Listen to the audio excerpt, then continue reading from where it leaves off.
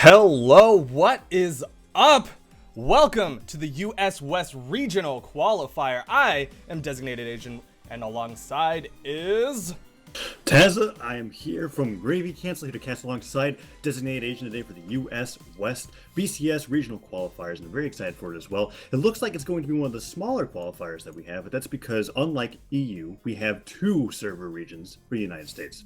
Yeah, it's a relatively small turnout in comparison to EU, but that doesn't mean that these matches are going to be any less hype. These guys are some of the best, and one name in particular is LDZ. And coming into this, a lot of people are saying he's the favorite to not only win the US West, but to win BCX. They're already going 2-3 months down the line. What do you have to say about that? I have to say that those theories are grounded really well, because every qualifier that we've had up to this point, right, there's kind of been one beast that's kind of been that people have looked at and like, yeah, this is the player that's going to take this, right? We had Kyler Alice, we had Tiger for both C and Australia, right? And then we had EU, which is a little weird. People were expecting like this Dobrain Daiku show off, but then Dobrain didn't even sign up, so EU qualifiers ended up being a huge surprise. But for US West, it's definitely LDZ. Even in US East tournaments, he's been completely dominant. I think, at least as of late, he hasn't not placed lower than second, if not first, almost all the time in any tournament that he's been participating. He has been a force to be reckoned with, to the point where almost it even seems unmatched. Only a few players can even take games off of him. I think the most recent thing I can think of a player doing that is Twilight from Boo. Right, and unfortunately for, I guess, the all of US West, Twilight is not participating in this regional. But two names that we haven't even spoke of are the two people who will be seeing here in round one. Try Rich is Better versus Carbon X. Do you know anything about these guys?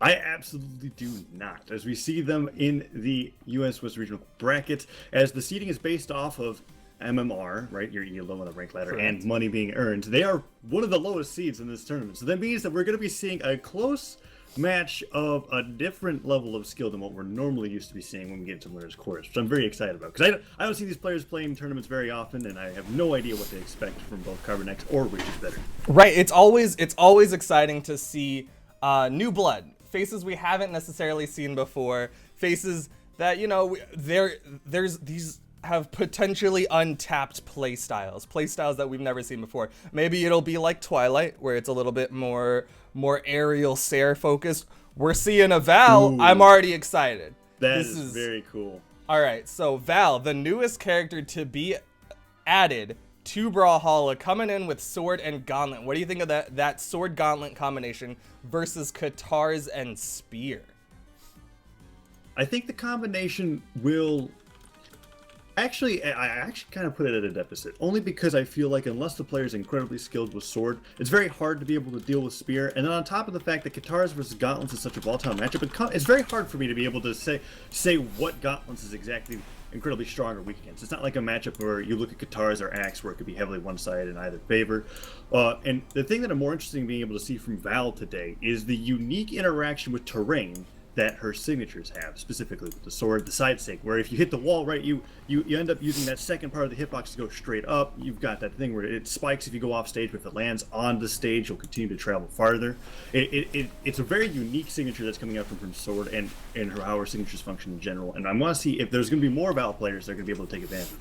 Right, the side sig, that's going to be what separates a good Val from a great Val. The Vals that can properly position, because, you know, it's not just a straightforward, like, goes straight in a line. It, like you were saying, it kind of changes depending on your positioning on the map. And when it comes to those edge guards, you've got to be ready for that hop. If you don't position the hop correctly, you might get that horizontal hit, which maybe you want. Maybe it's to catch them off guard while they're going for a recovery. But if you're trying to get that downward spike, you got to get that hop correctly. And it's going to come down to those hops for this Val player in just a little bit. But on the other side, Queen Nai is going to be able to take a lot of that Val damage. Val coming in with 4 force versus the 8 defense of Queen Nai, like... Right. And a lot of players will say that the speed and dexterity of Queen Nai is not very relevant with how her Katars are supposed to be played. So she's going to be able to take quite a beating from Val while dealing out just as much damage, if not more, herself. So we're going to be going into this game number 1 here between Carbon X and Rich is Better on Mammoth Fortress. 3, And here we go. On the right side, Rich's X playing the new character from Brawlhalla. Val on the other side is going to be Carbon X with that Queen Eye. And Carbon X already showing his Queen Eye proficiency, using that spear, a weapon that most Queen Eyes don't really like.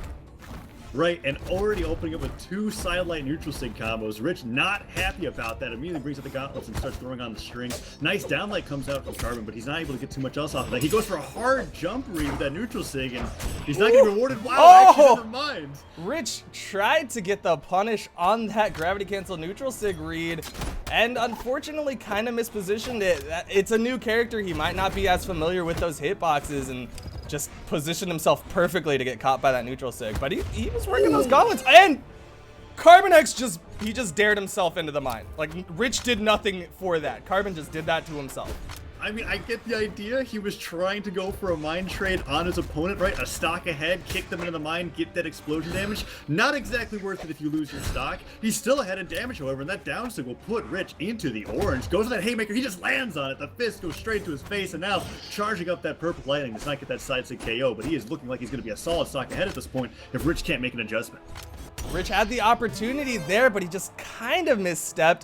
He could have punished Carbon X for throwing away that spear had he dodged the spear and kind of gone in and just gone aggressive, tried to punish the unarmed play. Slight misstep, went off the wall, and ended up getting punished in a big way, and now he's a full stock behind. Ooh, but Rich is managing to avoid these signatures that Carbon's throwing out. Nice there. Puts him off stage. Avoids that neutral sig, but he does not punish it. Now Carbon X is running away with this. No dodge down read, but it does not matter. Carbon only in the orange. He's got Rich nearing kill percent. What? Interesting gravity cancel signature coming out from him, but he wasn't able to get the connection. Nice sidelight into recovery, however, but he just gets ground pounded. That was the hardest of reads on that gravity cancel neutral sig. I don't know what he was expecting Carbon X to do. Maybe go for a recovery into the sky, but that was a very, very interesting play. Nice pickup on the side signature for Rich. He's going to even up the stocks, but he is in the orange against a Queen Eye. 8 defense. It is not easy to tear that defense apart, but the gauntlets might be able to do it if Rich can get on top of him. Not to mention, if he gets him off stage, he has so much gimp potential with the nair and the ground pound. If his opponent does not jump or dodge correctly, or he gets the right reads, that could be the stock. He's avoiding these signatures right now. Down sig avoided, neutral lights not hitting though, and he gets Sared weapon toss. Oh, the ground pound clash! The clash. That clash not working out in Rich's favor. That is going to be game 1 going the way of Carbon X. Carbon X takes that game 1, and that clash feature being showcased in the game. The first game, as it's very interesting to see. It's probably one of the clashes that people are complaining about the most in regards to, like, most of the clashes, right, if well timed, can be equal or rewarding to the player that's going for it. But in that case, when you're throwing out that ground pound, that hitbox is already there, and if you unsafely recover into that ground pound hitbox, you're going to find yourself clashing, hitting them upwards, but you're probably going to die. Ooh, and we're seeing that character swap. Ooh, is Queen this Eye Dittos? Is this like a BM thing? Is this like, I've already lost, I'm gonna be playing Queen Eye against your Queen Eye and just kind of like trying to tilt you? Or is there some founded logic behind the switch to Queen Eye for Rich? I mean, the logic could be just like, wow, I lost that character. They must be very good, and they pick it themselves, and they're like, yeah, all right, we'll see if this will work out here. At least at this point, right? If he loses the match, you can't blame the character, because they're both playing the same one. So we're going to be going into Queen Eye Dittos here. Carbon X versus Rich on Blackguard Keep. Let's see how this goes. Will Carbon X be able to take the 2-0, or will this be brought to a game 3 because of the Queen Eye Dittos? We're about to find out in just a little bit. Both of them starting off. Rich picks up the guitars. Carbon X has a set of his own. Rich got the neutral light, but just wasn't able to follow up. Might be not as proficient with these guitars. Yeah, Carbon X a little bit deeper into yellows, kicking around, gets one dive kick, no neutral light follow-up. He's fighting the Sarah. He's actually just bringing an arm to Rich's guitars, and it's kind of failing him. Rich is just throwing out neutral lights to the Sarahs, and he's actually completely dismantling his opponent. There's a nice D-light, but he goes for a ground pound afterwards. Hard read. He could have just gone for the confirmed Sarah. Rich, looking for these down airs, avoids that neutral sig with a dodge. Excellently placed. He's kind of learning his opponent's moves. Yeah, Rich slowly figuring out what he needs to do. His Sharingan, you know, coming in. Maybe only one eye right now. Maybe only 2 of those dots. Oh, but he dodges right into the side stick and the weapon toss. Rich is in a lot of trouble. Got saved by the soft platform there. The platform saving him from that mine, and the defense of Queen Eye saving him from that neutral sig KO, but it does not matter. Carbon X hits him with all of the signatures, side sig KOs, and even though Rich had the lead, he is now behind. And Carbon X is perfectly fine just using these side sigs on all of his weapons. Oh, to be able to bring Rich even closer to kill percent. You know, Rich did a really good job when he came back. He floated around Carbon X, was not getting hit by anything, and just was able to pick up the weapon pretty safely without taking too much damage. But the second he did, Carbon X was there for some solid punishment. Rich is going for these neutral sig reads, but Carbon X is just waiting a little bit too long. I'm not really sure at this point. Nice gravity cancel neutral light to be able to catch him off. Avoids that side sig. Tries to go for a side sig himself, though. Oh! Well, side-by-side neutral sigs, they end up not hitting each other. Rich needed to dodge in for that, and now charging up that neutral sig. Rich is trying to get back on stage. Nice side light, calls in the horn, sends him flying. He needs to get this KO. Rich. Side sig! Side sig. Rich evens up the stocks. He's in the orange, but it is a Queen Nine, you know, a little bit harder to kill, but it's a Queen Nine Ditto. So as difficult as Rich might be able to kill. Oh, well, you know what? He's actually doing a real good job punishing Carbon for this unarmed play. That's absolutely correct, but oh no, the neutral sig, he just falls right into that side sig. Carbon X says, I understand what's going to happen after that character uses the neutral sig. It's going to lead me right into a KO, and now he's back at the same position that he was in game 1. Carbon X looking like he's going to be moving into winners round 2 to fight against LDZ. Rich is just falling into side sigs once again. Rich was able to punish the signature, got a little bit of a spear string, but wasn't able to finish it off with the side air. Ooh. Carbon X is just feeling comfortable with these signatures, and it's actually juggle. Destroy Rich with a fantastic juggle, double nair into the recovery, takes down Carbon X into the sky kill box, and now Rich has basically evened it up. He's got the weapon advantage. He just needs to get on Carbon X and dismantle this unarmed. Nice side light in the neutral light. He gets another side light. Ooh. Oh no, neutral stick fall, but Carbon X does not jump, does not get the recovery, and he's ending up getting destroyed by Rich's guitar strings here. Every time he gets him with a down light, a neutral light, he's finding this damage. Carbon X nice. Neutral stick. Rich is making the comeback. Second Sharingan coming in. Rich is about to do it. Carbon X unarmed. Rich has the horn, is gonna call in a weapon, and this is the situation that he wants. Carbon X being unarmed, and there it is, gravity cancel neutral. Rich has done it. He's made the comeback, and we're going to game 3. That's so exciting, especially after the character swap. Even Rich himself was surprised that damage nearly doubled. He found something with that Queen Nine pick. I think in particular it was the guitars. Rich looked more comfortable on those weapons than he did on any weapon for Val. And you can see that Carbon X was not nearly as comfortable with the matchup, both playing as guitars and against it. And he now is switching over to a Suri. How do you feel about that?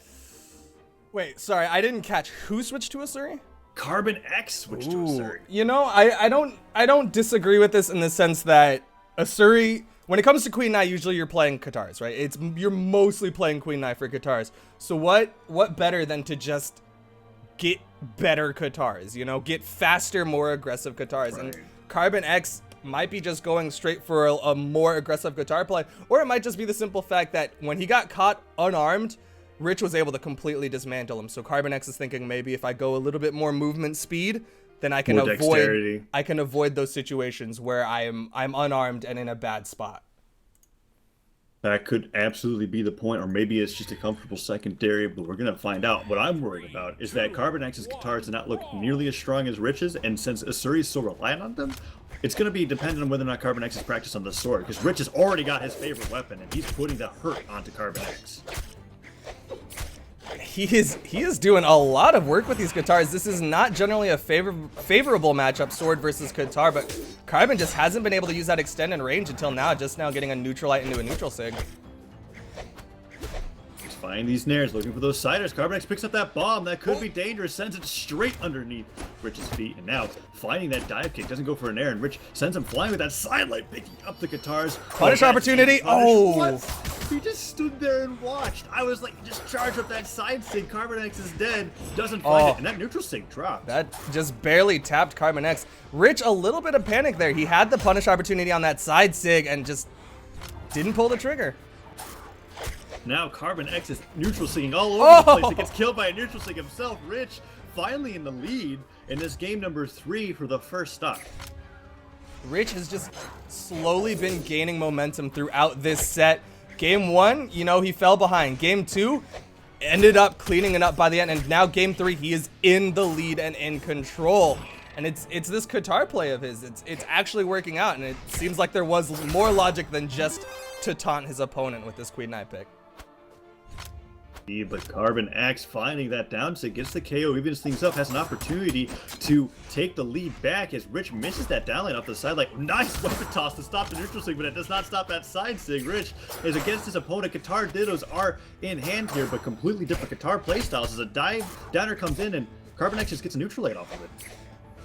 But Rich was finding the opportunity, spot dodges the neutral light and punishes with his own. Rich knows exactly what Carbon's trying to do. He has downloaded Carbon. And Carbon's trying to make those efforts. I like that. He did a neutral sig off stage and immediately gravity cancel pivoted the neutral sig as he expected his opponent to jump over him. And now he's actually kind of coming back in this lead that if that neutral sig hit, that was going to be it. Ooh, Rich goes for that neutral sig read off of the neutral sigs that Carbon X is throwing out. It almost feels like his signatures are his most favorite thing to use at this point. So he goes for a neutral sig. There's the side sig. Wouldn't be a surprise to see a neutral sig here. Down sig comes out. You know, they're working out. He's not getting punished for it. Rich is missing these punish opportunities on these Qatar signatures, but that neutral sig will punish there and clean up the stock. But like I was saying, Rich was not really punishing Carbon for throwing out so many sigs, so why should Carbon stop? You know, it's not working. You're absolutely right. He's finding that Sarah. He's punishing Rich's signatures and not getting punished for his own. Ground pound kills him off that recovery. Carbon X evens it up 1-1. This is the final winners bracket stock for both of these players. They need to be able to win this if they want to move on through winners bracket. Otherwise, they're going to be sent to losers, and Carbon X has no intention of making that easy. Never mind. Okay, he makes it back. I was very worried he was going to fall to his death then. Missed edgeguard opportunity from Rich. But he's cleaning up. He's got the spear. This is a favorable matchup against the sword if he can get that extended range. But Rich seemingly uncomfortable with those. He's going to be switching it up to Qatar's. Unarmed against Carbon. This is not where Carbon wants to be. Every single time he's been unarmed, Rich has just been able to completely dismantle Carbon. And that's appropriate. The Qatars are arguably one of the best weapons to be able to fight against unarmed, right? And that dive kick comes in. He tries to stop the neutral sig, but he just gets killed off the top. That is definitely Rich's most successful signature on Queen Knight, and he won the set with it. Rich takes it 2-1 over Carbon X, and a great first showing in the first round of the BCS US West Regional Qualifier. That was really, really well played. To a degree, I gotta fault Carbon. He kept disarming himself. He was trying to go for these weapon tosses to interrupt and kind of keep Rich on his toes, but if the weapon toss misses, suddenly he's unarmed against a Queen Knight with Qatars, and that is a no-no zone. You do not want to be there. No, you absolutely do not. And it was weird, especially because he was going through all those weapon throw combos with a Suri, as well as the fact that he already found out that his unarmed wasn't succeeding against Rich's. Rich's unarmed and Qatar's were a little bit stronger. The whole entire approach was a little bit strange. I really would have liked to see him hold on to those weapons, and maybe, I mean, the signature spam wasn't necessarily getting punished, but he wasn't really thinking about which signatures to use to punish, right? Like, there was a moment where his opponents would be like in space to use a neutral sig, right? And he's using that neutral sig, it missed. He had an opportunity to punish. He went for a down sig read off of like a dodge instead of just neutral sigging him there in that place as a cert. Things like that. I would have liked to see more thought go behind the signatures that he used, and maybe he could have been able to take that first set. Right, I know what you're talking about. There was a moment where Rich threw out a neutral sig, Carbon was on the ground in position, and rather than go for a neutral sig and try to just catch his opponent out of the air, rather than go for even like a jump nair or a jump recovery, he went for a down sig. And by the time Rich was out of those recovery frames, he was able to get out of the way of that down sig, and just that punish opportunity was completely whiffed. Yeah, but besides that, we're ready to go on to winners. Our next winners bracket match between Kingdom of Magic from Static and Mike the Swipe from War. Yeah, Kingdom of Magic, he's been around for a while. His name has been floating in the air. You know, he's been in, I believe he goes all the way back to closed beta.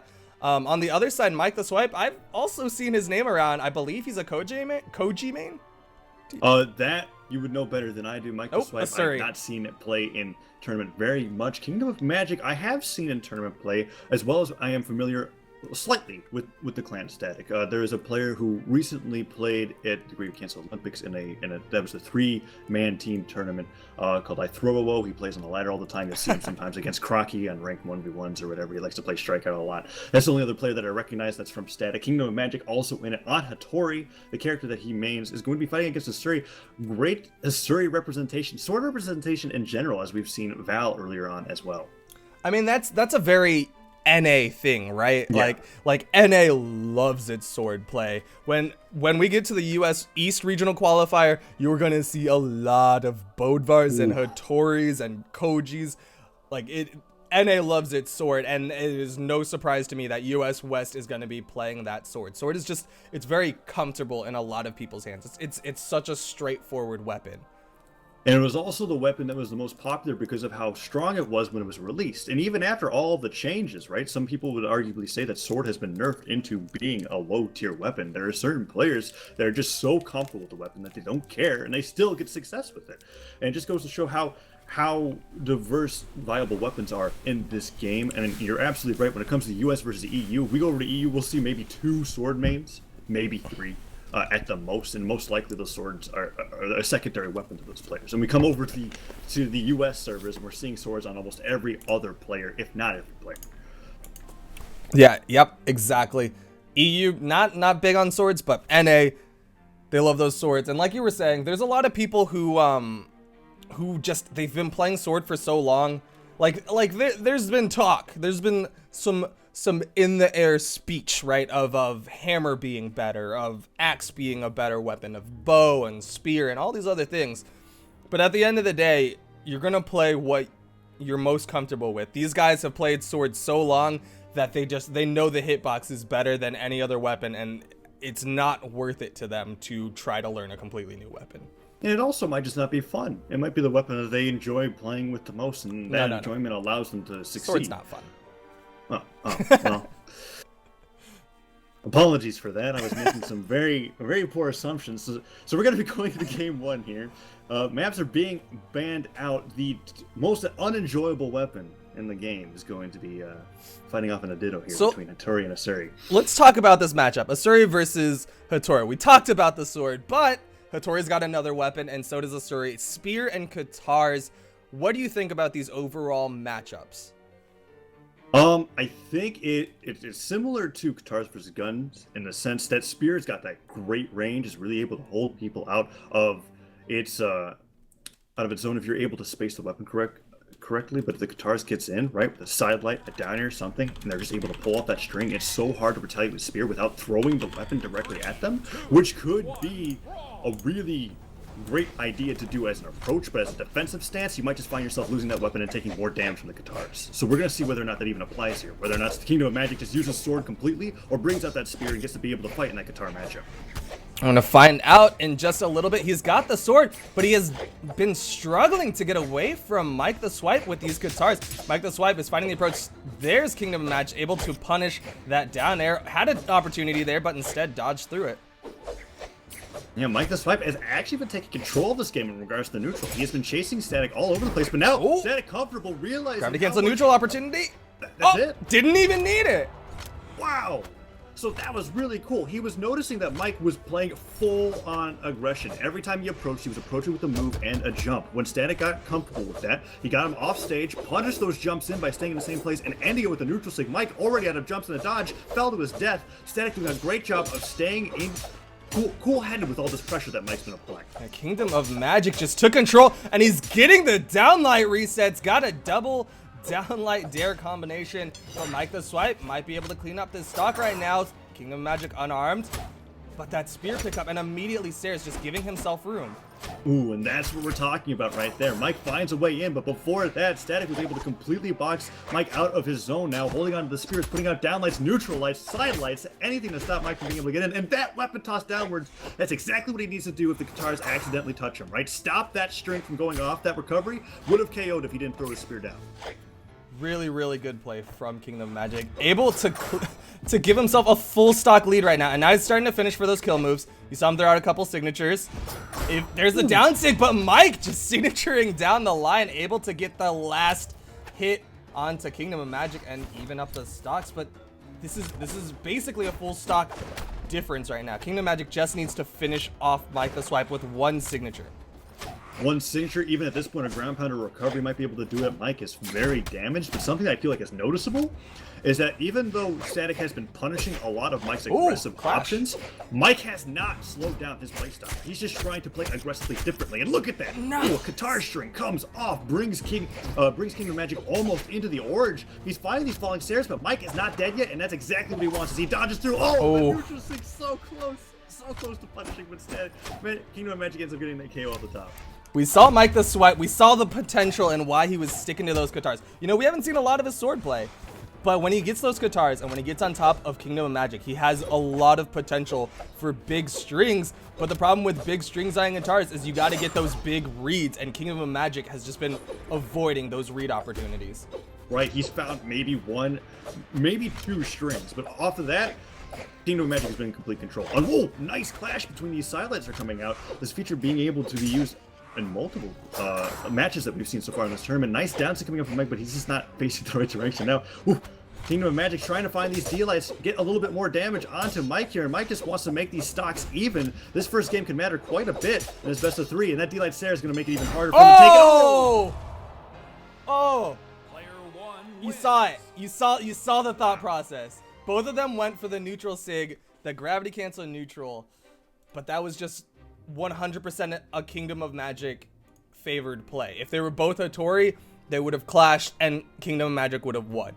Mike the Swipe, his only opportunity to have won that was if Kingdom of Magic just didn't neutral sig. If he just fell into the signature. And the thing that was so risky about that signature for Mike is that Asuri signature doesn't even have like a true spike hitbox, right? He would just be hitting him back towards the stage. It wouldn't even be a KO. He was just trying to go for damage there. So to risk his tournament stock going for a move that flashy, probably not worth it, and he got punished for it appropriately. As we're going to be going into this game number 2 here, Kingdom of Magic, oddly enough, switching characters, not Mike the Swipe, picking up that Jala, which doesn't have the Qatars that he was finding himself, well, I guess he wasn't really using at all because he was on Hattori, so I don't know what I'm talking about.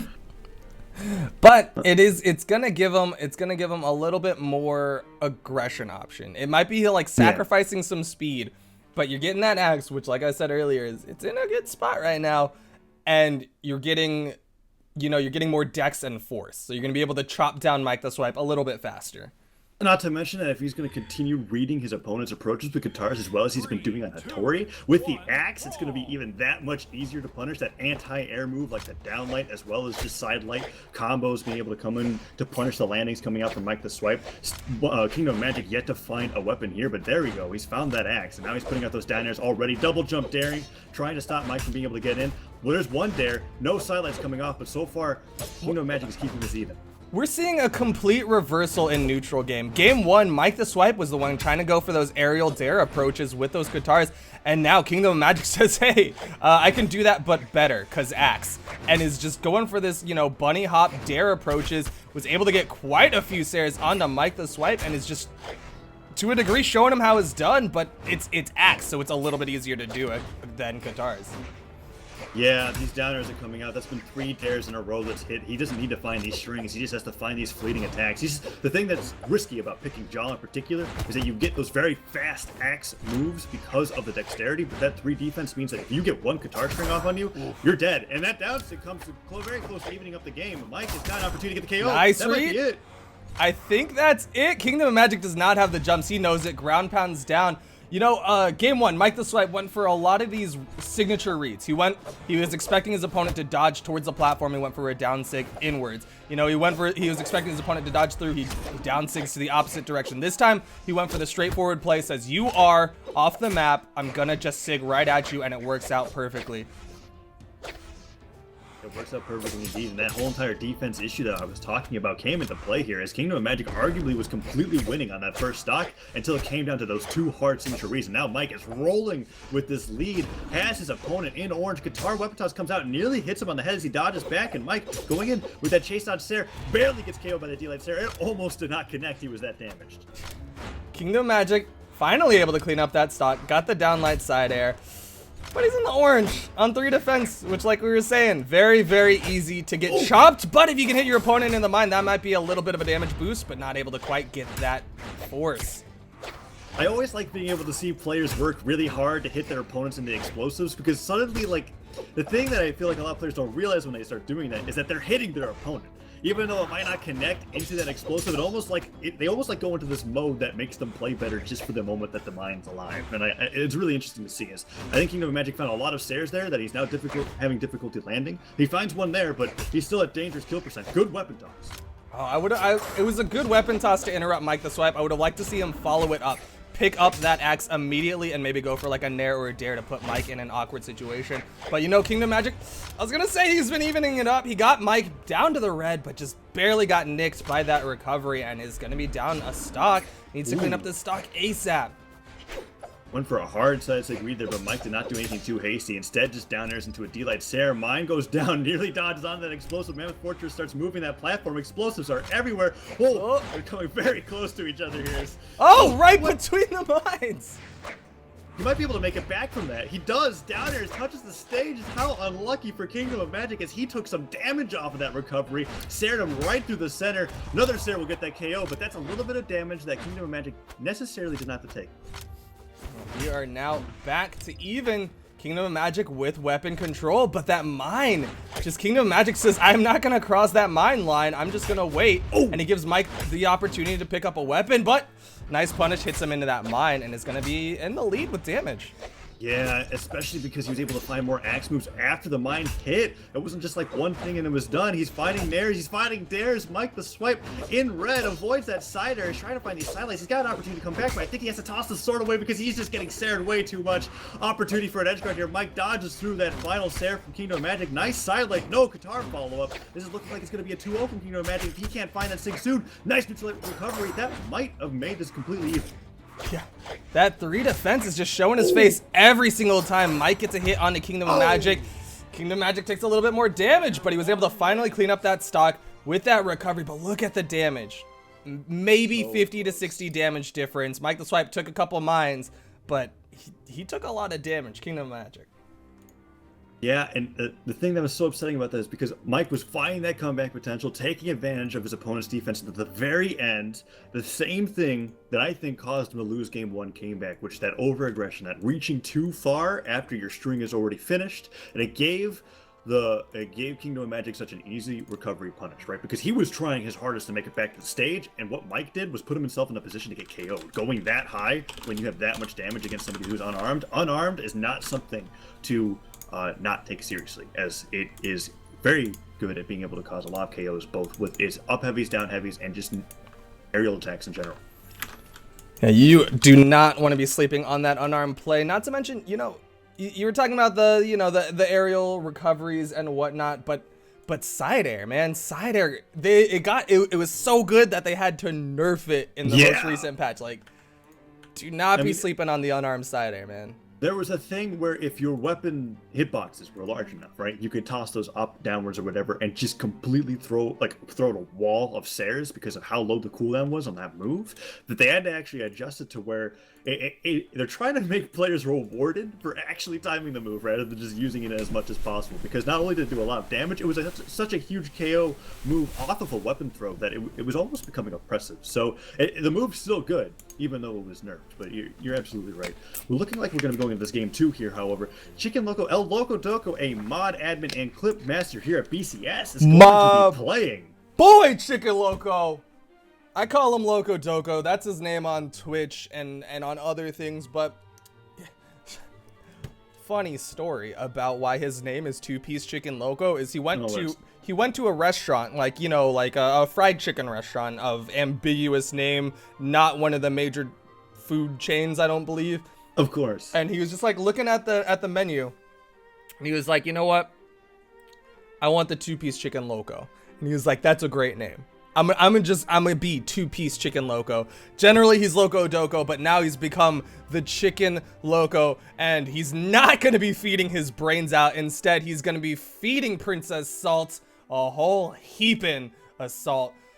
I don't know anything about Princess Salt, but they're on the Scarlet Squad, so I'm not sure about anything from Princess Salt. The 8 Force would be really cool. There's Scarlet Squadling is coming out here. 8 Force unarmed clashes. Let's see if we see some of that Sarah abuse. Chicken Loco on Val of all characters. It's very exciting. Second time we're going to be able to see Val today. I would like to be able to see some more of that side stick usage on Sword. We didn't see very much of that from the earlier Val. Yeah, Loco, he's had a little bit of practice with Val. I did some scrims with him, you know, on Wednesday when Val came out, as well as Thursday. So I know that he has some experience with Val. That being said, he's got a whole lineup of other characters that he could play. He's got a Koji in his back pocket, he's got an Orion, and he's got a Scarlet. And in particular, I want to talk about that Scarlet because who's he up against? He's up against a Scarlet. He knows the Sims. Right. He knows exactly what Princess Salt is going to be trying to do, and that is going to be a huge advantage in his favor. I think the thing that's hardest, though, when it comes to Scarlet matchups is how many polar opposite playstyles there are for the character because of how huge the weapons are, right? You could have that weapon throw playstyle, or you could have that grounded lance playstyle, aerial hammer playstyle, whatever you want. There's so many different options that the Scarlet players can take, especially with such early kill potential, right? From either signatures or aerials with that high force. It's going to be interesting to see how Princess Salt plays against Loco though here in this game 1. Mammoth Fortress, Val versus Scarlet for game number 1. Weapon comes out. It's the hammer. Nice neutral aim. He's keeping Loco off of any sort of weaponry. Loco picking up the gauntlets. Nice nair, able to follow up with a ground pound. He's just going to be chasing with these ground pounds right now. Doesn't go for the usual gauntlet play. Instead, tries to read the dodge and goes for an up throw. Ooh, Sidelight comes out. No Sair follow-up. D-Light Sair drop from Loco here as he puts out that side stick, showcasing how far that can reach and use it on the ground. And now picking up the gauntlets is looking for these recoveries. I'd like to see more gauntlet ground pound. Honestly, that's my favorite move in the game. Like, just use that 5 times in a row on stage and you're going. Well, not only that, but gauntlet ground pound. Ooh. You can release it early, and it comes out so lightning fast, and it's just such a great hitbox that when a Lance player is trying to go for those aerials, if the Gauntlet player is above them, those ground pounds are going to be absolutely devastating. And Loco has just been dismantling. I mean, I know I've been saying dismantling a lot, but he's already gotten Princess Salt into the red.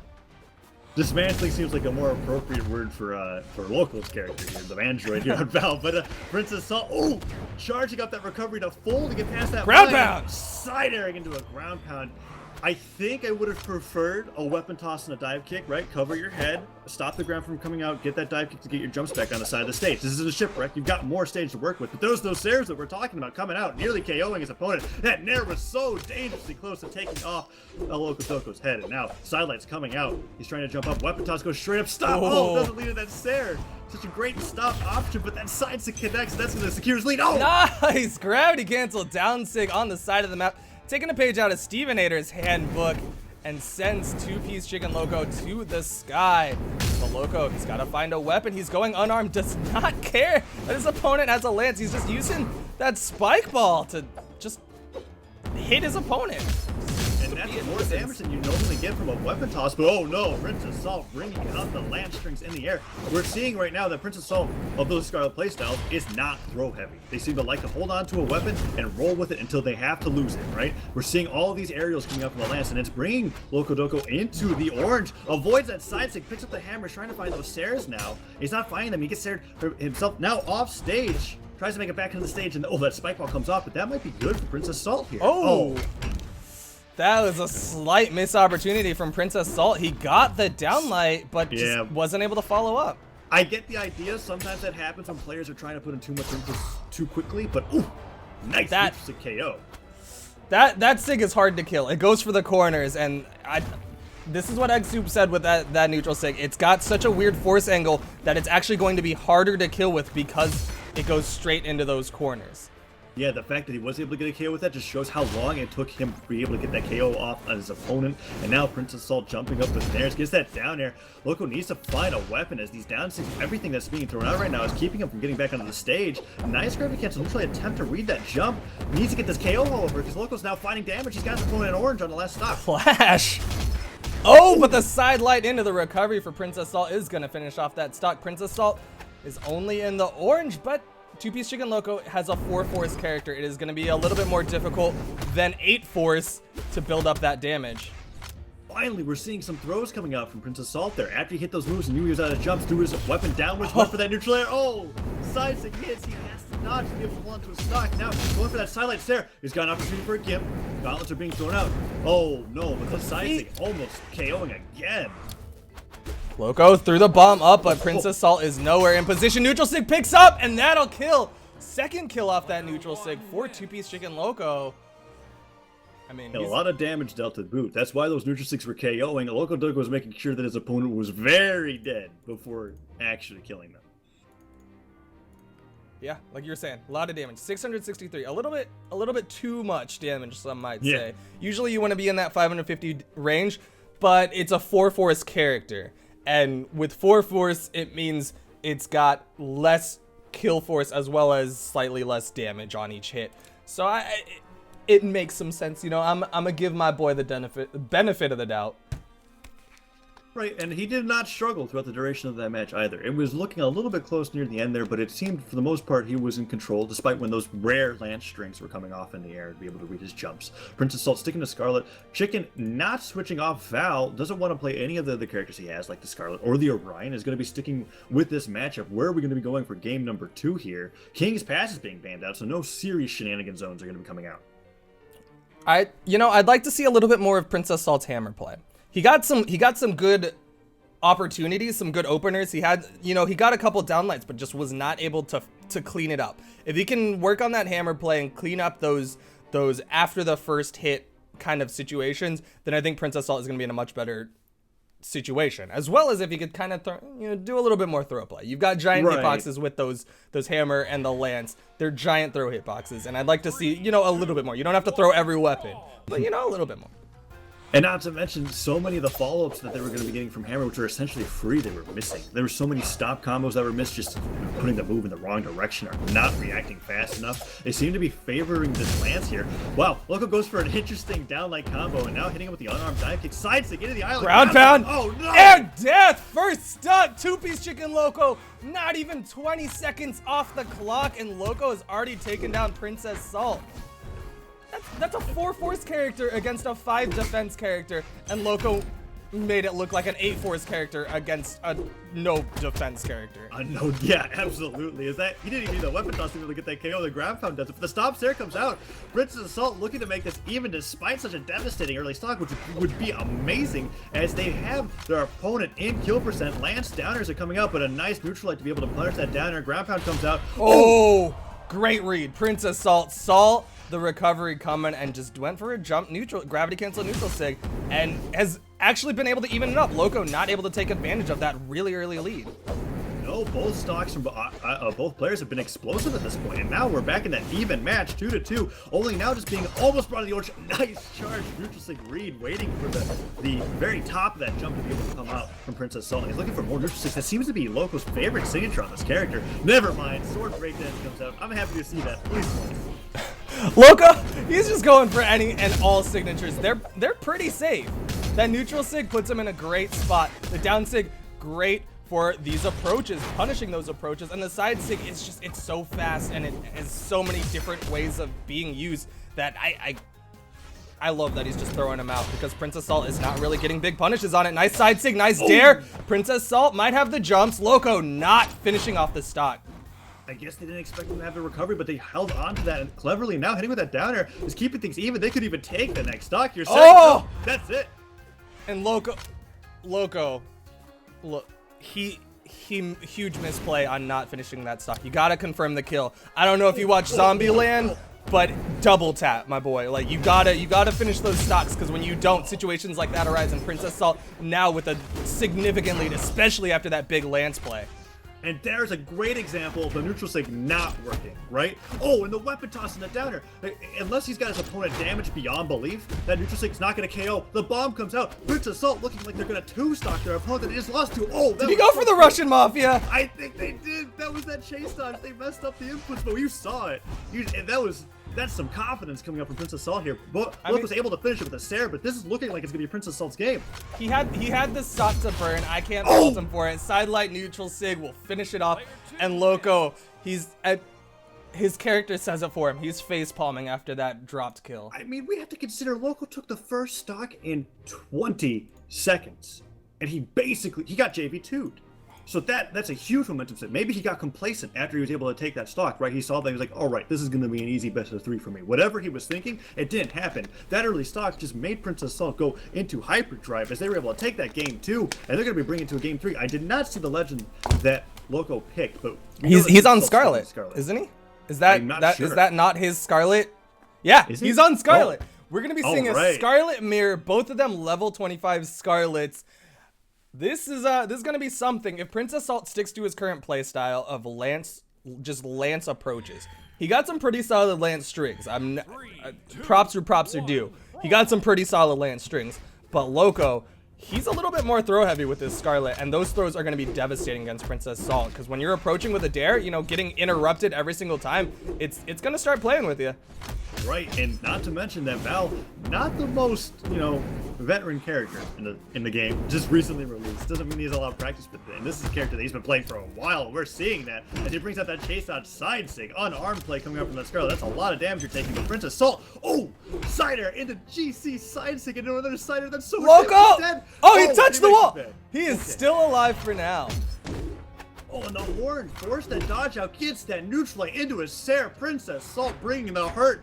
Oh, recovery? No, the weapon toss stops it. Uh-oh. Princess Oh, Salt! no. Mind Gimp, Loco's popping off.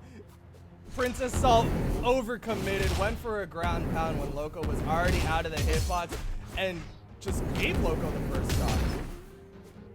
Down air is coming out, weapon toss as well. Recovery? Loco has to recover. And that ground pound came out and he just wasn't expecting it. I wasn't expecting it. I was like, okay, Loco's gonna go underneath the stage, use the Lance recovery, but no, it wasn't even given an opportunity. Even up 2-2 almost immediately.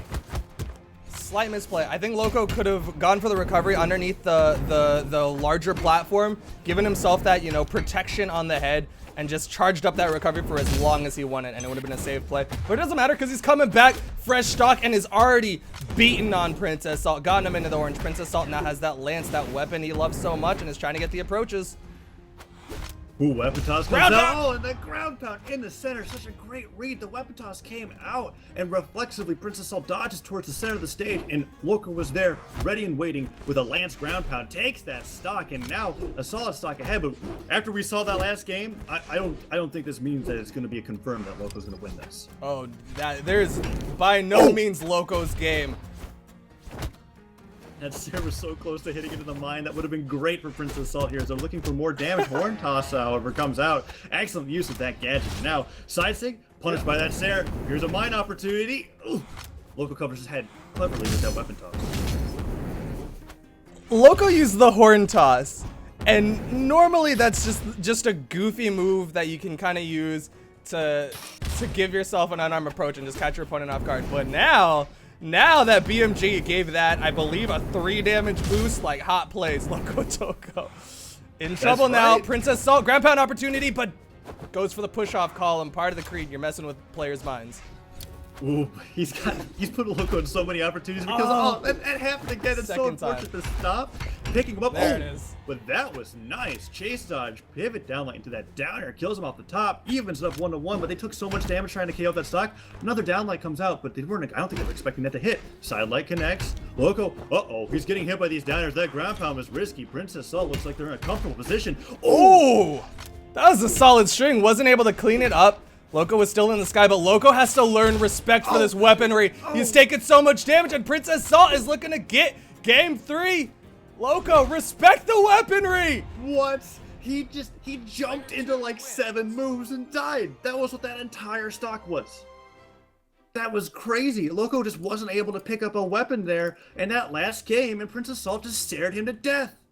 Princess Salt, with that hammer play, dismantles Loco. I don't know why. I just love that word. That's the word of the day. Dismantling. But he worked Loco over, and Loco he was just running into these weapons. He's just running into them. To a point, you got to just realize, all right, I'm getting hit for these approaches. I should stop approaching. But Princess Salt, great play with that hammer in game 3. We hadn't seen it up until now, but great play. It really worked out. Maybe they just weren't warmed up with it in game 1 as we saw a lot of those downlights missing, but even when combos were missing, they were just getting right back up and hitting his opponent. Again, Princess Salt ends up moving on, and we're looking into our next winners round 3 match. Winner of this gets to winner's quarters. Mother Russia from Soap versus Boish is going to be our next match. Wait, are you sure? It's not Arosh versus Berin? I mean, are we in a different lobby? I don't... Wait, so, okay. So I was just lied to, is what happened there. No. That's cool. I mean, their match is available. I checked the bracket. It's round fine. 3. It's fine. All right, We're gonna be seeing Mother Russia versus Boish. Give me a second. Sorry about that. This is okay. We're seeing Mother Russia. No funny business. No Val. No nothing. Mother Russia plays Satori. Absolutely, they had their most astonishing success in the BCS 2v2 when they were teaming up for that. They're able to get into the money and bring out the Satori. Now they have been practicing on the ladder constantly. They're one of the sword users who really proficiently uses downlight strings properly, as we saw right there. Double D-light recovery, damage maximizing combo. They could get a triple one off if they go for that Mammoth Fortress platform. Wouldn't be surprised to see Great Hall banned for the entire duration that Mother Russia plays, to be honest. And Mother Russia bringing out the recoveries, bringing Boish closer to the orange. It is Queen Nai. It's going to take a little bit of effort for Mother Russia to be able to bring their opponent to kill percent, but they seem to be running out in the neutral so far. Downer comes out, no Nair read, but Boish trying to get these Nairs off is managing to even things up. That was an interesting option. Mother Russia saw the aerial approach and just went for a gravity cancel neutral light. Something you don't see too often. He's chasing down beneath the map, but Boish was able to get that recovery and give himself safety. Mother Russia, he could have just gone for a dare, but he just didn't get the opportunity, and there's a big punish to punish the gravity cancel side sig. Boish throws out a side sig of his own, and Mother Russia, first one to lose a stock. The most terrifying thing about any matchup with Queen Nai is that it does not matter how much defense that you have. If you are in orange on the side of the stage, that side sig's going to take you out, and Mother Russia finds a neutral sig. Very well placed. Evens it up, but arguably that first stock was stolen from him.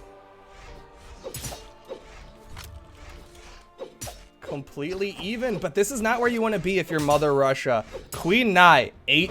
I mean, we're beating you all over the head with these character stats, but that is 8 defense. That is the maximum amount of defense. That is, I believe, 6 or 7 force. That is borderline the maximum amount of force. Queen Nai is so destructive and can trade so safely, and if you're Mother Russia, you want to be where you are right now, where you have a huge health advantage.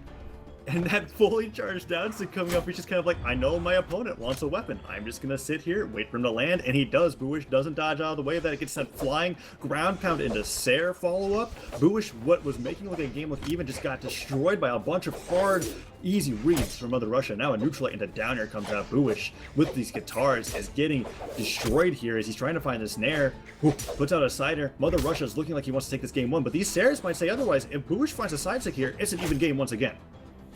Mother Russia moving around. He's staying right next to Boish. That's a very interesting option considering Boish has guitars. That's exactly where Boish wants you to be, but Mother Russia is, you know, he was making it work for the first 2 stocks, so I can't exactly fault him, but it's definitely not the logical play when you are going sword against guitars. Oh! Absolutely not, but side sig punishes on missed SIGs once again. At least Boish has got that down, right? He sees his opponent going for a signature. It does not KO. He takes a sigh of relief and then takes a stock. That side light, if that bomb landed on that platform, that was it for Boish. Boish managing to hold on to the stock a little bit longer here. What's that recovery a little bit early? Mother Russia ready for it this time. Not getting hit just yet. There's a side light, but no neutral light. That might be it. Downlight Sair, that'll do it. Mother Russia takes game 1. Relatively clean play. That sword just able to work the guitars, and that's, I mean, that's what everyone says. Swords beats guitars. So we're seeing evidence of that in this game 1. Will Boish switch their legends? The Queen Nai did not look very comfortable. A lot of guitar players, or guitar users in general, find their most success with neutral air on guitars, right? Being able to use that to read their opponent's dodges, get in with chase dodges, that very fast move that has very little time to punish, but he wasn't finding any of those aerials on his opponent there. And Mother Russia was just able to be able to take out his opponent time and time again. The only times that he died was when he got a little overzealous with a signature while he was ahead and got killed off by a side stick. That was it. Yeah, Mother Russia, he's gotta rein those punishes in a little bit and not get caught by those side sticks from Mother Russia. Aside from that, just very, very strong play from him. And I want to see how Boish adjusts to this sword play from Mother Russia. Maybe we'll see a little bit more spear focus. We're already seeing it now. Got a neutral light, down light side air from Boish. Right, and Mother Russia getting hit by that Sair now, trying to get back down. He's almost in the orange already. Boish putting out a wall of Sairs, looking like he's unarmed here, but he's not. He's got the spears, so his fist is essentially just extended in regards to that hitbox. Nice falling Sair coming out down. Neutral lights are being thrown out. Second neutral light. Boish is playing a grounded spear game and succeeding. We're seeing a much more patient Boish. And it might be just the simple switch of weapons, but he He is not charging forward at Mother Russia, trying to put Hurtbox on Hurtbox. Now he's got the spear, and he's spacing Mother Russia out with those side airs. Ooh, almost fell into that down stick once again. He's looking for these neutral lines. But Mother Russia, it's really cool to see. Every time he gets hit by something, once or twice, he doesn't really get hit by it again. Boish is finding success with approaches that are working once, and he's using them again. There was one time where he went for a recovery, really low but beneath the stage. Earlier on, instead of using his jumps and his dodge first, and it hit Mother Russia. The second time he did that, Mother Russia didn't get hit by it, and he punished him to his death. Now we see Mother Russia on this ledge guard opportunity, goes for that ground pound, does not connect. Boish avoids that dodge and gets that recovery on the way back. It's so close here. Who's going to be able to take this first stock? That is the second time. Oh, doesn't even matter. Mother Russia gets the down sig read onto Boish. Boish taken down. But I was going to say, that's the second time that Boish was able to catch a recovery on Mother Russia to give himself safety. Usually, you know, you see weapon tosses to give yourself that protection. But Boish just positions it properly, and Mother Russia just was not ready for those Qatar recoveries. And now Mother Russia is doing a great hit and run tactic here where they find that side lane, they go for that recovery to immediately go high to avoid any follow-up, and then just putting on the herb with neutral. Oh my gosh, the bomb is the bomb! That's so bad for Boish. Boish! He didn't get the KO. He set up a trap for Mother Russia, but it sprung on himself, bombs himself into the second bomb, and that is a huge issue. Boish is one stock left. Mother Russia still on his first stock in the red as Hattori. Second stock, fresh stock, still a full stock above Boish. This is great for Mother Russia, but that is terrible for Boish. But Boish has the spear. Especially because Boish set up that trap himself. It wasn't like he got caught out. He was like, I have an idea here, and it just did not work out. Double deal at recovery comes out. Boish has to go for a weapon toss to get some kind of damage, but a down stick comes out. Mother Russia's so precise with these. Oh no, downers are hitting. Boish being brought closer and closer to the red. What? Oh, what was that? Boish did a weapon toss, walked around a little bit, and then picked up the weapon.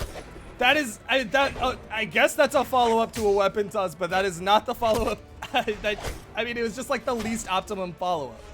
I mean, I guess he wanted to wait for, because like weapons despawn a lot faster now as of the recent few patches, but doesn't matter. Mother Russia, despite the very close first stock, takes his opponent apart, and that is going to be game number 2. No legend swaps coming out here. Mother Russia is able to take it quite convincingly and move on into winner's quarters.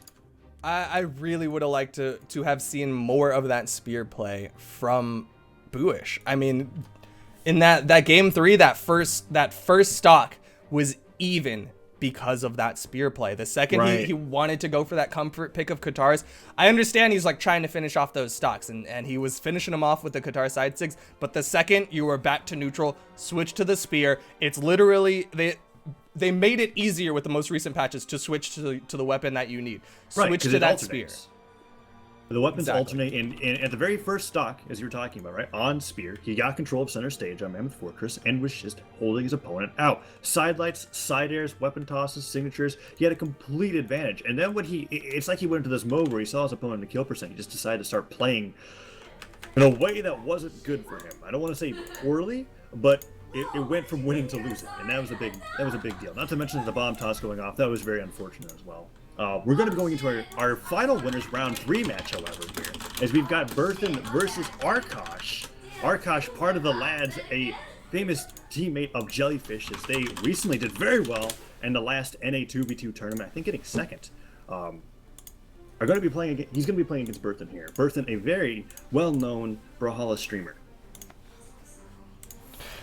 Sorry about that. Yeah, Berin, he's kind of a fan favorite. He's one of the big names as far as streams go. He's got that diamond informative commentary. Correct me if I'm wrong. He's diamond on a lot of characters. He's been playing for quite a while now. On the other side, I believe you did talk about Arash. I'm hoping he's going back to the Azoth. I know if Sparky was here, he'd be like, Arash, Azoth. That is Arash's thing. I mean, Arash was essentially the US innovator of that character when Azoth came out. And I remember at first I used to get the two players' names confused. I'd call Azoth Arash just because that's the only player that I would see playing the legend and playing it well. It would be very fun to be able to see him bring out that legend, although I know he does have other characters that he practices. Berin, on the other hand, I think originally a Bodvar main, but you're absolutely right. I mean, he just recently released a guide to Val that's incredibly comprehensive, and I think he's got her to Diamond as well. Whatever the case is, he could bring out anything here. It might be dependent on his opponent. It's been a while since I've seen Berin in the competitive play, but he's definitely no slouch when it comes to playing competitively. Right, and that's a huge advantage when you're going into these matchups. Being able to counterpick your opponent as far as characters. Oh, we're gonna see the Val. We're seeing the Azoth, and honestly, I gotta give this to Arkosh. Val's good. I'm not like sleeping on Val by any means, but I'm just saying when it comes to pure weapon versus weapon mashup, the axe is gonna win. The axe is gonna win against gauntlets and against sword. It is if Arkosh can get the axe. The thing here that we have to give to Berthan's favor, however, is the new character. The fact that he's been practicing the new character so much, and then Arkosh might not be comfortable against it. But it's not like it's too groundbreaking, right? Sword has been in the game for a while. The matchup's familiar, despite the besides the signatures, you really know what to expect. And gauntlets, they are newer. That's a matchup that he has not practiced. It's going to be a little difficult for him. But we already see him opening up pretty strong in this game. Burst of However, finding a nair in recovery, looking for those downlights to put on more damage. These fleeting recoveries are just hitting. And we're already seeing that gravity cancel side stick, that cool interaction where when it doesn't touch the stage, it throws out that spike hitbox. Berthan is, I mean, we get it, Berthan. The new side stick is hype, but you got light attacks, right? Berthan's thrown out maybe 2 or 3 light attacks at this point and only connected with the dare so far. Yeah, but all the special attacks he's been using have actually been hitting, like ground pound connecting. Great read there. He's looking for that down stick. All right, this is a Val showcase that we're seeing from Berthan here. Breakdancing all over Twilight Grove. Dodges in. Arkosh gets a nice downlight read. Both players are even now in damage, but Berthan, he finds that neutral stick, sends Arkosh off the stage, goes for that ground pound read, and Arkosh, he can't find any of these axe neutral attacks. There's the downlights, but other than that, Berthan has been doing quite okay. I don't understand. Can you tell me why Arkosh is playing bow? Can you tell me? Because coming into this, I'm like, go axe. Axe it might not be like a 100% it wins against sword, but it has a slightly favorable matchup because you can outspace the sword. Ooh. It'll win against gauntlets. But he's going bow. Maybe he just wants to use the weapon. I'm not very sure. It's not working for him clearly, but when he was using the axe, that might have been the thing. It might not be a matchup thing, but a player thing. He was only finding downlights. He was not finding sidelights, no nairs. There's a ground pound finally. He's going for a recovery, but Berthan's got the lead here as he was able to get that side stick kill. And now playing with the gauntlets, he's looking for that down air, side airs, anything. Arkosh can't find the KO moves, and Berthan's kind of running away with this game right now. Yeah, Berthan he just needs to hold on to this lead. He's got the stock advantage, and at this point, any extra damage Arkosh puts out is essentially wasted damage. If it's not killing Berthan, it is wasted damage. And the longer it takes for Arkosh to finish off this stock, the more opportunities Berthan's gonna have to just put out little bits of damage. He's only hitting dares, but that's all he needs. Every little bit is gonna add up onto Arkosh at this point. And he's almost using these neutral sigs, which when they miss, as a repositional tool. But Arkosh, nice fall down air. Reads the fact that Berthan was not going to go high, and he's able to get that KO. Bo, incredibly proficient on stage. But Berthan going for that side stick read, gets sidelined, but Arkosh, he doesn't go for that downlight follow-up. Yep. Berthan now jumping up with the Sarah with the sword, has his opponent in orange. Gravity cancel down stick does not connect.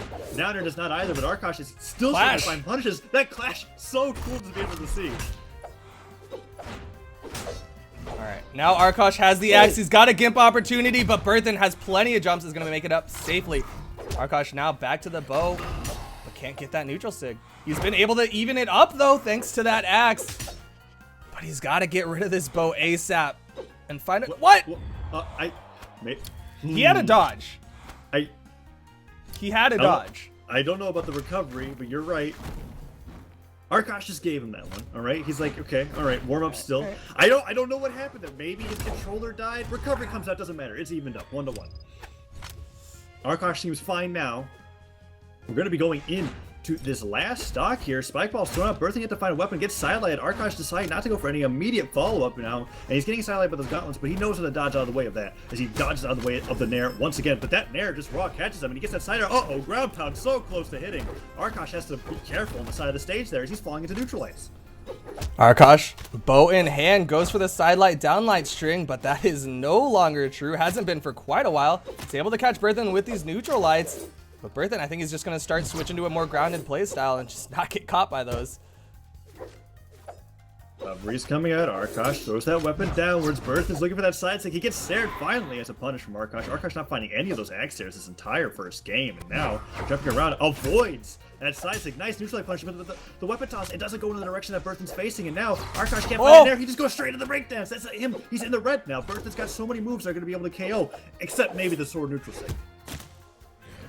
Oh, the my side sig God. catches, bounces him off the right island, and Arosh able to finish it off with that bow. You know, I know it worked for the kill, but I still think he should have been playing a little bit more axe. He was able to add up a lot more damage and was able to get better punishes with that axe.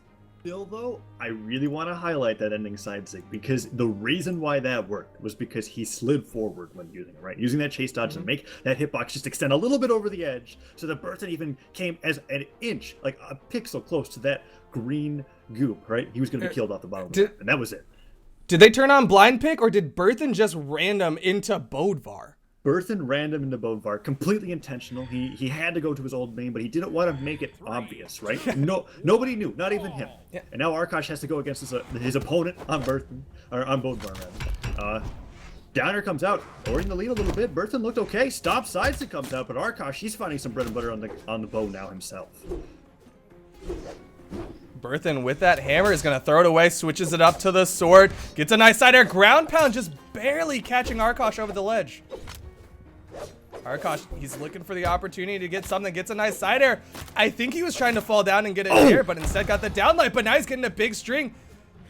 That was such a creative string too. Arosh hits him with that neutralite and then immediately chase dodge pivot neutralites into a down sig read. He's taking Berthan apart here. He's himself in the red, but these siders, downers, nice they're connecting. down air. I think That'll Berthan's finish out of it. jumps. You know, I like what you said. That was a creative string. And if anyone is going to be making creative strings, it's somebody from the Lads clan. Of course. I mean, if there's some player that can use pivot attacks in general successfully, in a sense that they actually look like they're intentional and not just messing around, it's going to be Arosh or Jellyfish, right? Those are the two players that we've got higher seeds below LDZ, but high seeds nonetheless. That look at this, neutralite and neutralite. He did it again. That time he didn't even chase dodge. He's just pivoting. This bow that he was using in game 1, maybe he was just warming up because it is working really well against Berthan here in game 2. He is being very effective, but gets caught by the weapon toss. Dodged a little bit early, and I think that was a spot dodge too. That's an interesting option from Arosh regardless, but he's still got a stock advantage. Berthan in the orangish reddish, getting knocked around. The big axe plays, but he's gonna switch it up to that bow, which he's been a lot more effective of here in game 2. Yeah, but Arosh is finding a lot of those axe moves that he just wasn't able to find in game 1. Berthan doesn't seem to be playing quite as careful here. He's just kind of getting hit by moves in general. Side six coming out. Berthan nearly getting KO'd by that. Gets a nice neutralite. He's gonna throw his weapon down. No, he just goes for a down air, and Arosh just dodges, neutralites in place, looks for that down air. He's got so many moves they're gonna be able to kill besides that bow Sair. Arosh is looking quite comfortable in the lead right now. Down six not connecting. Berthan not getting that ground pound, however. Opportunity for some shenanigans, but he's not finding any. Up until just now, Berthan has, I swear, Berthan did 0 damage for at least a solid 30 seconds. Arosh was just finding those perfect max range end lights, max range dares, staying right outside the hitboxes and catching Berthan with these Sairs. And I know we say Arosh is kind of a goofy, creative, does what he wants to do kind of player, but that's also very high level to avoid all damage from your opponent. That is incredible play from Arosh right now. And Berthan has no weapon. Arosh has control, but wasn't able to get anything big just now. No, a simple unarmed recovery, and he lost his weapon. Now Berthan's looking to even things up. He's got Arosh on the side of the map, but Arosh isn't going to let himself get edge guarded easily. Berthan looks for that D-light Sair, doesn't find the downlight, and Arosh, you have to pick up a weapon. He's kind of flying around there, finally picks it up when he's got an opportunity, but he gets neutralized into Thunderguard Stadium. That was very odd to see. But weapon toss comes up, another recovery. Arosh slowly extending his lead. Good down air, but that's the Sair. That might be doing it. He hit him out of recovery at the same time, too. There was no way back, even if he dodged. Berthan is in a better position here in this final stock than he was in the last stock. Only in the yellow, has weapon control, is still keeping Arosh out of any weaponry. But Arosh just using that Sair that we were talking about, gives himself some room, picks up an axe. And he's starting to fish for kill moves? Yeah, I think that, I guess he's trying to go for hard reads that Berthan's not expecting. Something that can catch a player off guard, right, is if you're not in kill percent, you're not going to expect those hard signatures to come out. But Berthan was ready for him, and he just brought Arosh from yellow to orange with a crazy hammer string. He's got him on the side of the stage, unarmed. Berthan looking for that stop side sig, stopping the ground, showing his dominance here on this Baird bar as he's going to get hit by that downlight in the Not enough. Arosh, grab and cancel downlight. If that had caught, then he could have followed up with the Nair. That is something that when he did it, I was like, what is he doing? But after like a half a second more thought, it was like, oh, that's actually really smart. Going for a gravity cancel down light gives him that extended horizontal range, and then he has the follow-up opportunity for the kill, but he doesn't need it. Gets the ground pound. Game 2 going the way of Arosh. Berthan kind of going for a hasty recovery there at the end, using that hammer recovery so early on, had no option but to dodge directly into death there as Arosh went for probably what was the most comfortable edgeguard of that entire set. Ground pound comes out, and that's going to be it. Arosh confirms his spot in winner's quarters. We're ready to go on into the winner's quarters bracket in general. Round 4 winners is ready and on the way, and we're looking for our first match here, and it's looking like it's going to be Part of the Creed versus LDZ. I'm excited. I'm excited. Part of the Creed, if you don't know him, you're not looking around enough, because Part of the Creed has been around the block, to say the least. He, I mean, obviously he's of SNK. He used to be on our analyst's desk. Very, very intelligent player, but he's going up against LDZ, the favorite to win US West. So this is by and large not going to be an easy game for Part of the Creed. Absolutely not. Seed 1 facing off of Seed 8 here. It's been a while since I've seen Creed really play in 1v1 tournaments competitively. As of like, he's been mainly providing the scene with really high quality content. He had that Brawlhalla podcast that he was doing weekly for a while, as well as being on the analyst desk for BCS until we removed that. Still a great participant for BCS and helpful hand in general. Is going to be bringing out Queen Nai here in the first game. Interesting. I know Part of the Creed is well known for his guitar playing. You know, he might be well known for his guitar play. In particular, I always think of Ember. That's the name that always, you know, that's for a while he was a big Ember man. He's kind of transitioned out of just Ember to a more general guitar play. But when I'm saying Ember, I'm saying essentially the opposite of Queen Nai. Yes. And this is a weird pick, to say the least. I think Queen Nai's been something that he's been practicing recently. Part of the Creed streaming very often as of late because of how active he is with SNK esports. He's been playing Queen Nai on stream as well as a few other legends. Ember, clearly a character that he plays as well. He might bring it up that Queen Nai doesn't work. Needless to say that this matchup with LDZ is a tough one, right? I think any player recognizing that when they're fighting against LDZ, they've got an uphill battle because there's a reason why he is favored. He's been undefeated and undisputed for quite a while now.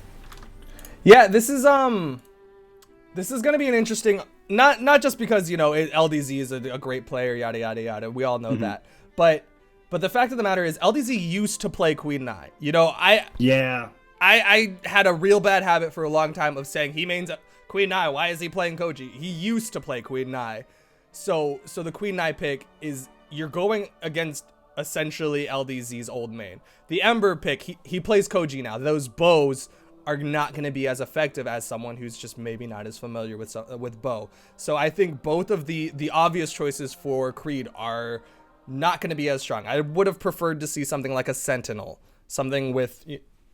I mean, it's just because I like Sentinel, and Sentinel's nice hammer's really strong.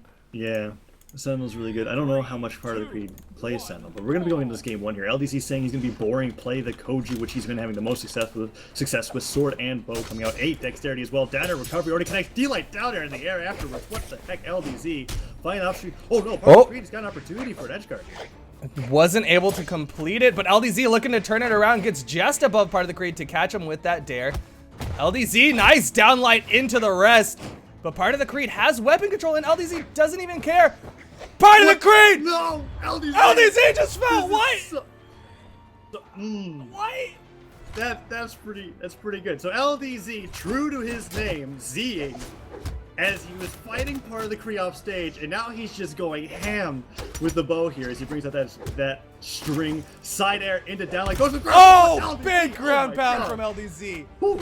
This match, we are less than a minute in, and LDZ has already brought Part of the Creed down to his last stock and taken down one of his own just for solidarity. This is a very fast match, and LDZ double downlight recovery. Nair just... LDZ is not pumping the brakes anytime soon. He is just going full aggro mode right now. I think he's upset that he doesn't have the opportunity to 3-stock here as that bomb goes out. Ooh, he tries to neutral him, but he pivots it. Cider puts out that down light. He's now picking up the bow. He's getting guitar string by Part of the Creed. Part of the Creed's going for so many ground pounds on the guitars there, and he's out of a recovery. He's got him off stage. That might be it. The turnaround. LDZ has done it.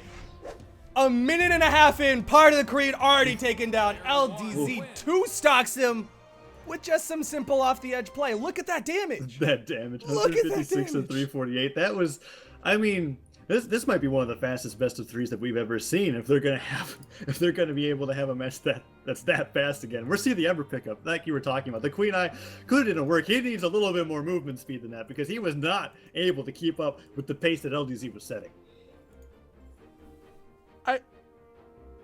I guess I can understand the logic behind Creed's play in the sense that it's like, well, 8 defense didn't do me any benefits. I still died in 300 damage. I don't think we saw him get in the orange. Yeah, it's just might as well just whatever. Let's play something that maybe I'll be able to avoid these big offstage punishes from LDZ. We're gonna see if the Ember pick is exactly what he needed here in game 2 of this winners quarters match.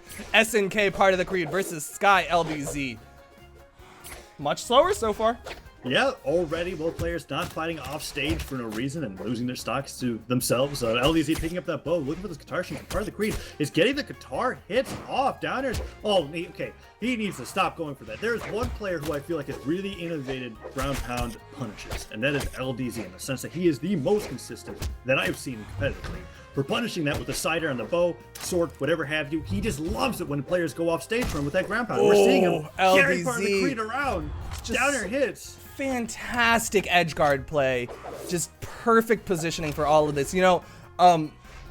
Earlier Egg Soup was saying part of the Creed is better than 99% of diamond edge guarders. I freaking tweeted about it. I was talking about it all week. Part of the Creed, top 99% of diamond edge guarders. Guess what? LDZ is that 1%er, and part of the Creed, edge guard himself, that recovery.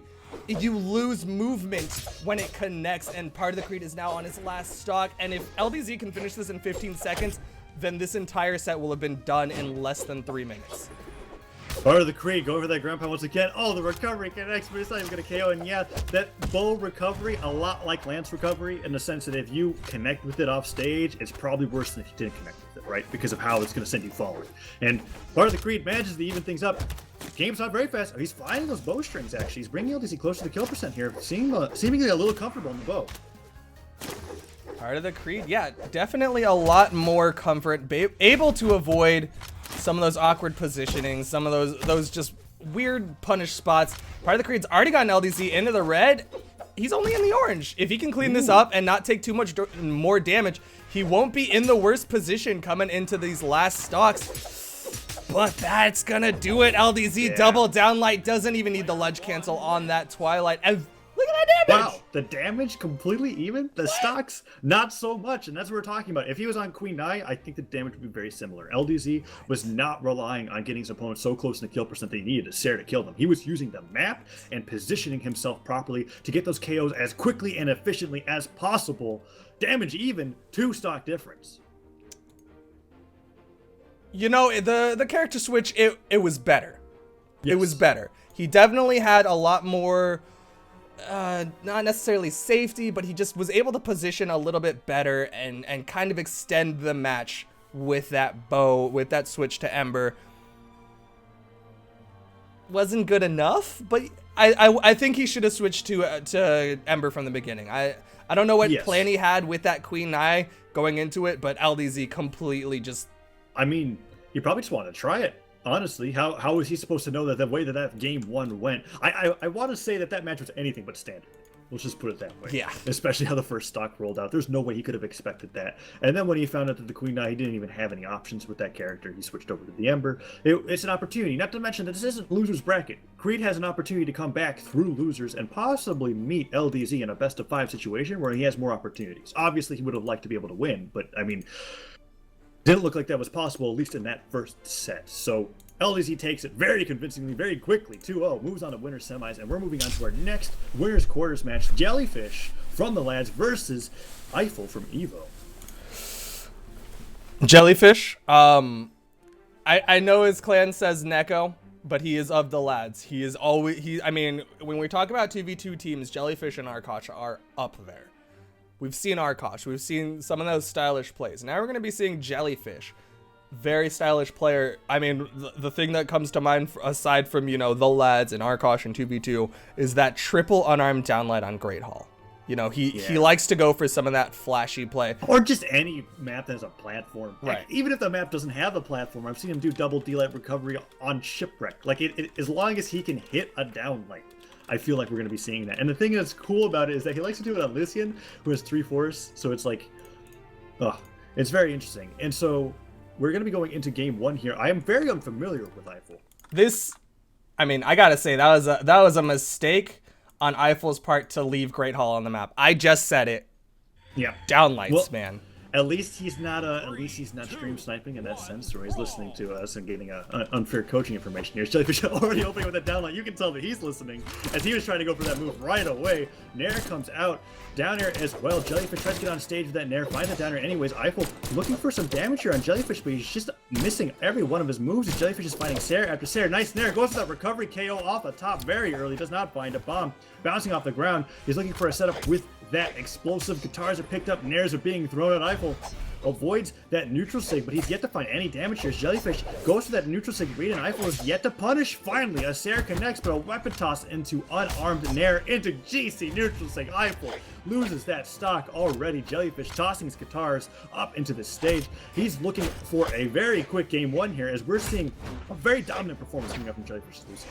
Guitars and guns alike, chasing Eiffel around. Eiffel, now holding onto the axe, is going to have a little bit better of an opportunity to be able to fight against his opponent. Arguably axed as well against Guitars, but if Guitars get in, they're going to destroy him no matter what weapon matchup they're against. And Eiffel fighting that Sarah is fighting against Jellyfish here. Nice downer comes out, another downer. Jellyfish bring Eiffel into the orange. He wants him to kill percent once again. Can he take a 3-stock lead? We're going to find out as a ground pound connects, and Eiffel, fighting that Sarah, is trying to get this KO. Eiffel off stage, looking for that downer. Recovery comes out. Jellyfish looks for that downlight combo, can't find it. But the flashy plays are looking like they're about to start. Eiffel with his Jala full stock behind Jellyfish. Jellyfish just needs an unarmed sider, or, you know, just triple downlight. The dare doesn't have that much force, so it was a slight misplay, but he was going for the ledge cancel. Absolutely. He's not able to find it, and instead gets stared for his troubles. Kind of a misstep there. I understand it's fun to be flashy, but every stock counts. And if Eiffel manages to get comfortable with your playstyle, he might be able to take a stock and a lead here. He is Jala, he's in red, but that doesn't mean that he can't find an explosive sword combo. Like so, down like into side air. Recovery connects, but still, that was looking almost bad for Jellyfish. That was Jellyfish essentially playing with his food, but, you know, Eiffel is not dead in the water. He is going to bite back if you give him the opportunity. He's got the sword against these Guitars, but Jellyfish is able to dodge through those downlights. Flying a nice neutral, like it's a hard neutral sig read as well. Tosses the Guitars away. He seems perfectly comfortable just fighting with his fists and feet as he picks up the guns now. Avoids that side sig, looks for that ground pound, does not get it, and a weapon toss stops the downlight from Eiffel. Really well placed weapon toss. Nair comes out as well, chasing him off stage. Dares and Nair's not hitting. Oh! 2 stairs. That's it. Eiffel evens it up. Wow, that was crazy. Good edge guard coming out from Eiffel. And I know we're harping on Jellyfish, but that one little mistake, that little bit of showboating, is exactly what gave Eiffel just that momentum switch. It gave him the room to come back in with this sword play and just chip away at Jellyfish. And this is by and large not Jellyfish's game just yet. Eiffel, with the weapon advantage, has been able to take Jellyfish down to the yellow. And now, looking for these downers, he only gets clipped by a downlight. Weapon toss comes out. That will put him into kill percent. Jellyfish, even though on 3-4s, he's got a lot of options to be able to KO here, but a neutral light hits. Eiffel finding that Sarah. Jellyfish goes low with that downer on the Guitars. He has to recover. It connects, disarms Eiffel, but does not KO. That recovery comes very close to killing. Jellyfish has got so many options. The Sarahs are coming out. Eiffel is just getting edge guarded here, and Jellyfish manages to let him connect on. Eiffel avoids that downer, and now he's got an opportunity for a KO here if he finds the side sig. Next big sig could be it. Edgeguard opportunity. Eiffel goes low, but Jellyfish barely picks up that recovery. Player 1 win. I really liked that recovery option coming up from Eiffel there, because he was trying to avoid any kind of downwards move coming up from Jellyfish, right? Tried to save that dodge for the very last minute, but the second hitbox on that gun recovery managed to clip him and kill him off the top. Didn't matter. That was 3-4s. Gala, heavily damaged, 3 defense, killed off the top. Game 2, completely different legends of both players. It was an intelligent play from Eiffel that just didn't work out. He went for a kind of a recovery that not too many people really go for. Usually, you know, they'll go for like a real high edge recovery, especially on something like Great Hall where there's like 1,000,001 soft platforms for you to return to. He went low. Something that Jellyfish, you know, generally wouldn't have expected, but Jellyfish was there. He went for the ground pound. The ground pound didn't connect, but was able to pick up with that recovery. And we're going into game 2, but once again, Jellyfish, that was a lot closer than Jellyfish needed to do. And if he can rein back that showboating a little bit, then I think he might be able to clean this up. But complete weapon switches, all knowledge that they had of their opponent has just been thrown out the window. Right, and Jellyfish opening up with his lance, being very strong, goes to that gravity cancel side sig. Recovery comes out nearly punished by that weapon toss. Eiffel pulling out these gauntlets, looks for a Silite combo start or something. He's yet to find damage, but there's the Silite, no nair. Gives Jellyfish a free nair follow-up, and now Jellyfish holding on that hammer. Weapon tosses and unarmed combos coming out of the like. Goes at that end sig. Eiffel avoids that, but he's getting hit by weapon tosses in the face. So many things are going to KO now. Jellyfish, however, getting hit by the nair Sarah. Eiffel finding some damage now. Eiffel is so deep in the red. Jellyfish just tried to style. What was the ground pound? You could have gone for a recovery and that would have killed. The more Jellyfish does that, like you can showboat a little bit, but that's just... It worked. He didn't get horribly punished. Yeah, he didn't get punished. And he got an air. Like, it's just one of those things, whatever makes him comfortable, right? Like, if he's not having fun playing, he's probably not going to play as well. So he might have to do that, you know? I guess it's like a hidden meter, right? He's got his health bar and then his flashing meter, right? And if it goes down to 0, he loses automatically. So he has to do things like that. But that might just be the case with Jellyfish. You know what? Jellyfish, get it out of the way now, because when you get further on in the tournament, you're going to have opponents that are going to be able to just completely capitalize off of those plays. And that's something that happens a lot with Jellyfish. Jellyfish is a very good player. Obviously, he's got a lot of technical capabilities if he can hit those you know, double, triple, quadruple downlights. But if you showboat too much, your opponent is gonna just find those openings, find those weaknesses, and just destroy you. So get it out of the way now. Oh! Spike ball just bongs Eiffel on the head. Look, that's Survive. exactly what we're talking about. A ground pound there would have been the easiest KO, but he went off stage for the pivot gravity cancel down sig and let his opponent recover. He still gets the kill, but regardless, you're right. He needs to get this out of the way now, because once he fights off against the likes of his twos partner, possibly, Arash versus Cole Icy is one of the matches we're going to have to see, or against LDZ, he's not going to be able to get away with that at all. Right. Get it out of the way now. It's definitely stylish. It's fun to watch, but get it out of the way now. Eiffel now has the gauntlets. He's got to find more opportunities to get on top of Jellyfish and add up that damage. He's a full stock behind right now. Wasn't quite able to follow up off of those neutral lights. Needs to get those dodge reads. Ooh, now dodging down, looking for that neutral there. Nice chase dodge. Sarah on that hammer into recovery. Oh, that nair almost hits 2 dive kicks on the way down. Jellyfish. Oh my gosh. Gravity cancel side stick to punish that ground pound. So many players would run away from that weapon, but instead, or that attack, that approach, but instead he just goes for it. Recovery kill into the disco. Jellyfish bringing out this style with his strings and succeeding. Game number 2 taken very convincingly. Jellyfish takes a 2-0, moves on to winner's semis. No, let me clarify. I don't care if you style and you kill, but if you're styling and you finish it off with a ground pound where you could have just killed with a recovery, that's when I'm like, what are you doing? Why wouldn't you just kill? If you're just adding up damage for the sake of having fun, then I'm like, you just kill. Just kill him. Regardless, he's got his own agenda. He succeeds, moves on to winner's semis, that closer for an opportunity for the plane ticket, which is the reward for winning the US West Regional Qualifier. There's nothing else. Second place, it just gives you a pat on the back. You need to be able to win this tournament if you want anything out of it besides a fun experience. And we're going to be going into our next winner's quarters match here. Mother Russia, who we saw a little bit earlier, versus Blood Diamond, a sword main from both players coming out here, right? We've seen a lot of sword already played. North America is typically the story. Blood Diamond, highly ranked on the US West ladder, part of Kingdom Esports, is going to be fighting against Mother Russia from SoBa. Blood Diamond, like you were saying, is the only representative of Kingdom Esports here in this US West tournament. I think the entirety of the Kingdom Esports roster has stepped up their game 1,000-fold as of late. They've been grinding it out, you know, they've been working on it, and they've been able to make top 3, top 8 of a lot of tournaments. But unfortunately, like we were saying, this is the US West Regional. Only one person can win and get the plane ticket and the hotel, and Blood Diamond needs to step it up even more if he wants to A, get through Mother Russia now, but then get through grand finals later on in the bracket. But I got a lot of faith in the Kingdom Esports boys. He's got the scariest matchup coming up in winter semis. As top seed LDZ is going to be his next match if he manages to pull this out over Mother Russia, but he has to fight this Titan first. Mother Russia opening up with some nice strings, puts Blood Diamond into the yellow, but Blood Diamond evens things up. Nice neutralite, jumping stairs coming out, dares as well. Mother Russia finds that recovery, no nair follow-up, did not jump for it, and more downers are coming out. Stops that side stick as well. Mother Russia taking a nice lead. What do you think of this matchup between Koji and Hattori? Oof, the matchup's very even. Because it's a close matchup. I think both characters play very similar. The difference is that Koji with the bow has got so many more options off stage than Hattori does. If I had to look at it just purely based off weapons, well, an excellent gravity cancel side stick, but purely based off weapons, right?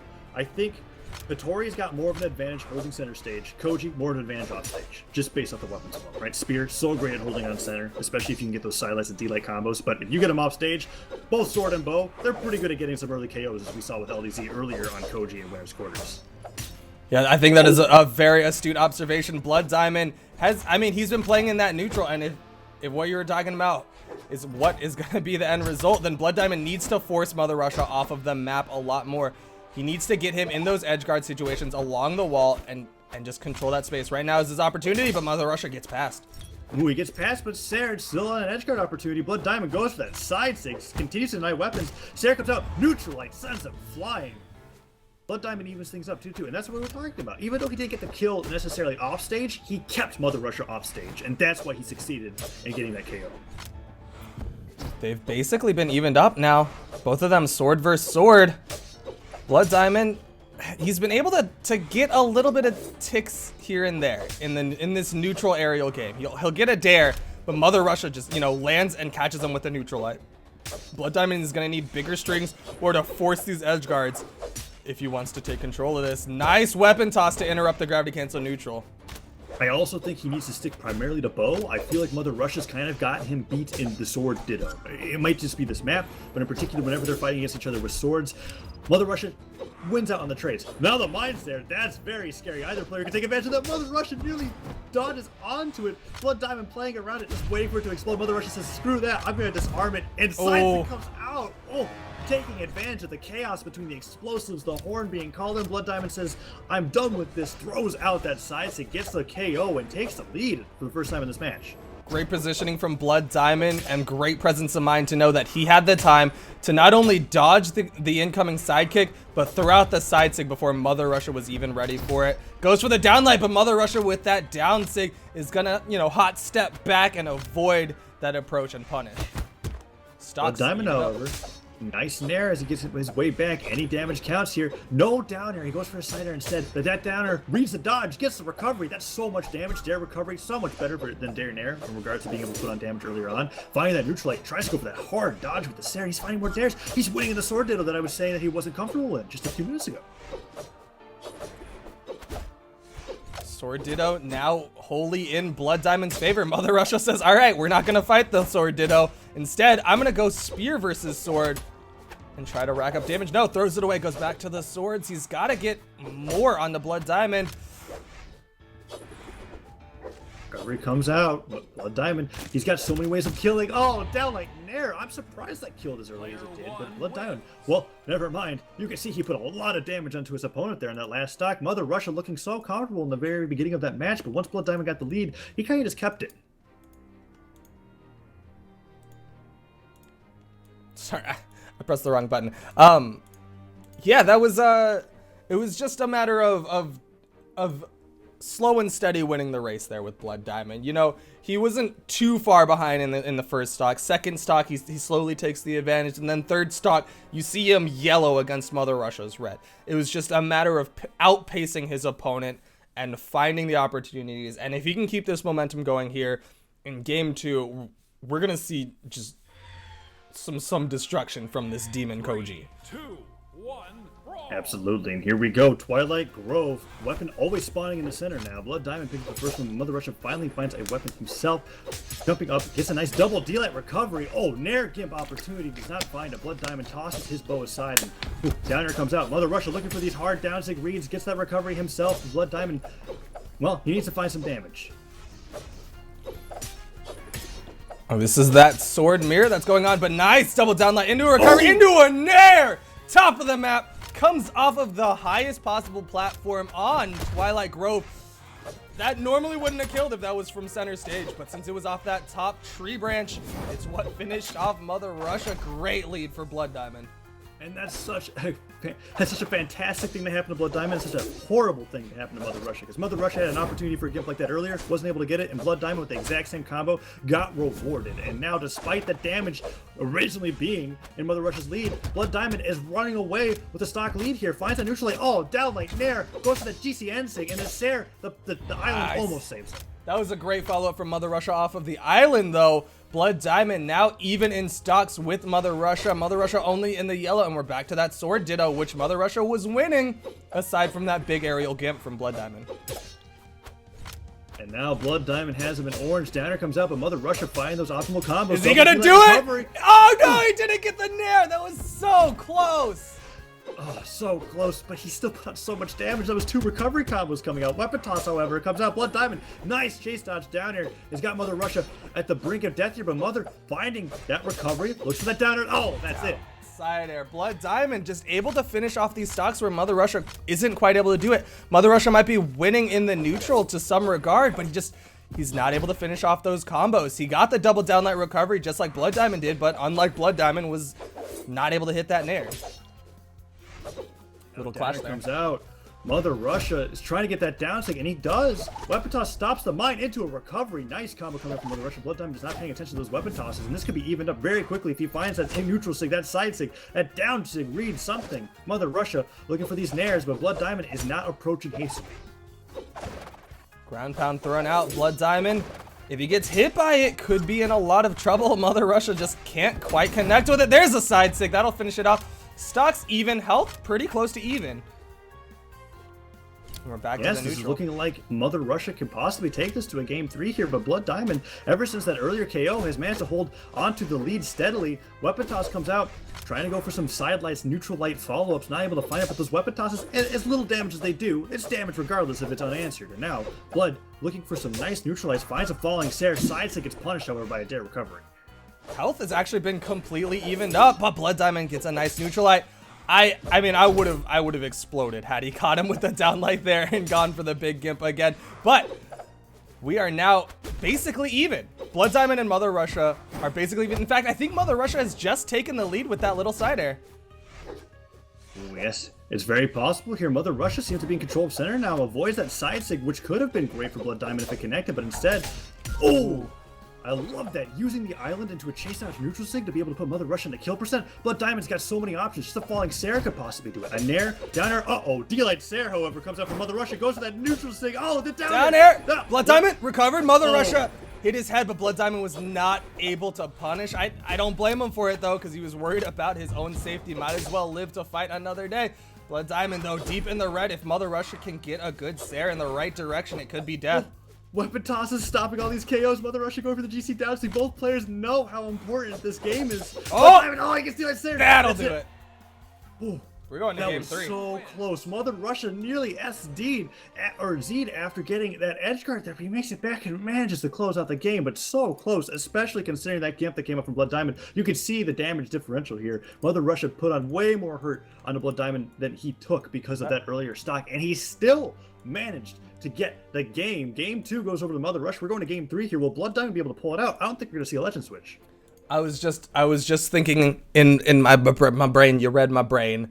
Mother Russia and Blood Diamond. That was like 600 damage to 400, and yet they were so even going into those final moments of that game. There was a difficulty in finishing stocks there that just did not need to be there, and Mother Russia needs to clean that up if he wants to win, to confirm the win here in game 3. And here's the exciting thing. Both players we've seen very proficient. Oh, that platform. That just happens. If anybody doesn't know, if you toss a mine as you're going through a platform, it's just going to land on that platform and will go off onto yourself. It's not going to go through it. And Blood Diamond, well, he got the brunt of that as Mother Russia is just running with it. Ever since that explosive, he's just fighting all the the gravity cancel neutral stick. This is so... That mine that tilted Blood Diamond. He has just been getting chopped apart. He is already a full stock behind Mother Russia right now, and Blood Diamond needs to shake that off and listen to some more T-Swizzle, because he has the rest of the game to go. And this is the thing. Now it's Mother Russia running away with that early KO that Blood Diamond got in game 2 that he still lost. And Mother Russia, he just seems totally on fire here. Blood Diamond in the orange avoids out of the way of that recovery and manages to put more hurt on the Mother Russia. Downsing hits, down air. Oh, Mother Russia gets that recovery. Weapon toss goes for that kill. Oh, but it gets interrupted by that side light. But that side stick was going for Blood Diamond's head. Mother Russia throws out the neutral stick. Blood Diamond not able to punish. He's actually behind here on the second stock. He needs to figure out the neutral for this map. He kind of had it in Twilight.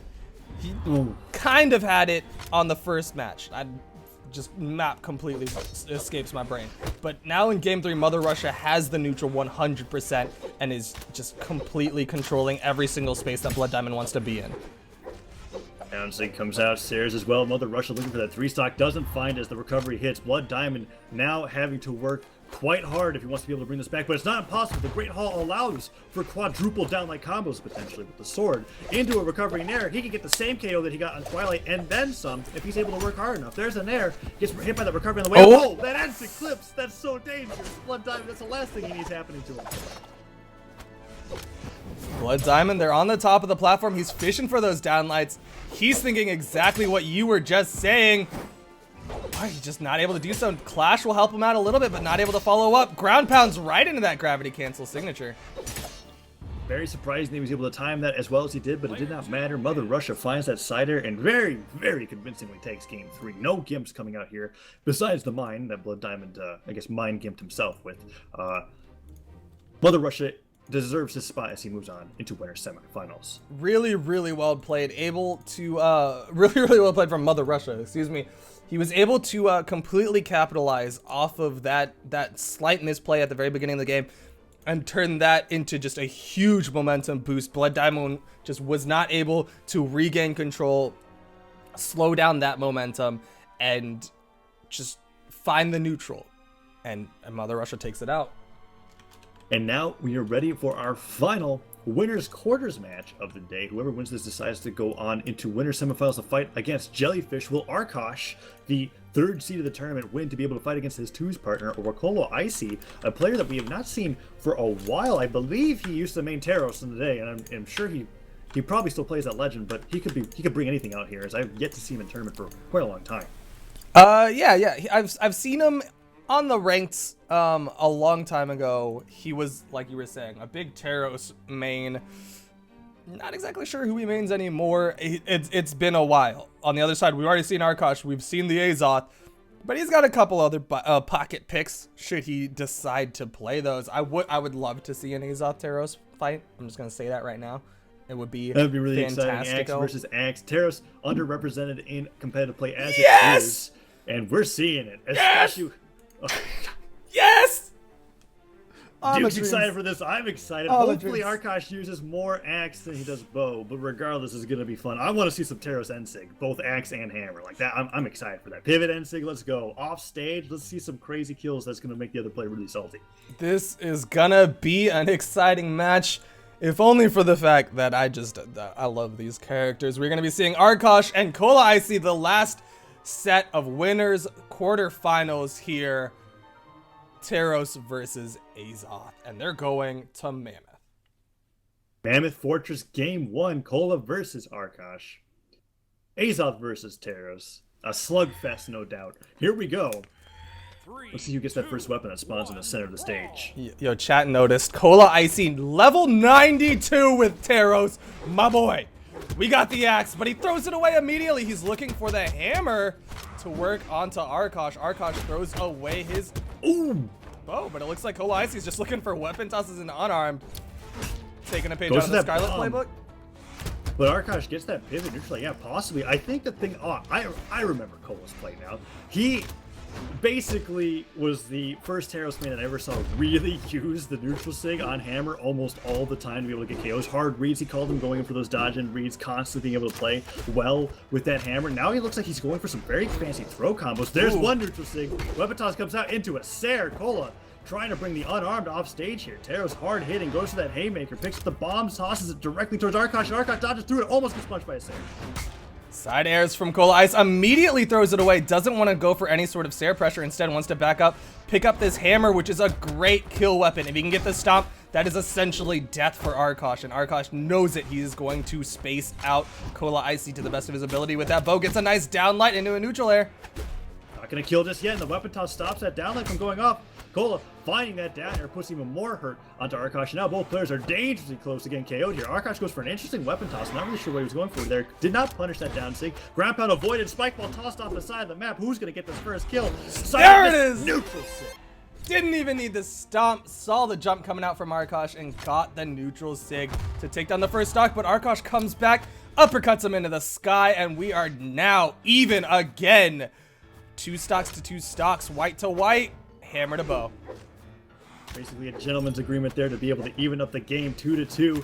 Cola looking for that hammer, finds the axe instead, but a sidelight comes out. Tries to go for that Nair Dare combo, but Arkosh dodges out of the way. Doesn't opt for that downlight combo, and instead uses the bomb explosion to conceal the fact that he's going for a neutral light weapon toss. Doesn't go for that down air. Arkosh just getting stopped out of any approach he's going for, as Cola has been using these point-blank weapon tosses so well to his advantage. He's also been throwing out a lot of just raw neutral sigs. Doesn't even go for the stomp or anything like that. There's another raw neutral sig. That's what I'm talking about. Trying to punish this air game from Arkosh. He's really innovated that punish playstyle with that hammer neutral sig on Taros, not trying to lead it in, not trying to use any move to lead into it. And a sidelight Sair comes out. Arkosh doesn't dodge that and gets sent to the orange. Cola now with his hammer, I wouldn't be surprised to see him go for that neutral sig raw. Once again, side sig comes out, pivots in, tries to go for that neutral light, but Arkosh punishing with a sidelight downlight, that bread and butter axe combo, the only one that's really confirmed. And now both players are fighting in the neutral once again, but Cola still has that lead. Neutral sig thrown out, but Arkosh is already behind him. Cola Ice just does not seem comfortable with his axe play. He'll go for, he'll get a sideline into a side air or something like basically just a side air and then immediately throw away the axe and then try to find a hammer. And with that new change in the way that the weapon spawns work, that constant alternating between the weapon spawns, it's working out for Cola Ice. Right, because you pick up that axe, you're like, I know what weapon's coming next, throw it out of the way, maybe hit one move, pick up the hammer, and go back to being comfortable. But we're at the same situation that we were in that first start, where both players are basically at even kill percent, and oh, I see. He went for the big play, tried to catch Arkosh with the dare, could have taken him down with himself, but instead, Cola Icy just barely missed the dare, and is now the stock behind Arkosh. But he's got the hammer, he's looking for those kill moves. Oh, but he's not finding them. Unlike Nair. the previous stock, Oh, that didn't Nair kill. doesn't even kill at that point in the stage. That's so surprising. Cola looks for that pivot down there. There's Sair. That'll do it. That'll do it. But like, I'm very worried for Cola here because in the previous stock, right, Arkosh immediately evened it up, and that did not happen this time. And we're seeing Arkosh kind of has 2 weapons at his disposal. It's looking more and more like Cola only has 1. He's got like 1 1/3. He'll use the axe. He's not just immediately throwing it away, but he definitely isn't showing the same level of proficiency with his axe that he is with his hammer. He loves his hammer play. Right, and there's that neutral sig. sig. Gets that jump read, no chase down weapon toss, however, to connect. Arkosh just gets a free recovery on the way back to the stage. Picking up that hammer once again, puts out that neutral sig, but he gets punished for it this time. Arkosh sees his exact position, gets that D-light in air. Cola looking like he's going to lose this game 1 here if he doesn't change anything. Dive kicks through both the arrows from the neutral sig. Very close to death there from that neutral sig. Arkosh very close to finishing off this stock from Cola Ice, grabbing it out from underneath Cola Ice. Cola Ice needs to find something. He just okay, sidelight on the bomb. Bomb trick. Oh no! Oh no! Cola Ice barely able to get the bomb toss out of his hands before Arkosh sending him flying into the bomb that he just threw. And that's a lot of damage on Cola Ice for him to go flying that far from a neutral light. I thought he was going to the mine, not the bomb. Well, I mean, either one worked out in Arkosh's favor, but you're absolutely right. He took a lot of damage on there. And it was so sad to see that hard neutral sig read that Cola had before the bomb spawned not connect just barely. Because that may have spiked Arkosh into a position where he could edgeguard to his death. Either way, close game one. We're going to game two. Same legends. Will Arkosh be able to bring this out 2-0 to meet his twos partner in winning semis? Or will Cola Ice make this a little bit harder for Arkosh than he wants? Cola Ice, he's doing a little bit more with his axe, but it's also still a lot of weapon toss into unarmed. And Arosh knows it and has been able to punish it. Nice gravity cancel and neutral light just in the sky. It's different. And Cola Ice just was not ready for it, but he catches him with that side sig. Arosh is not ready for that side sig. Arguably a bad signature coming up from Taros, but it's the way that it moves and how it travels so slow. Neutral sig! With a neutral sig. Weapon toss. He has to dodge. Arosh, no dodge.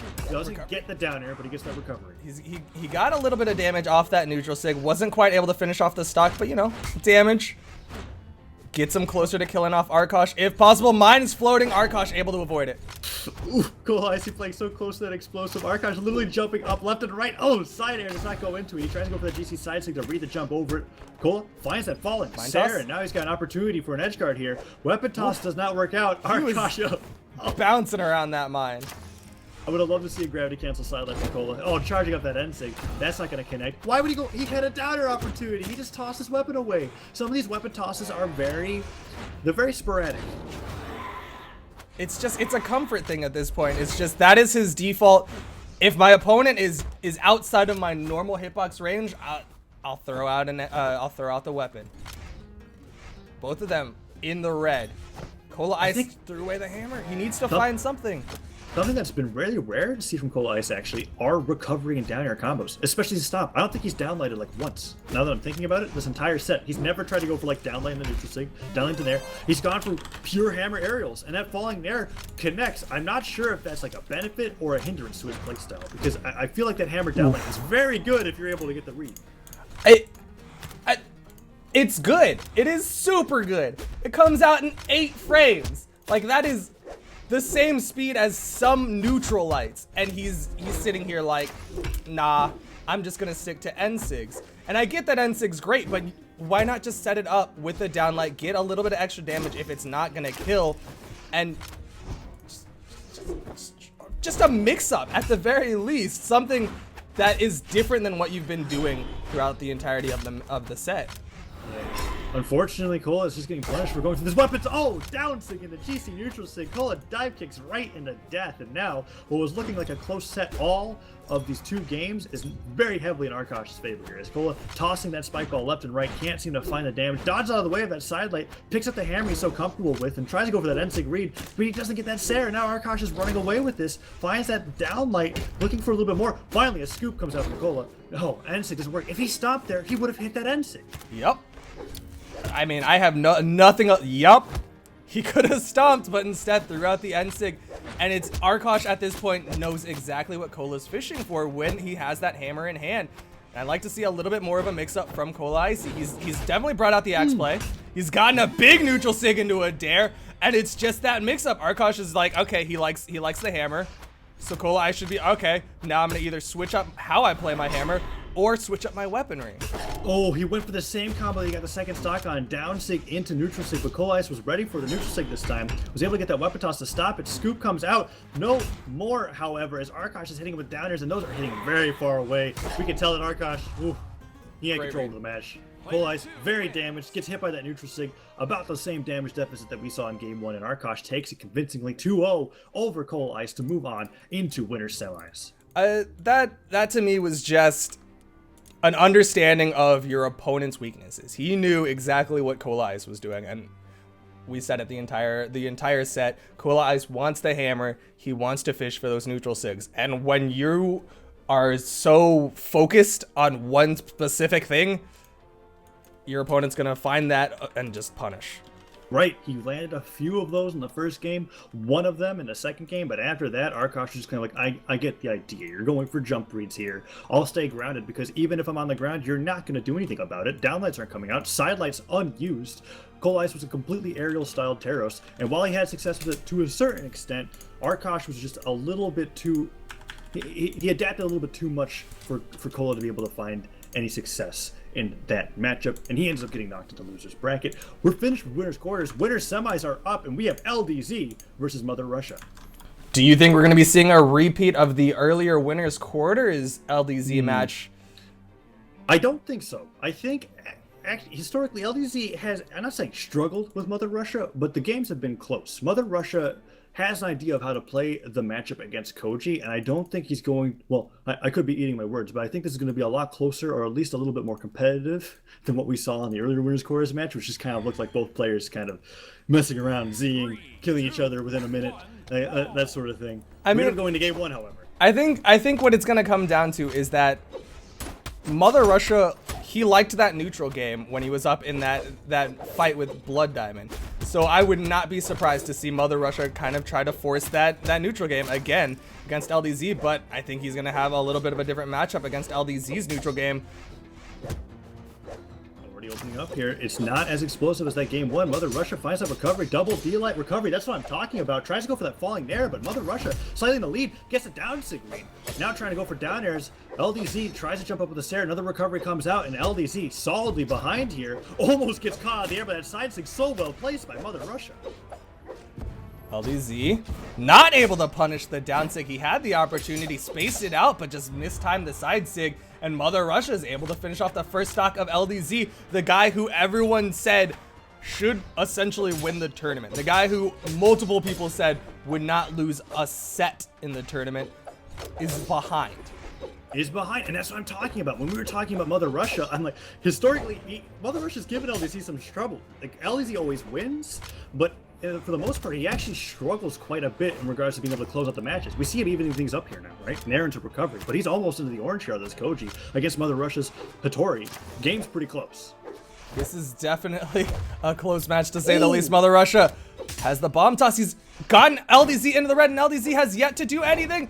Edgeguard situation, but LDZ's gonna respect. He knows that he's behind and needs to win out in this neutral and add up some more damage onto Mother Russia before he can try to fight for that edgeguard. Down six are coming out. LDZ dangerously close to having an entire stock behind. He's probably afraid to punish. That down six, it has very low recovery time. So Mother Russia finding that recovery now is trying to get this KO. He's got so many options. Nair comes out. Another Nair. That will kill off the top for sure. Mother Russia finds that spear Sair. And now LDZ is finding himself off the stage, trying to get back, struggling to do anything against Mother Russia here. Punishes the down six finally, and now looking for downlights. Bomb comes up. Mother Russia double jumps out of the way of that explosive. But LDZ caught by another down six. LDZ is now essentially a full stock behind Mother Russia. He's got the bow, and now we're seeing the edge guard going big, and that'll do it. We're back to even. That took 10 seconds. He came back, picked up a bow, and said, all right, you're dead. Let's go. That's such a horrible thing to have happen to you, especially in a competitive game. Players, when fighting against the sword, when the game first came out, you would see gimps to where people would just jump repeatedly into sword, down air, ground pound until their stock was lost in yellow. And that's essentially what happened there. Mother Russia's so focused on trying to get back to the stage, just got hit by every bow, Sair, and dare that LDZ threw out, and LDZ suddenly made the game even. And what was looking like such a well-played match by Mother Russia might be LDZ's game at this point if LDZ can continue playing as precisely as he just did on that stock. Down air comes out. Whoa, fully charged, neutral stick nearly connected, but LDZ manages to react just in time. He's off stage, however. Mother Russia seems to be winning on this edge guard. Mother Russia, he might be winning now in the edge guard, but he still has to have that previous edge guard in mind. He's got to respect this off-stage bow play from LDZ. Mother Russia, he was working that neutral game pretty well against LDZ, but he can't miss position. And we cannot. These down six so terrifying because two of them have already hit LDZ and put him into precarious positions. Mother Russia trying to find that Nair. He gets it. Oh, so close to KOing. Another Nair might do it. Mother Russia so close to be able to take this game from LDZ. Downline Sair. It drops. LDZ off the side of the stage. Oh no. This is not good. Trouble. LDZ's got it. Oh. He just took it out from underneath Mother Russia.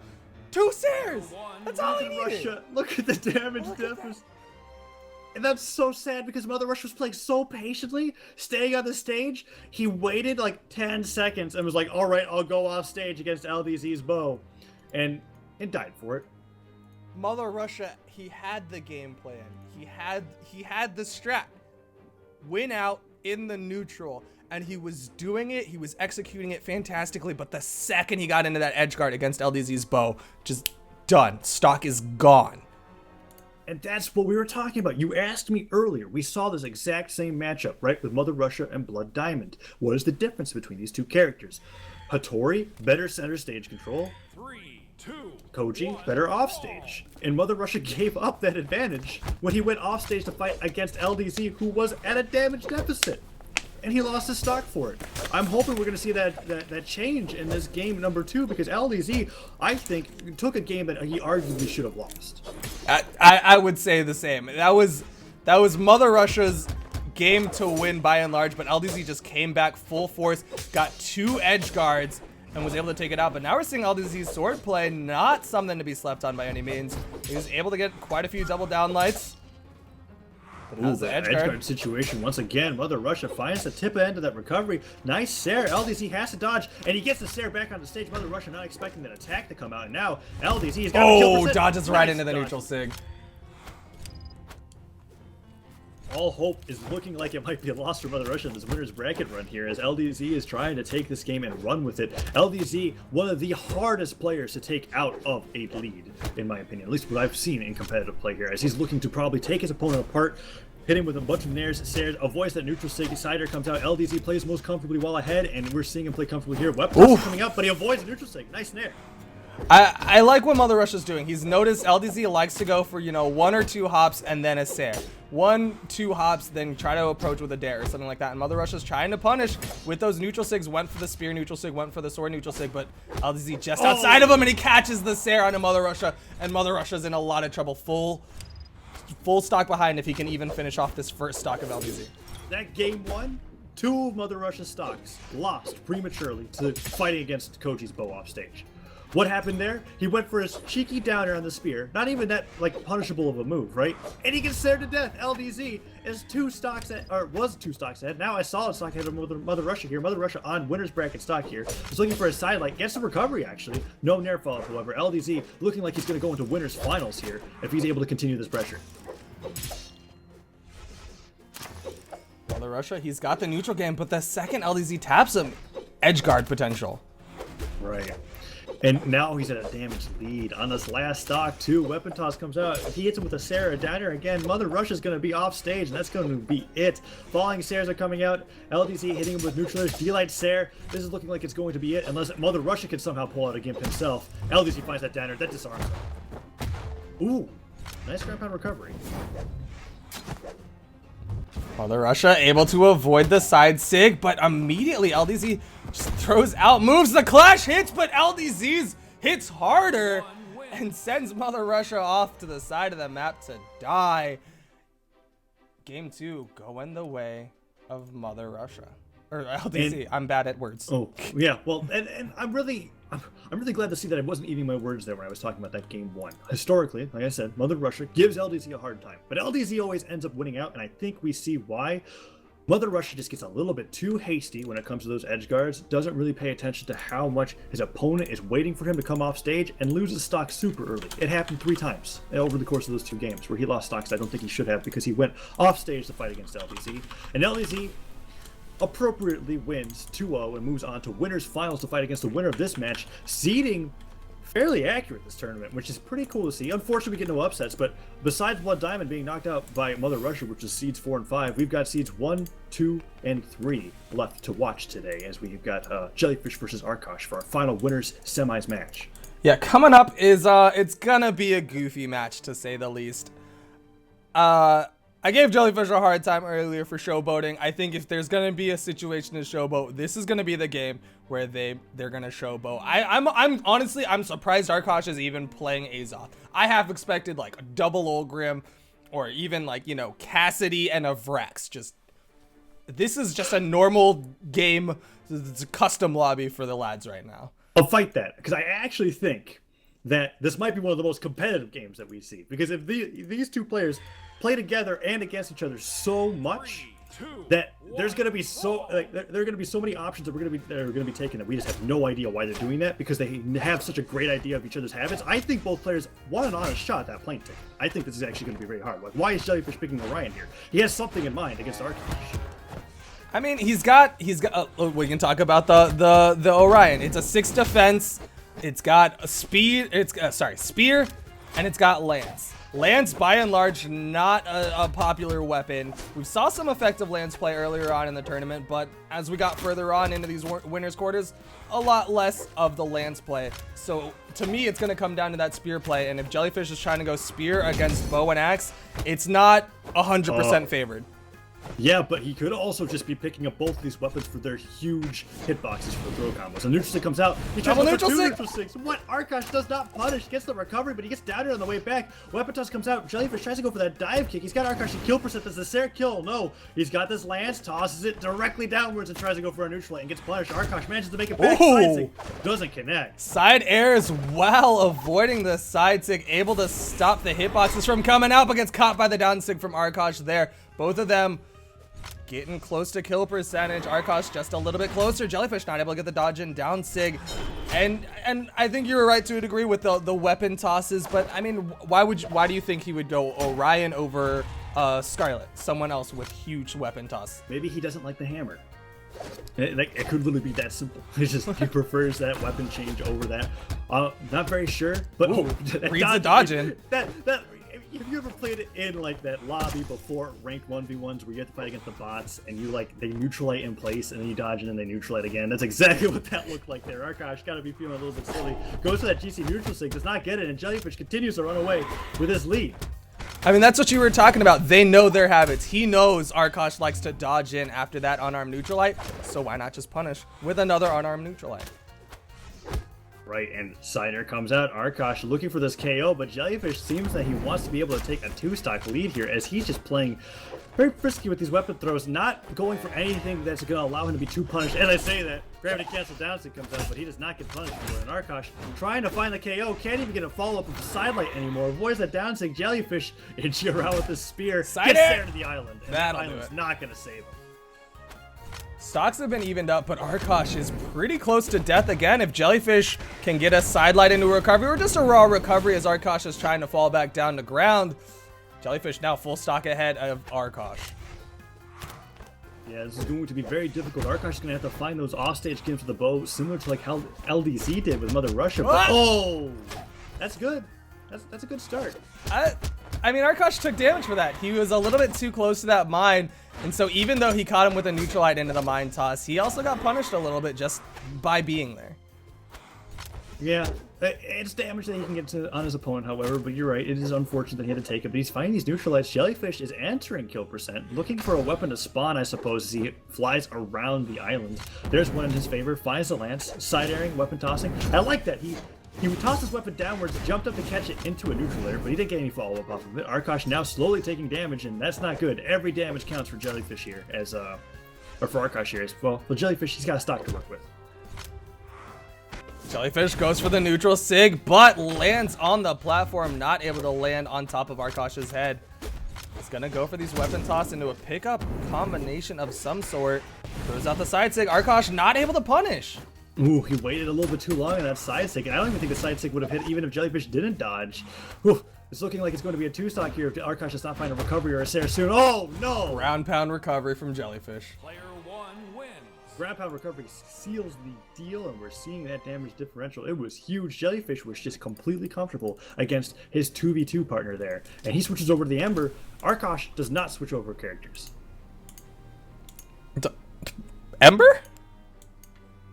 I mean, it makes sense. Why? Jellyfish plays anything. I'm not criticizing Guitars. his ability to play Ember. I'm just curious why you would play Ember into Azoth when Axe, by most accounts, beats Guitars, and then you're just left with bow versus bow. It might be a player matchup thing. It very well might be. He might just feel like playing Ember. Whatever it is, he's a game ahead. He's got some opportunity to play with things. Jellyfish is an oddity in the sense that he manages to keep things fun and competitive. So going into this game too, switches over to that Ember, picks up that bow, snags it, tries to go for that down, like can't find anything else. A little bit behind here, Arash seemingly taking a little bit of a lead. Jellyfish, Guitars in hands, catches a nice dare onto Arash, is keeping that pressure on. He's getting on top of Arash. I'd like to see Arash switch to the axe. I know I've said it before, but it's just the bow play against Guitars is not working out for him. It's definitely not, and Jellyfish finding a nice chase dodge in air. Tries to go for second there, but there's that axe play coming out. Brings him to the orange. Oh, fully charged down to Arosh, properly punishing it with that well-spaced nair, and Jellyfish trying to go for the unarmed offstage play. Can't find it, and downlights right into a green arrow from Arosh. Neutral sig connects. Side sig's trying to be able to get this KO. Jellyfish playing around on the side of the stage. Picks up a weapon, avoids the side sig, but he gets hit by the D-light nair. That almost cost him his stock. Guitars fall down. Jellyfish picks up a bow. Now we've got bow versus bow. And Arosh is the first one to get a connection, gets the side air, but goes for weapon tosses for the edge guards instead of anything side area, but he gets above him for the ground pound. Jellyfish really should have thrown his weapon up there to stop that ground pound. He could have dive kicked back to the stage, but instead opted to Sair and lost his stock, wanting to hold on to that bow a little too hard. Downer hit. Ooh, double down air. Arosh not able to get back to the ground, and we're evened up. A really creative way to be able to even that stuff up too, because he didn't just go for a straight downer string into another move. He waited out to see if Arosh was going to jump and then dared him again. Now trying to get the guitar strings to really work out here, but Arosh, holding on to that axe like he wanted him to, is succeeding in punishing that weapon. Uh-oh, this could be Jellyfish bad. only getting to these edge guards. Jellyfish has had control. Arosh throws out the dare, but Jellyfish is above him with these nairs. Arosh switches up to the bow. I don't like this. I don't like this. Yeah, the second he picks up the bow, it looks like Jellyfish is kind of like, oh, great, an opportunity to be able to get in as Arosh. Whoa. Spectator. Well, we both experienced the same lag. I think we have disconnected from the lobby. Oh. And I don't know what just happened. US West servers. Everybody's dying. They're gaining stocks and losing. Arosh wins. All right. I don't know if they're still playing or not. We're gonna find out.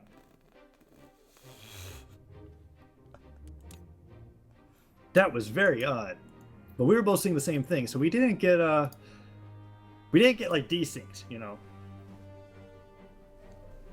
Game 2 going the way of Arosh?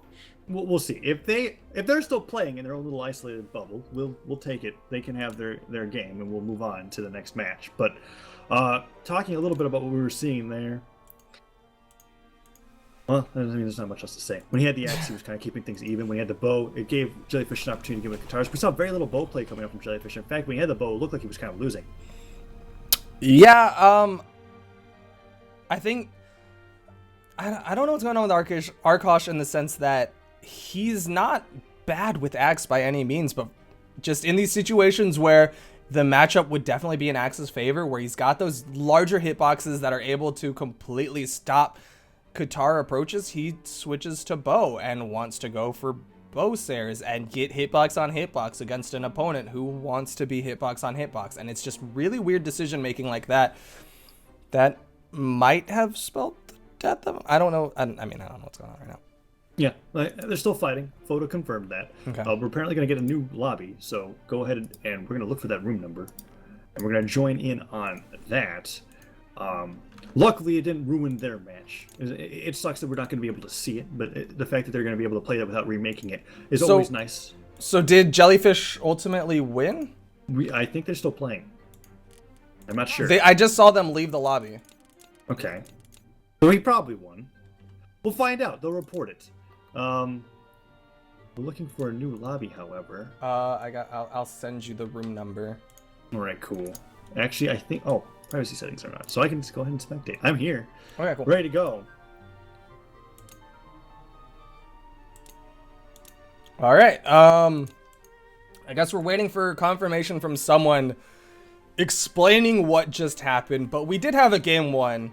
Arosh versus Jellyfish. The Orion pick, it worked. What about it worked?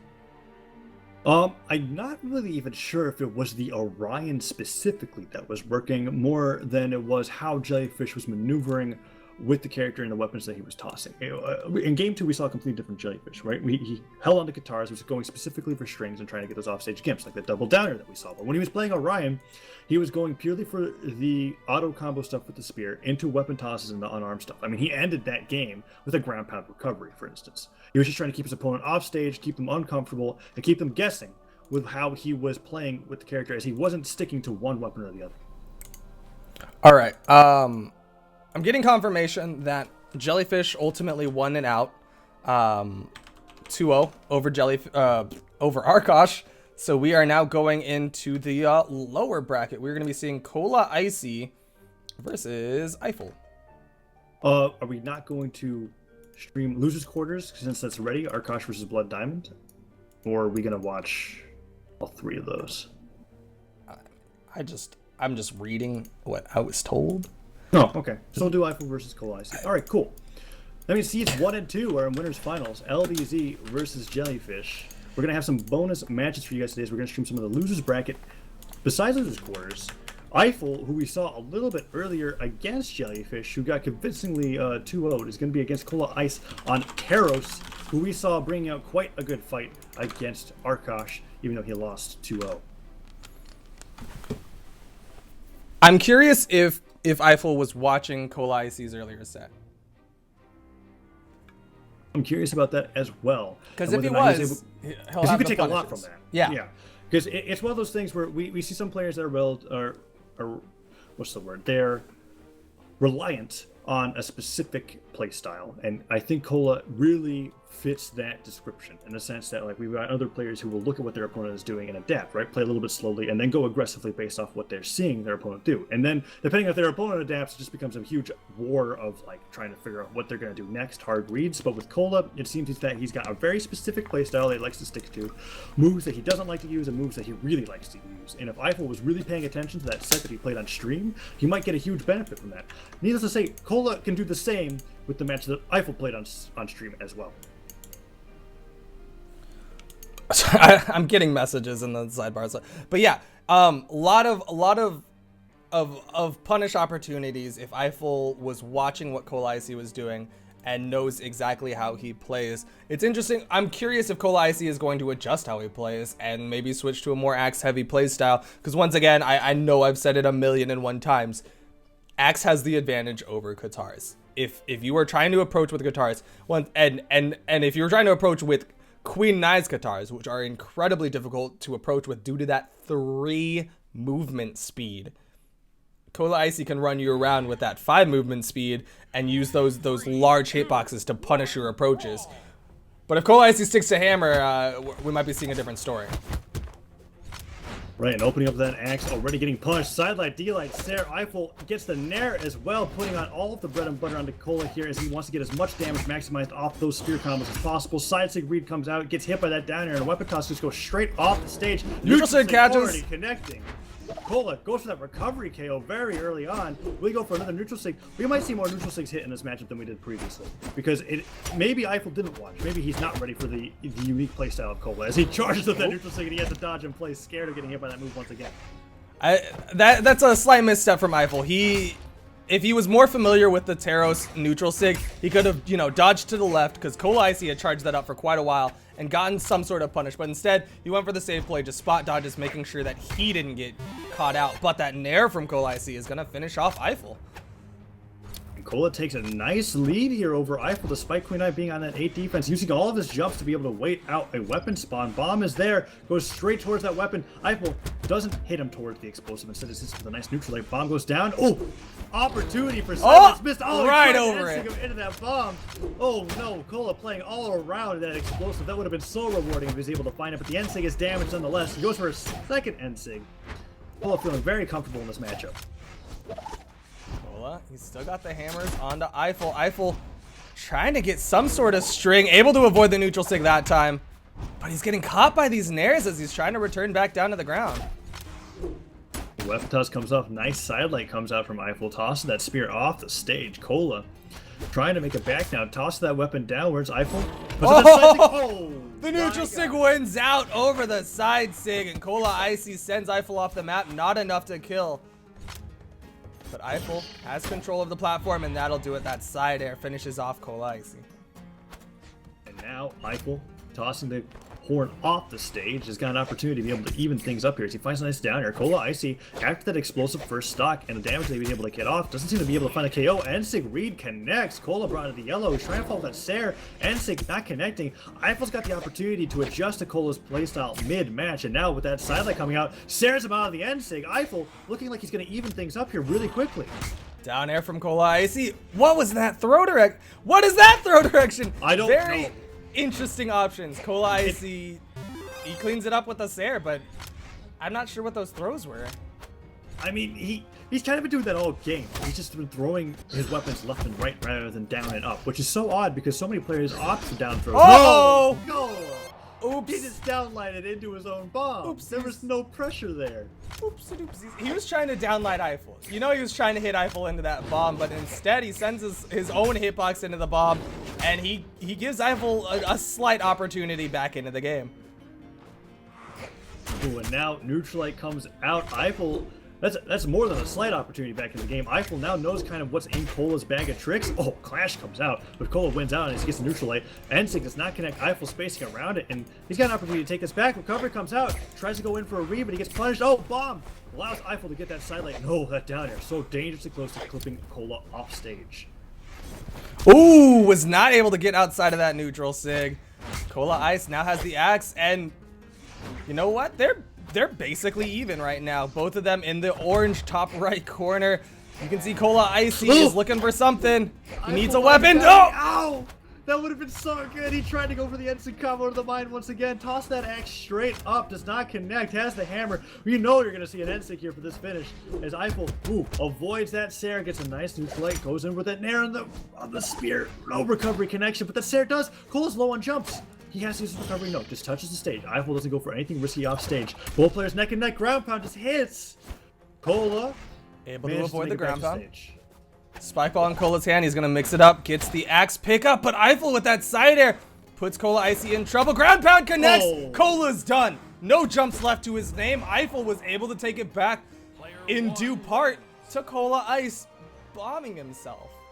Cola Ice downlighting into the explosive, killed off the bottom of Thunderguard Stadium, the shenanigan zone, completely destroying him there. And we're going into a game 2 and what should have been, well, could have been rather, Cola's first game win. Instead, Eiffel has a game 1 advantage over Cola here. He's gonna have to win 2 games if he wants to be able to move on to loser's bracket and have a chance at that money, because Eiffel seems to be adjusting rather well.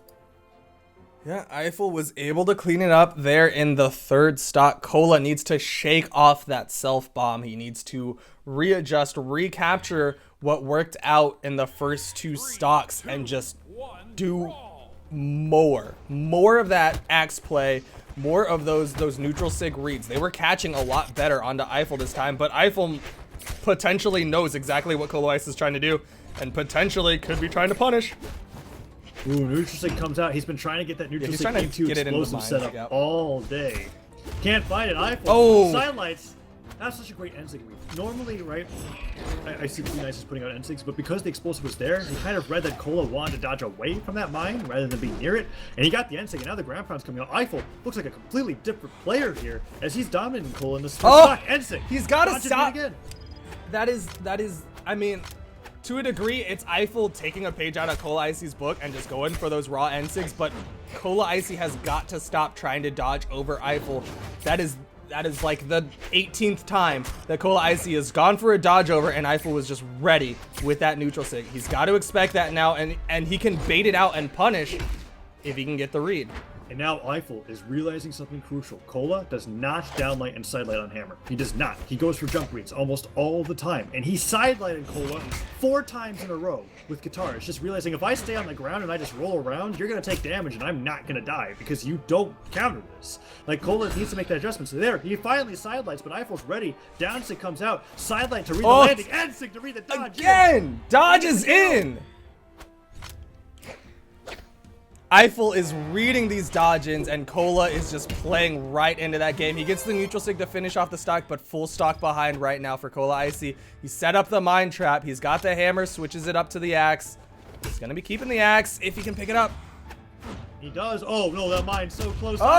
Neutralites him towards it. The mine tries to clear it. Deactivated. Down here, sidelight. Sair, no mine explosive, but he goes for that weapon toss and he misses the nair follow-up. Now trying to follow with the Sair, he gets delight Saired himself. That's so much damage to be taking on your last stock. Hammer comes up. This is tournament stock for Cola. If he loses this, he's out of the tournament for good. And Eiffel moves on to losers quarters. Nice neutralite. Ensign comes out as well. Was that the second time Cola Ice has used a neutralite throughout this entire tournament? There's a third one. He is not in favor of these hammer grounded light attacks, and to a degree, he doesn't need it. He gets another big neutral sig read.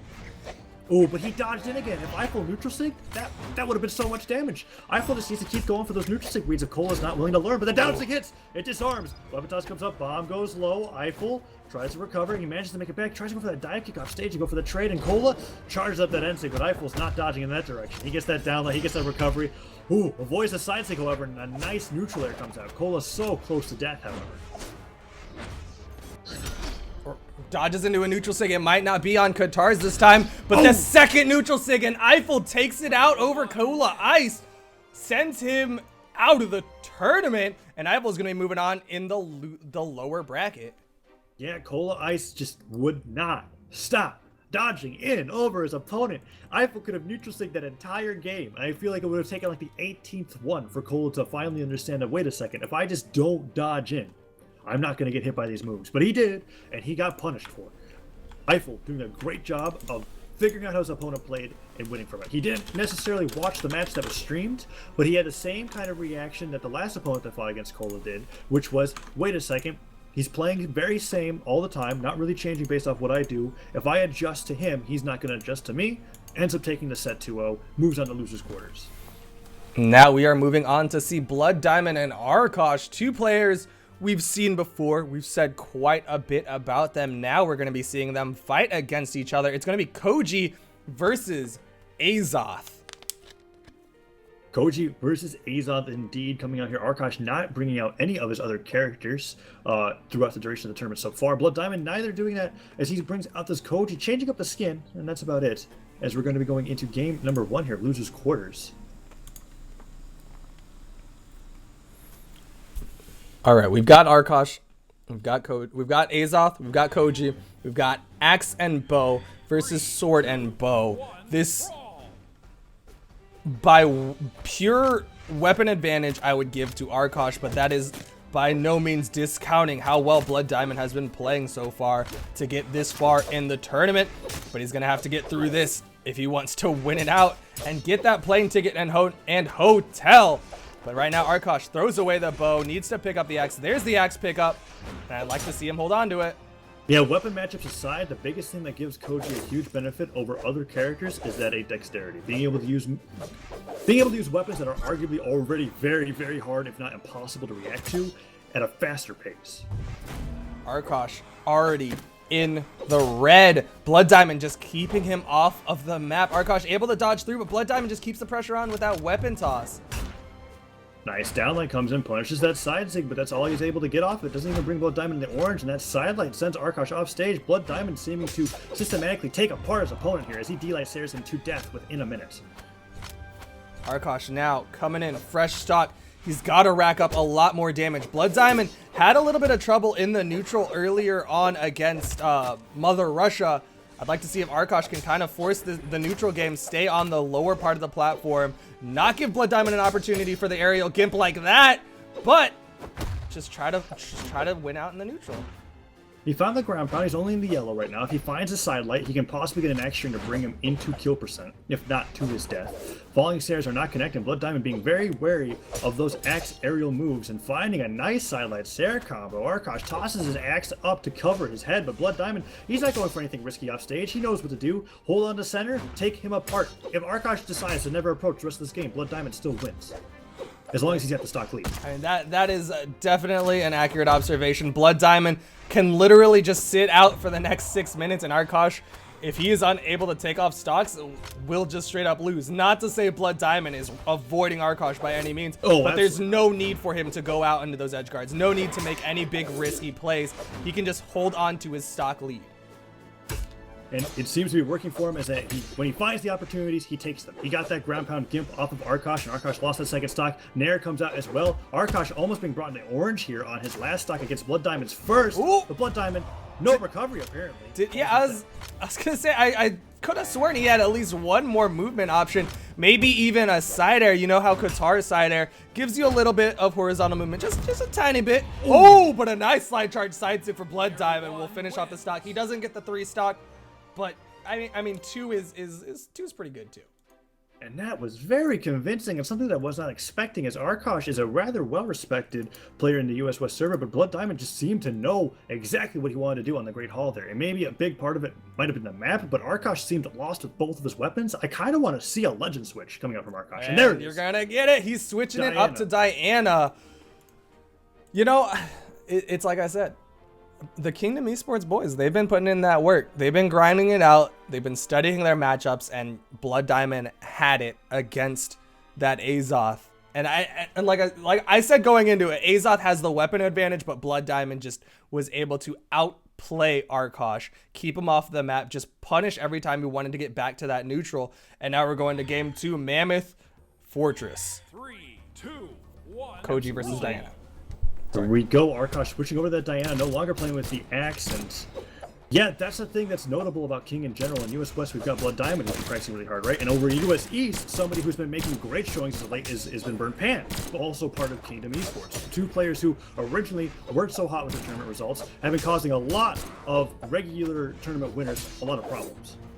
Yeah, they've definitely been pushing up the brackets, but once again, it's US West Regional. Only one person gets to win, and they have to fight through each other right now. Well, Blood Diamond has to fight through Arkosh right now if he wants an opportunity to get that first place position. Meanwhile, Arkosh, if he wants an opportunity to fight his homeboy Jellyfish, as well as an opportunity to fight for that first place position, he's going to have to win 2 in a row right now. He's got the guns. Blood Diamond has the bow. And now, Blood Diamond finding that recovery, gets the KO off the top under a minute once again. Not nearly as one-sided as was in the first stock, but it's still looking like Arkosh is struggling here against Blood Diamond's sword. Finds that Sair. If he can get this KO really early, oh, excellent. Chase dodge. Sair gets that KO in an instant, evens it up 2-2. He's sticking with these guns. And it's not the usual gunplay that maybe you're used to seeing from the EU side of things. Instead, this is a slightly more aggressive gunplay. He'll go for some very close to the chest dares. He'll go for some approaches. And as I say that, Arkosh is trying to get outside of Blood Diamond's hitboxes, but once he gets the hit, he's gonna go for a chase dodge into some sort of follow-up. Oh, Arkosh is going for so many risky downlights here that are not connecting, and it's just getting him punished. He finds that recovery, goes for that GCN signal in the wrong direction, and a downlight once again punished. Blood Diamond finding these dares, bringing Arkosh into the orange, even closer to the red. Nice jumping Sair, stops Blood Diamond's approach, but Arkosh once again missed downlight, leads to a punish.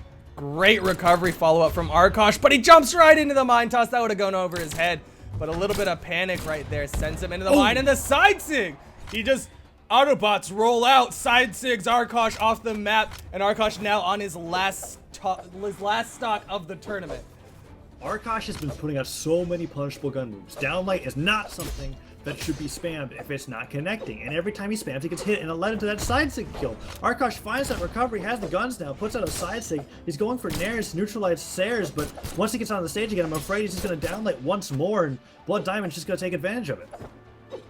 Little bit of panic there. Arkosh threw away his weaponry. Now has no weapons. Blood Diamond edgeguard potential. Arkosh got to the wall touch. He got the dare. Blood Diamond's under the map. Ground pound. And Blood Diamond's down, but Arkosh he's getting close to death already. Almost to the deep red. Still, that's a stock that Arkosh was originally going to struggle to take. Oh, the bomb, so close. Deactivates. Blood Diamond looks for that downlink, finds the Sair instead. Arkosh, so many things will KO him, but if they fight off stage, he's got an opportunity for a gimp. Neutral light comes out, tosses that bow down. Sidelight, no downlight. Tries to go for that chase dodge sidelight reset to maximize damage, and whew, that weapon toss saves him from death. But is he delaying the inevitable? Arkosh might have weapon advantage. Dodged right over that mine. I panicked for him. Oh, Blood Diamond, what?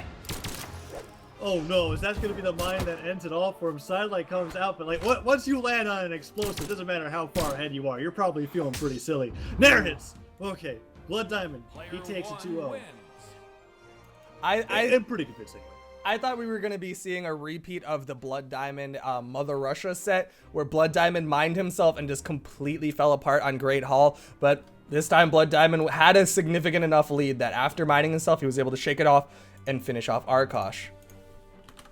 And now, our final losers quarters match. Whoever wins this decides top 4 at the least, right? We have Mother Russia versus Eiffel. Eiffel not playing the character that Queen Nai that he was playing earlier, but playing that Jala, wants to fight against Mother Russia's Hattori with Jala himself, sword and axe are going to be coming out against it. So much sword representation today here in the US West regional qualifier.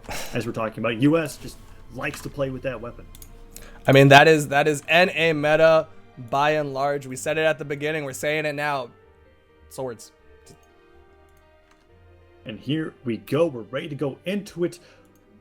Eiffel, first really big competitive showing that I've ever seen from him in a tournament so far, making it this far into the bracket. Very cool to see if he can make this upset, what I consider to be a huge upset over Mother Russia here, and making the losers semis to fight against Blood Diamond. And if he could take that secures him a top 3 placement. That would be crazy. Yeah, I mean, Eiffel is a name that I had completely not heard of up until now, and he has made it incredibly far in the bracket, above, you know, some of the names that we have heard of, notably part of the Creed, as well as, you know, my boy, Loco Doko. And right now we're going to see if he can continue on this rampage going up against Mother Russia. Well, Mother Russia, we have to remember, it gave the hardest time to LDC so far, arguably should have taken a game, is now going to be fighting against Eiffel, and Eiffel is yet to fight against that terror. Eiffel putting out down air, side stick, actually gets that dodge read, and now with that sword, takes a little bit of a damage lead, side connects down air, no recovery fall. Mother Russia tries to recover himself, and he can't find it, but double delay recovery, that's what I'm talking about. Mother Russia puts the hurt onto his opponent.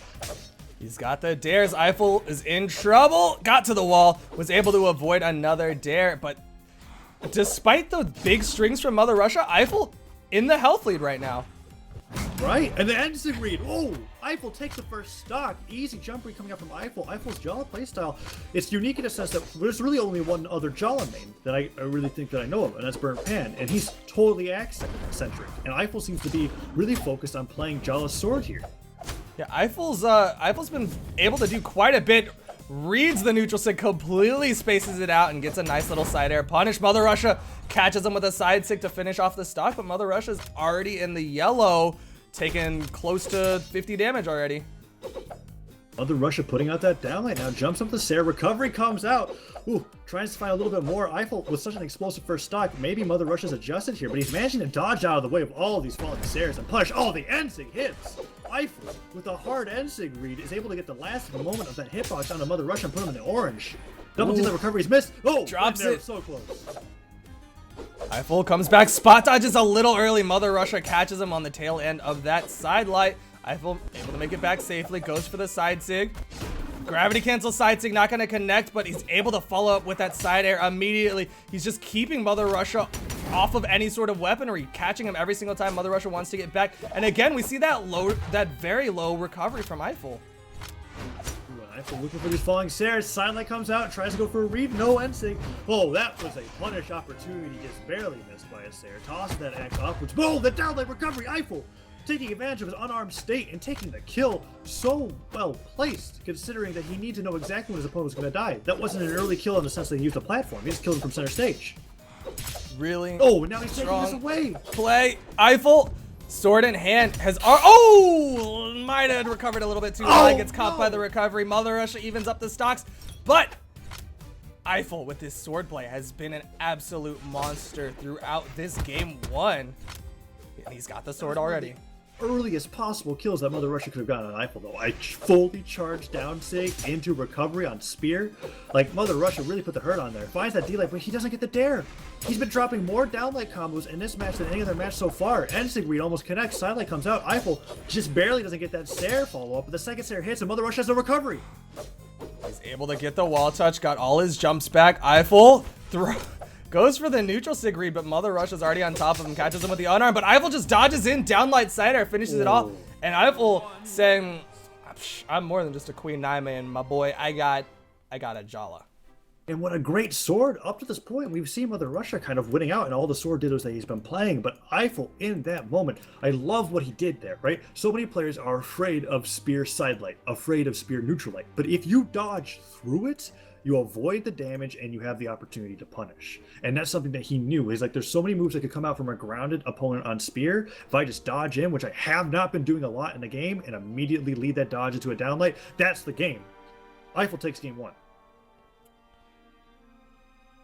We are now waiting on them to pick the maps. Mother Russia, I'd like to see him switch to a slightly more spear-focused game. We've seen that Eiffel really likes this really likes this sword play. If Mother Russia can use that spear and just kind of punish these approaches from Eiffel and space it out, play a little bit more slow, and have those win out in the neutral like he did against Blood Diamond, he's going to have a lot stronger of a showing. He might need to be a little bit more throw heavy then, because when he was playing with the spear, Eiffel knew how to play that matchup. Dodge in, pivot, hit him with a down lane, neutral lane, whatever he needed to do. Same thing applies to Axe. He seemed pretty comfortable with it. I almost want to suggest Mother Russia just try to be a little bit more careful with his sword play rather than go to the spear. We're going to see what he does. He likes that sword. He's waiting for the approach. Bounces around, able to stop the side sig from coming out. Right in position, but Eiffel just follows up with the neutral light, covers any sort of mistakes. Side light comes out. He's now got a little bit of a lead. Falling Sarah barely clips him, goes for that end sig kill, but Eiffel jumps a little bit too high. Down and sig? he dodges into the down sig. I get the idea, but you could have just dodged over it. There's Another one. scaring me every time these down Side sigs sig. come out. Mother Russia's just thrown out like 3 or 4 sigs in a row. He knows Eiffel is in that kill percentage, and Mother Russia just needs to connect. There it is, down sig. That's so many charged down sigs that have hit from Mother Russia. He might as well just only use that move. Eiffel just seems to love landing in it. Slight little clash there. Eiffel unarmed, no weapon spawning for him, and he's just going for clashes onto Mother Russia. It's kind of working. He's getting a little bit of damage. Side sig comes out, yeah, but these clashes are honestly just kind of resulting in him losing out. Wow, a double D-Light miss by Mother Russia, one of the first ones that he has missed. Maybe Tournament Fatigue is coming in here, but Mother Russia, he's dropped a lot of downlight combos on his opponent so far in the set. Axe thrown away from Eiffel, goes and picks up the new spot, has the sword in hand, not able to punish the down sig for Mother Russia, but Eiffel is already close to kill percentage on his second stock. Mother Russia only in the orange on Hattori, a 5 defense character against Jala. He's making this game he's making game 1 look like a fluke almost in this sense, because Mother Russia is solidly ahead and Eiffel looks lost. And it's almost entirely with the sword too. Spear's just been tossed aside. Mother Russia's just kind of like, yep, double D-Light recovery. There, just goes for the weapon toss, tries to get a dodge read, doesn't find it, but he denies everything from Eiffel. Ooh, no. dares right into the neutral heavy. Killed. Fully charged neutral sig does not kill, he double nares him. Eiffel's like, okay, I took a stock. Takes a breather on the platform. He's stuck with the axe in hand, the weapon he didn't seem to enjoy too much. But he's gonna get a nice dare, lots of patience, waits for the opportunity, sees the dodge through and catches him with the neutral light. Eiffel is trying to slow it down. Now, with Mother Russia on the spear, that's opportunities to dodge and get some range, but Mother's ready for it. Instead of standing in place, he walks back and hits him with the D-Light Sarah, gets a nice recovery hit onto Eiffel. So many things are going to kill right now. Oh, Eiffel finally responded to that down sig by not landing on it, but he's still behind. Falling some stairs, nice neutral sig, puts him in the orange. Ooh, but the down sig again from Mother Russia. Whoa, that damage differential. That's pretty huge. Yeah, that is quite the difference. Almost 300 difference between the two. I don't know what happened. Explain to me what adjustment Mother Russia made. I think Mother Russia stopped jumping into kill moves. I think that was the biggest deal. On Blackguard Keep, first stock was taken from him just like nonchalantly jumping into a neutral sig. Same thing with other things. He was kind of playing a little bit slow.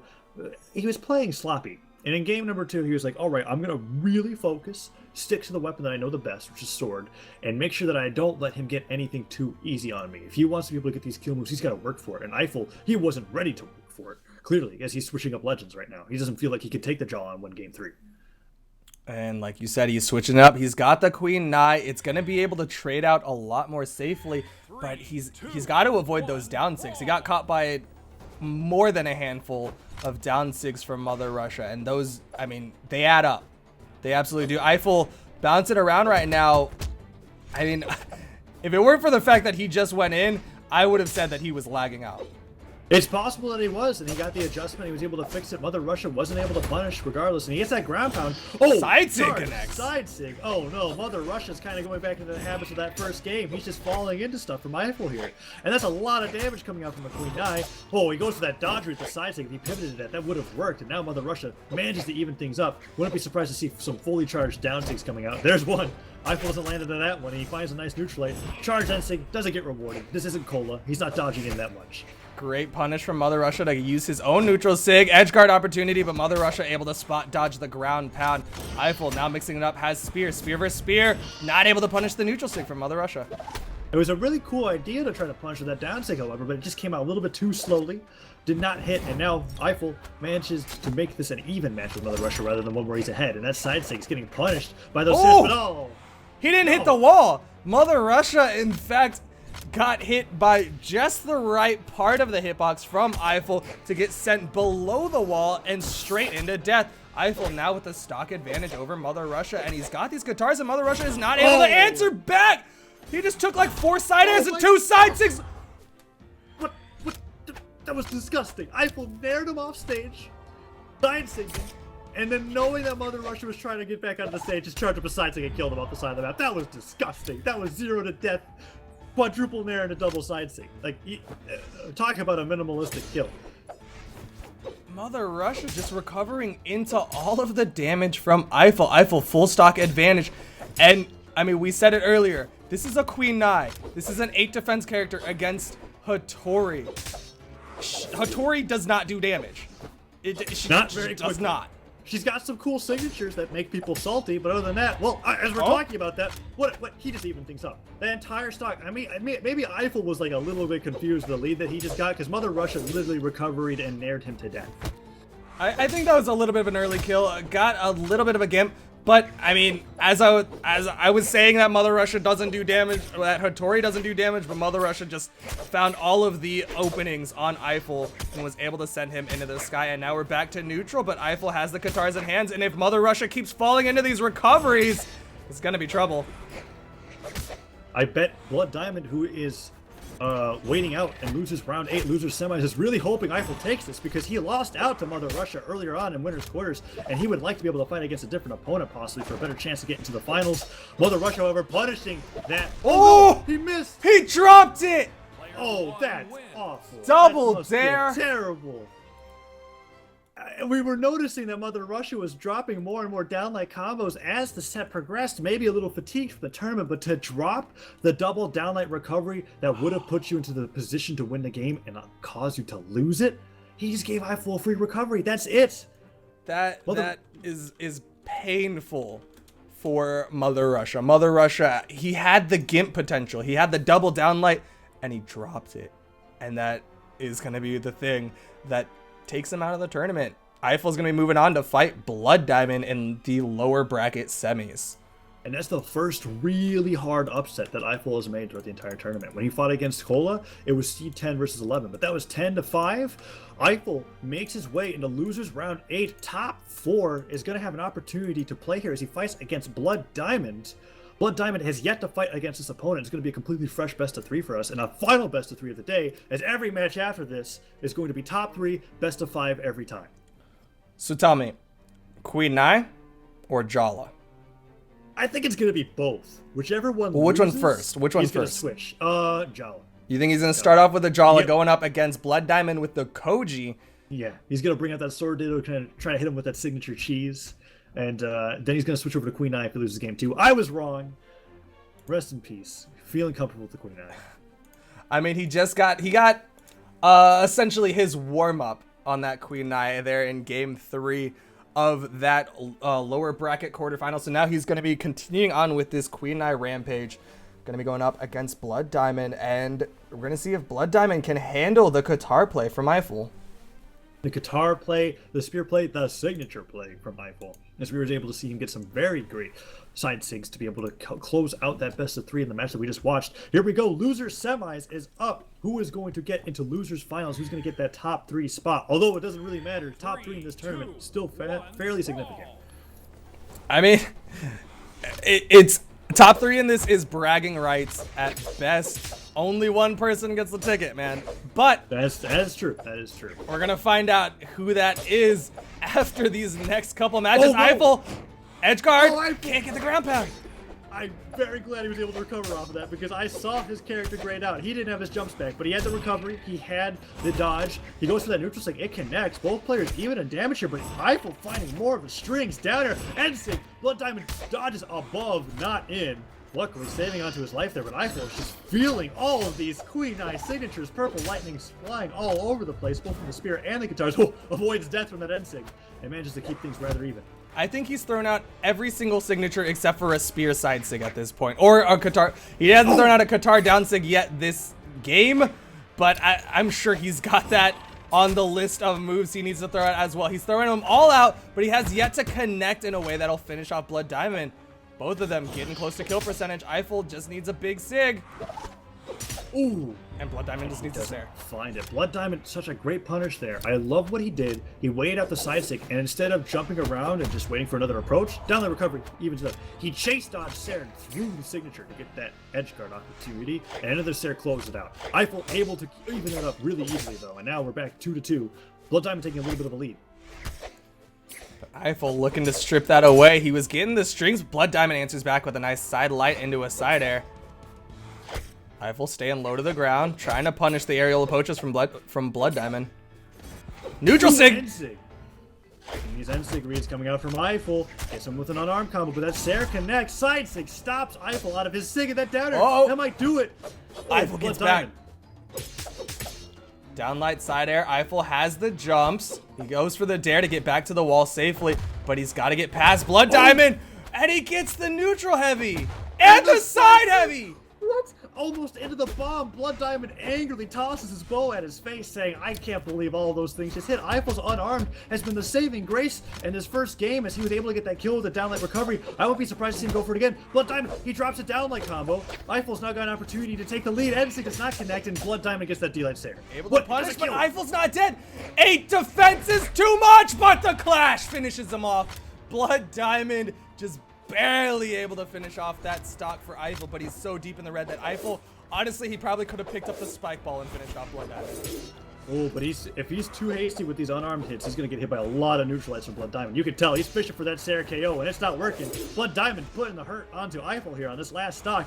Eiffel looking for that falling Sarah, he can't find it. He's almost in the orange at this point. He's like, all right, I'll pick up a weapon, but Blood Diamond finds that down air recovery side sig. Ooh. Ground pound. Eiffel is in trouble. Gets the weapon toss into the ground pound. Doesn't need the ground pound. It just baits out the dodge. Blood Diamond able to clean up that last stock. And that is just a perfect example of what fishing for a move can do to you, right? If you're against a player who is even remotely competent when it comes to playing competitively, they're going to be like, you know what? There's 3 moves that you're looking for here. And one of them's that Sair. I'm just going to play around that. And Blood Diamond went from a very close game that he could have possibly lost to a solid 2 stock. And now Eiffel switches over to the Val.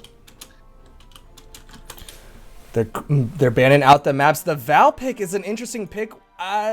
He had a pretty solid sword play with that Jala, but why not just play Jala? Good question. And it is a good question. Maybe he just wants to try it. I mean, not feeling comfortable against Blood Diamond. I don't feel like it was even though it was a 2 stock, it wasn't a brutal 2 stock in the sense that he got horribly outplayed. He just got beat out on the ledge. No, Eiffel. First 10 seconds. First 10 seconds. Maybe it was a mistake on the character picks. The first 10 seconds he can enact it, or is he gonna try to play this out? This is, I mean, I don't. He might not know about the 10 seconds. Is he trying to play this out? I guess so. I think he's gonna take it. Alrighty then. Well, that's unfortunate. It's too bad that we can't let him know, but if anybody who reads the rules beforehand, if they have a connection issue and you die within the first 10 seconds, you have the options just to SD 2 more times, restart the match. Eiffel, not taking that, however, is going to be fighting this out. And even though he might ask for a remake afterwards, but it's going to be too late at that point. It's your responsibilities as a player to read the rules. And Blood Diamond perfectly fine with taking that free stock. Neutral sig hits, so hard to kill with that move, however. He doesn't get it, and Blood Diamond's looking like he's going to take a 2 stock lead here as he gets that recovery. Blood Diamond's like, all right. 2 stocks in 1 minute? That feels really comfortable for me. Eiffel, probably feeling pretty bad here as he doesn't know what the rules are, and he gets that KO. Could be making us a lot more even, but he's going to take the stock regardless and going to have an opportunity to come back here. Nice snare. Sarah as well. If he gets a Gimp, it's going to be an even game.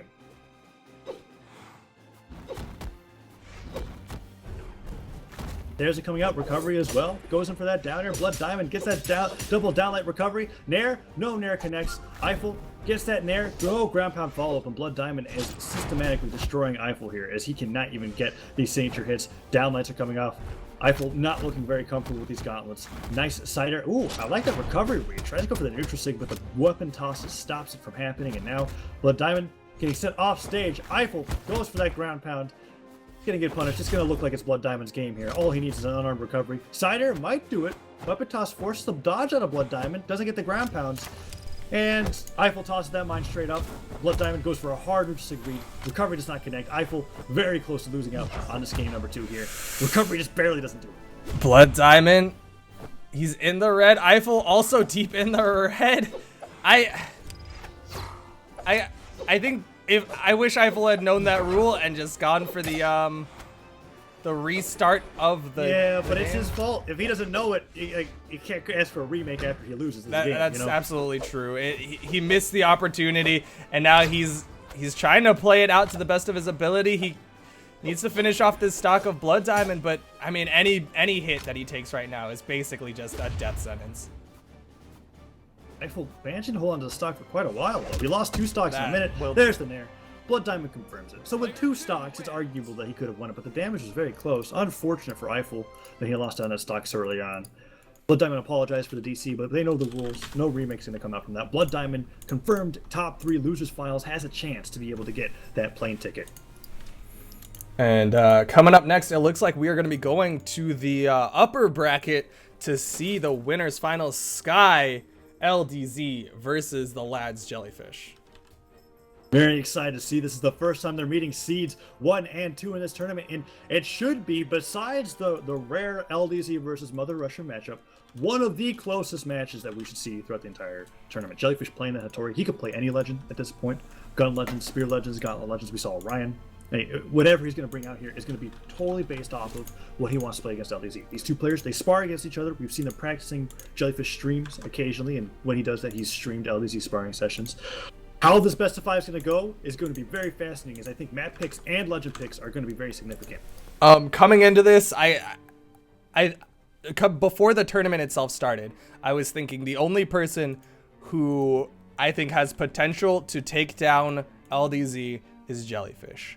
I think there's a lot of really strong heavy hitters in US West, but by and large the favorite was LDZ, and the second seed is the deserved second place Jellyfish. And I think if anyone is going to be able to keep LDZ on his toes, is someone who not only has that technical ability that Jellyfish has, the ability to get those quadruple downlights and not drop a single one, as well as someone who has just infinite mix-up potential, someone who just does not do the norm, diverts from it by as many possibilities as possible, and that is going to be Jellyfish. And as much as I think he shouldn't showboat, to a degree, those showboaty plays are going to be exactly what he needs to catch LDZ off guard. Absolutely. We're going to be going into this game 1 of the best of 5, and just a little bit Koji versus Hattori Mammoth Fortress, the standard first map pick for most best of 3s and best of 5s. Here we go. LDZ opening up that recovery, picks up the bow as well. LDZ has the bow. He's going to be looking for the opportunity to get Jellyfish off the map. LDZ's already fought against a Hattori before, but Jellyfish is going to mix it up. Switches to Spear versus LDZ's sword, but wasn't able to pick it up in time. Jellyfish calls in a weapon, but LDZ gets a double down. Saved. Jellyfish saved by the sidekick. Shouts out to the sidekick. Give him a high five at the end of the game because he just saved your life. LDZ now looking for more downlights. Has Jellyfish in the edgeguard situation. Could pick up that bow, but didn't need it. Instead, just got the unarmed side air. Jellyfish hanging on by the skin of his teeth right now. Switches it up to the spear, but the clash. What? That was a weapon toss pickup there. LDZ's in trouble. LDZ's down. First stop taken by Jellyfish with a very interesting edgeguard. Hit the weapon toss, got the pickup spear damage. LDZ wants to answer back. Trying to find a weapon. Downlight recovery. Jellyfish gets caught by the Nair from LDZ, and stocks have been evened up. Jellyfish spear again in hand. Goes for the weapon toss, but wasn't able to pick up that neutral light just outside the hitbox. Both of them just trading back and forth, yellow to yellow. Ooh, LDZ avoiding out of the way of those side airs. Jellyfish goes for that grab cancel disco. Is not able to connect with it. No, he is not playing as that new character Val, but he's still able to do that unarmed. LDZ gets that down air. That might be it. I think Jellyfish is dead if he gets this That'll down do air. it. Gravity cancel, down light, side air for LDZ. We'll finish it off. Jellyfish is back, fresh stock already. That side air and the kick into the mind. We are back to even. This is, I mean, we said it was going to be the closest, but I did not expect it to be this close. And this is game 1 of LDZ versus Jellyfish. Jellyfish is trying his hardest, going for those bomb combos and succeeding. Horns called in, but it's for LDZ. Jellyfish gets that D-Light, double D-Light, Sair. That's so much damage. Weapon toss, all the nair does not connect, but Jellyfish, he gets the weapon regardless. LDZ has him off stage, D-Light there. Jellyfish dodges through, weapon toss. Went for it again. Down air recovery position. Oh.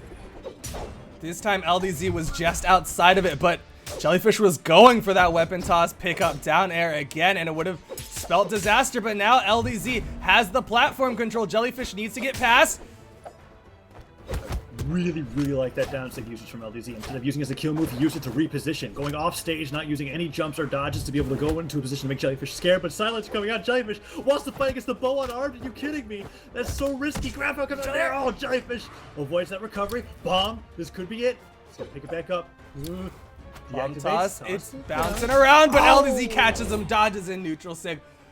Player 2 First game taken by LDZ, but he has got to be breathing a sigh of relief because that was incredibly close. And Jellyfish switches over to the Taros, level 26 Taros coming out here. Only other Taros that we saw in this tournament so far was Cola, but no, he wants to bring out the axe as he is going to be fighting against LDZ's Koji with this incredibly low dex legend. This is an interesting pick. That is the politest way that you could put that. I mean, I love Taros, so if Jellyfish is just trying to win me over, like, you didn't have to, you already won me over, but you're doing extra work. But, I mean, it's just interesting because LDZ, if he just goes full aggro and stays on top of Jellyfish, he's gonna have control. But Jellyfish is throwing out some very odd moves here. Right? They just They clash kinda with really weapon early on. throws. Oh, taking that note out of Cola's book, charged up that neutral sig, wanted to go for something. Weapon toss comes out, does not block LDZ on the head, but he gets that recovery. Double recovery. Whoa, Bensing nearly connects. Jellyfish gets that side sig looking for Down sig bounces off the island. Jellyfish once again taking off the first stock in a very unorthodox way. And that's what I was saying. Jellyfish, he has these very non-conventional plays, and they work fantastically just due to his technical abilities. Ooh, Jellyfish throwing out siders, neutralized. He's just standing in place. That was so cool. He did nothing for Stutter 2 step. seconds. Oh, Ensig, what is going Stutter on? step. Jellyfish inching forward to get the down sig, charging up the down sig on arm. Jellyfish is feeling this match here as he goes in for that Ensig. LDZ trying to get that side sig KO, but Jellyfish is just kind of like, I'm Taros. I've got the lead. Hammer toss goes up. Oh. Jellyfish was trying to meteor a little bit. Went for that hammer toss up so that it could build up speed coming back down, but LDZ was just like, all right, how about I just neutral sig you? But Jellyfish able to take another stock off, and I didn't even realize that was the first stock lost by Jellyfish. He has a full stock advantage over LDZ.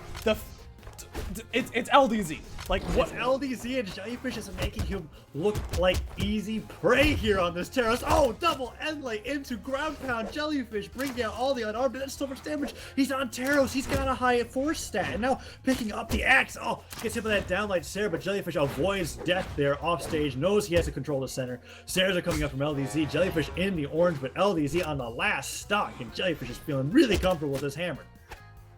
Hammer toss is thrown up again. Jellyfish going for meteors. LDZ not able to go for the neutral sig punish this time. Oh, that bomb. Oh, there's a he's trying side to sig. Jellyfish is just going to side sig him into the mine, and he just gets Saired himself. Can he make it back? Yeah, he's got the touch. He's got jumps. LDZ has the edge guard. Side air. Jellyfish got the touch again. And he's got the touch again, but the side air will do it. Stocks evened up. LDZ, you know, he didn't take too much damage getting back into this. Weapon toss comes up, gets that recovery. LDZ in the orange. Stop comes out. Neutralite reads that falling down. Oh, Neutral sig! Not just any neutral sig. That is- slide charge pivot. Oh, I love it. That was the first game taken off of LDZ. The first game of this entire tournament taken off of LDZ just now by Taro, something that both you and I were like, what? That's what I was talking about. The legend switches, the fact this is a best of 5. Jellyfish's arsenal for characters is essentially the entire cast. And now he's going to Vrax?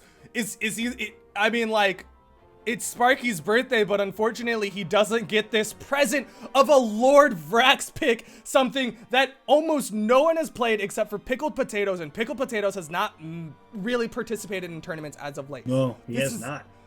What at this point, Jellyfish is just trying to blow everyone's minds with these absurd plays. He's keeping LDZ on his toes as well. Like, if he switches between legends that play completely differently from the last legend that he played, like Taros, Vrax, complete swap. There's nothing similar about those two characters besides the fact that they can do unarmed combos with bombs. That's about the same. That's the only thing that's the same.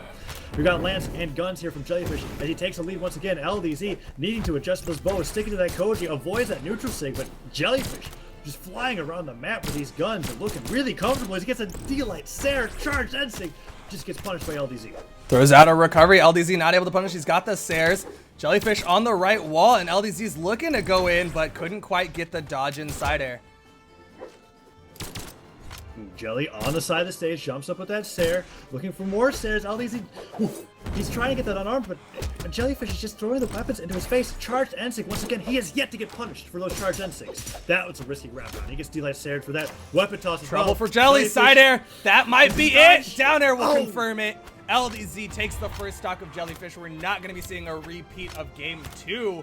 This time, LDZ in control, and like you were saying earlier, it is very hard to wrestle control of the game out from underneath LDZ.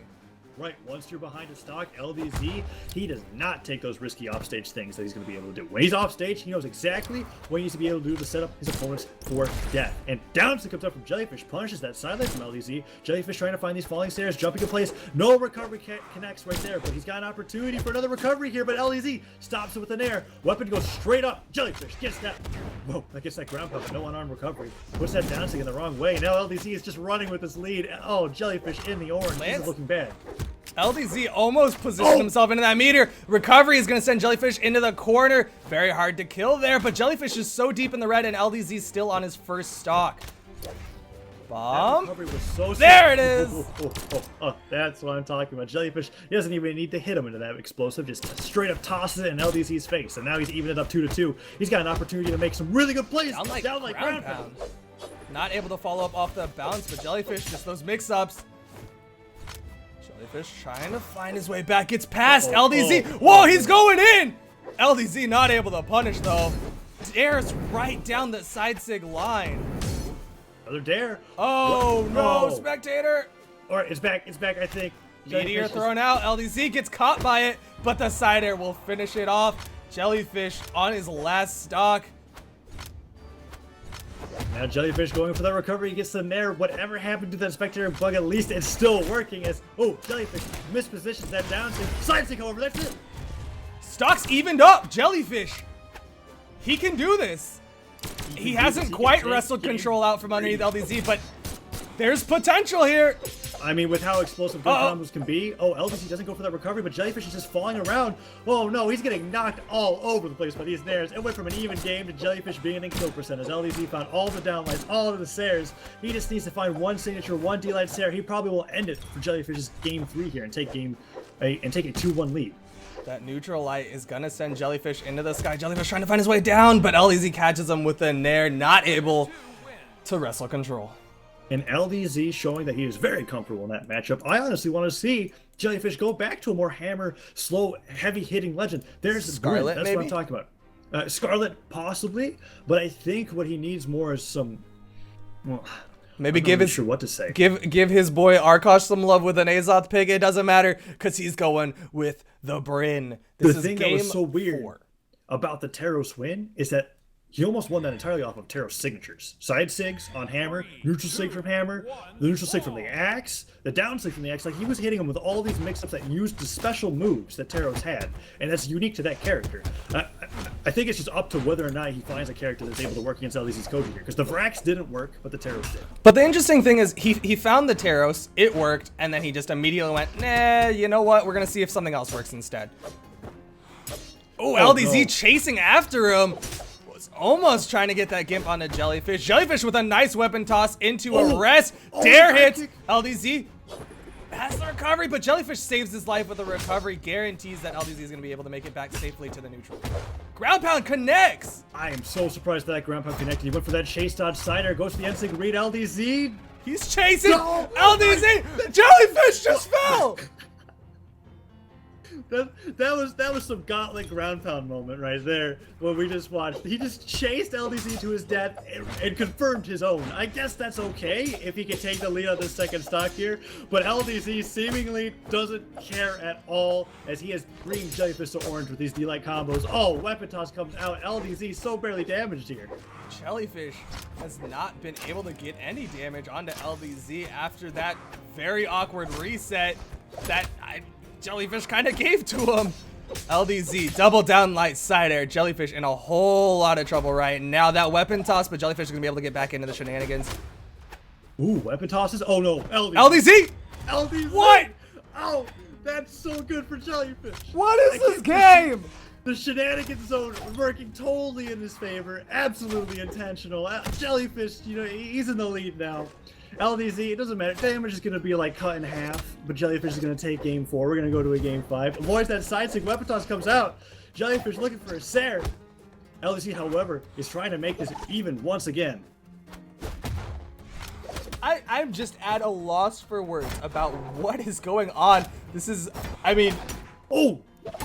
Down sync, recovery, weapon toss, Jellyfish getting the hard signature reach. That Nair would kill off the top, but LDZ, alright, he's got even. And what we saw in the previous stock was LDZ almost bringing Jellyfish from white to red with a series of downlight combos on sword. But he doesn't have sword right now. He's got the bow, and he's fighting against Jellyfish's axe, which bow is arguably pretty good against that weapon. Jellyfish is looking for these falling Sairs. He's getting Sair, he's getting Naired. Oh, weapon toss stops that recovery, but Jellyfish doesn't get to put any damage on LDZ. He's in the orange. Jellyfish is struggling to get the hit onto LDZ. There's one hit with that side air, but if earlier means anything, there's a high potential that LDZ is he's just gonna drop his controller somewhere off the map.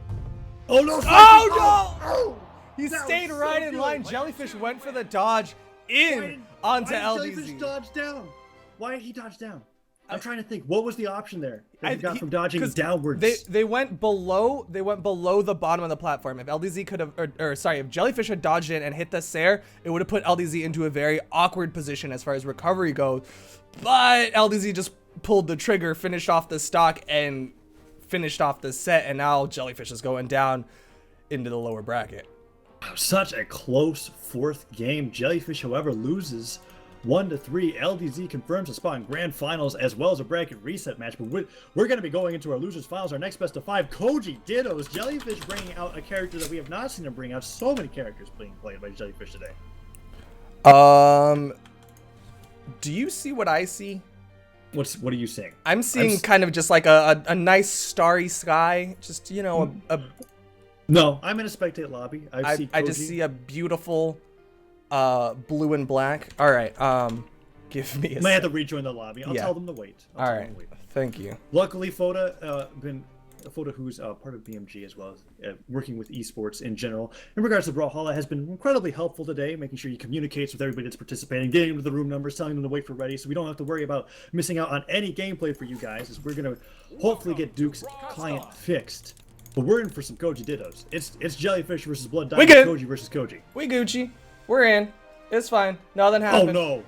Jellyfish briefly switched to Ogre. Oh, he just went wheel of characters and finished on Queen Nai.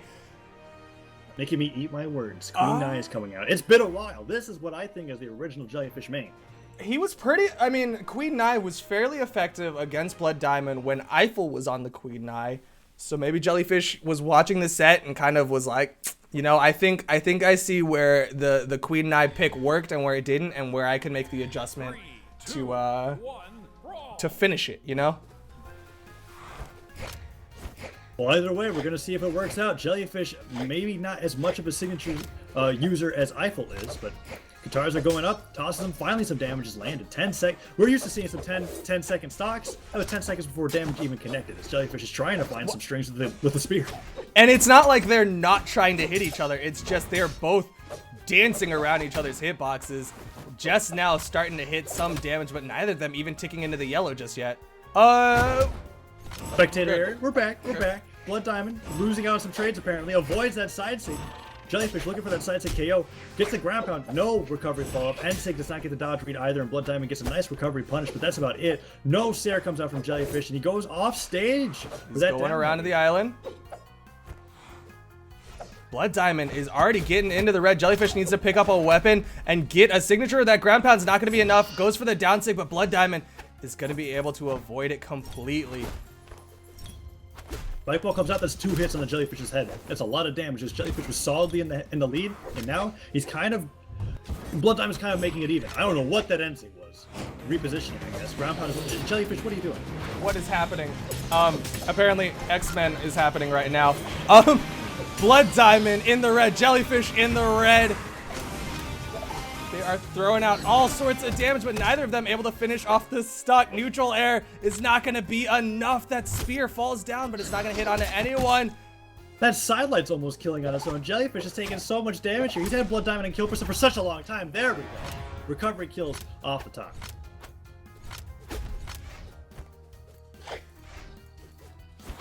Ooh, and now down here comes out Jellyfish, tosses that spike ball upwards. Bomb gets caught by Jellyfish. He tries to side air it into the explosive. Does not work. And now Spike Ball is going straight up. Jellyfish pulling on that Spike Ball. Tossing it down. Neutral Flight connects. Goes for that down heavy. Does not connect. Jellyfish now heavily damaged. That Sarah barely was a kill because it hits into the stage. Another Sarah comes out. Oh my god. Stop the things. I'm sorry. Oh. I'm trying to turn off things. Okay, go for it. I'll keep talking about what's happening in the game. Even up 2-2. Blood Diamond almost in the orange. Jellyfish gets that recovery, confirms him in the orange, and that fully charged side stick does not connect, but he gets a neutral instead. Ground pound read does not come out, but Jellyfish taking this game almost entirely by his unarmed here. Picks up that spear, but probably only just for like weapon toss or something. Ground pound comes out. Duke, is everything okay? I don't know why Twitch Alerts is making noises, and I hate everybody that is following right now. Oh, well, Science goes out, recovering as well. Jellyfish goes in for a ground pound, and second ground pound connects. Blood Diamond almost kills off the bottom of the map, avoids that weapon toss. Ground pound does not connect. Jellyfish very close to being able to get KO'd, and recovery is coming out. Horn call comes in. Blood Diamond dodges it. Is everything okay? I've muted everything. I hate my entire life, and I hate every single person who is doing anything forever. Everything's muted. Like, literally everything is muted. I'm going... Is it still playing the sounds? Yeah. Well... Like, I've literally turned off everything. Okay. Blood Diamond, side stick comes out. Nair comes in as well. Downlight's coming out. Jellyfish in the red is looking like he wants to be able to take this game off of Blood Diamond. It's been taking so long. It's such an odd game. Oh, he dodges the bomb, but the ground pound comes out. Blood Diamond makes it even. 4 minutes in. This is probably the longest game that we've seen so far within all of the games played today in general. As it's just been difficult for Jellyfish to convert anything onto Blood Diamond, as well as Blood Diamond to convert kills. Jellyfish picks up the guitars, however, looks for that weapon toss, can't find much more else. Alright. Comes out. Everything's solved. I hope so. I'm sorry. We're good. 1 stock each. Here. Oh, ground pound into the mine. I know. And he just tosses the spear. The spear's still active. It falls down. Oh, almost hits Blood Diamond on. This is very exciting. Oh, side stick comes in. Recovery as well. Blood Diamond's trying to find some side stick for some reason. I don't really know. Downlight comes out. And he gets a KO off the top. Player 1 wins. Jellyfish takes game 1. How are you doing, Duke? I've literally disabled everything, so hopefully we're not going to be hearing any more sounds. I super duper apologize about that.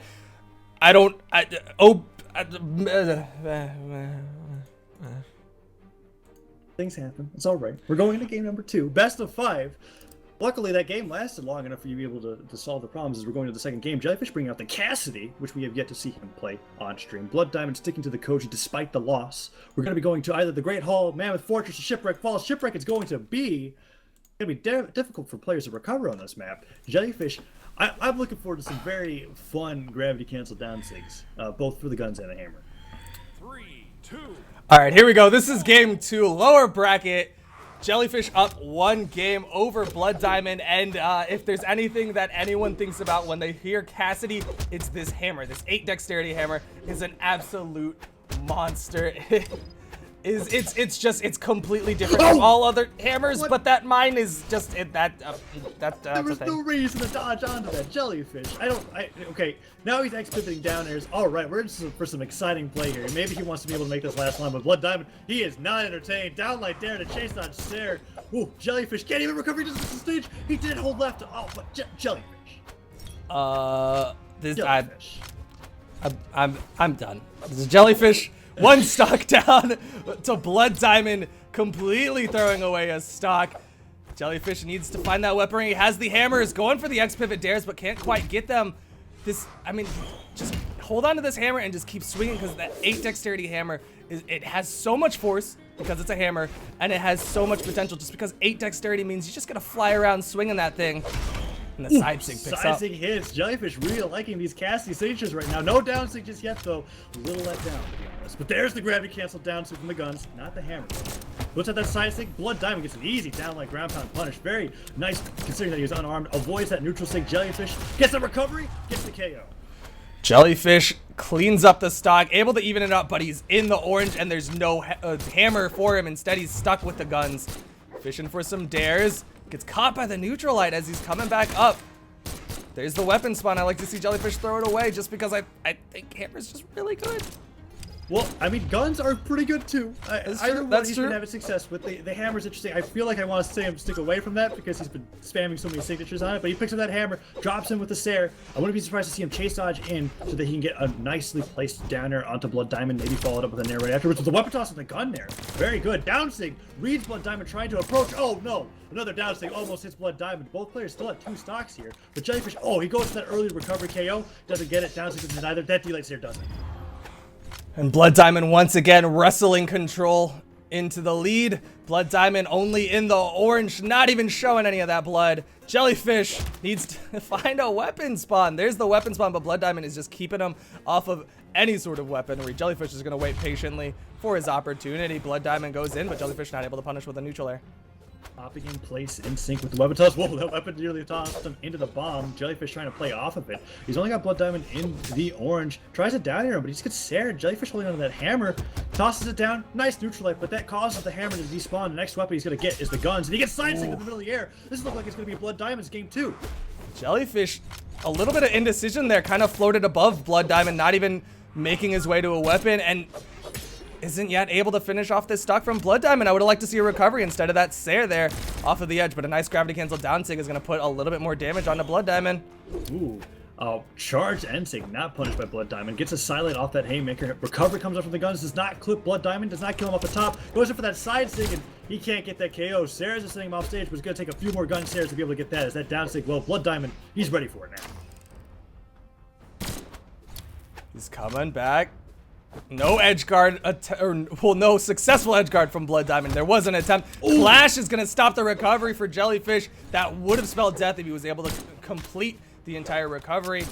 But Blood Diamond just needs a recovery of his own. Maybe even a side air. Oh, ground pound will do it for Jellyfish, but he's so deep in the red. But now Jellyfish is even things up. Let's see. Hammer combos are possible. He gets Blood Diamond in the orange. There, weapon toss in the neutral light. Goes for a weapon toss in the Sair. Ooh, that's what I'm talking about. If he can get him to the orange, the Russian Mafia, totally possible for that early KO. Calls in the horn, picks up the guns, pivots that down light into a neutral light. 2 down lights in a row. Just barely gets punished by a down air. Looking for that weapon toss again. Jellyfish has gotten almost all of his damage purely off weapon tosses here, but that Sair does it. That end sig. Too risky. Too risky. Blood Diamond able to even up the games. Game 2 going the way of Blood Diamond. Same exact statement, just saying it a different way. Jellyfish probably going to be switching up characters. He's just been doing Wheel of Characters throughout this entire ladder set, and there's another switch. He's going to Hattori. At least it's a character that we've seen him on before, right? He's not bringing out the Olgrim, not yet. Maybe in game number 4, we'll see that Olgrim come out against Blood Diamond's Koji, but we're banning out the maps that are a little bit different this time. King's Pass is available, as well as the Great Hall and Twilight Grove. These are all kind of, yeah, if Blood Diamond wants a map for center stage, he had to go to Twilight Grove, because the Great Hall would just benefit Jellyfish a little bit too much. And here we go, Jellyfish versus Blood Diamond. Game 3. Jellyfish needs 2 more. Blood Diamond needs 2 more as well. Both of them want a chance at that grand finals. Jellyfish is playing Atori. Blood Diamond is playing Koji. Ooh, Jellyfish desperately behind in damage here. Tries to go for that double D-Light recovery. Misses the recovery, but he gets a double D-Light. Ser, not even opting for the recovery this time, and he nearly falls to his death. I'm not even sure if he got his recovery back. Goes for gravity against a neutral. Does not work out, though, and now he's behind in damage once again. Downlight side air. Jellyfish is in trouble. Blood Diamond not able to pick up the Ser in time. Jellyfish gets underneath and catches him with a recovery, which is gonna extend his stock for just a little bit, but he's gotta get more damage. That neutral light, no chase dodge. Blood Diamond was expecting it as well. He even spot dodged, and Jellyfish just kind of was like, all right, that was cool, I guess. And Jellyfish holds on to the stock, really damaged, but the island saves him from that D-Light Ser. Weapon toss. Blood Diamond loves continuing combos off of that. That was such a weird dodge, that dodge in place.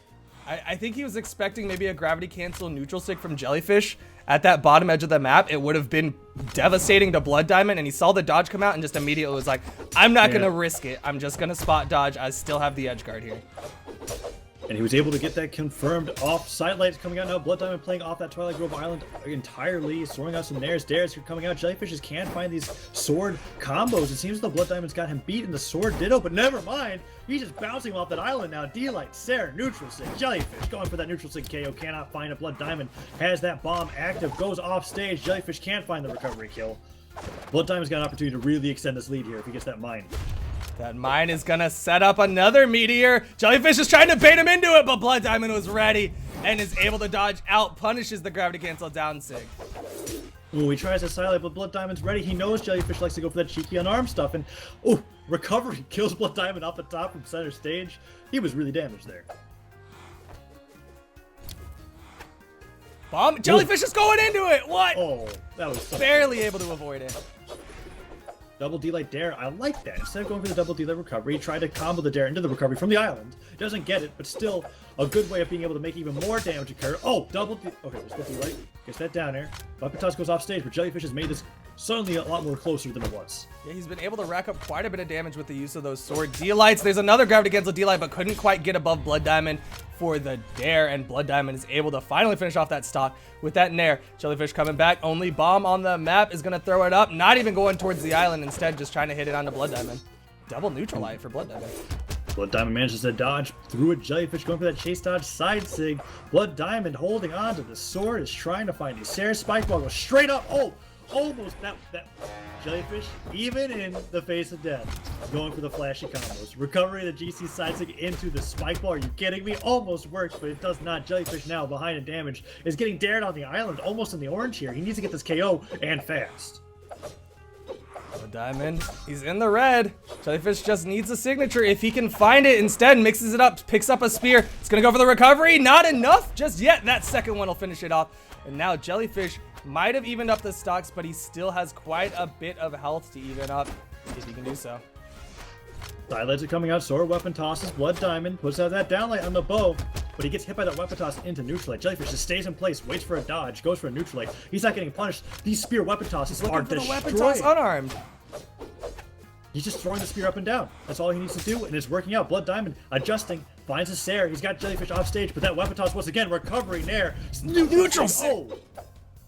That was incredibly intelligent from Jellyfish. He knew that the spear was going to be the weapon that he picked up and went for the neutral sig, which would have sent Blood Diamond up. Had it been a sword and had Jellyfish expected that, it would have just sent Blood Diamond to the left side of the map. But instead, Jellyfish, he's keeping track of which weapon is coming up next in that alternating weapon spawn. But the side sig for Blood Diamond. Fast side sig from Blood Diamond 2, just barely bringing that out in response to Jellyfish's movement, and he takes game 3, 2-1. Blood Diamond has an opportunity to arguably upset Jellyfish here and meet LDZ in the grand finals.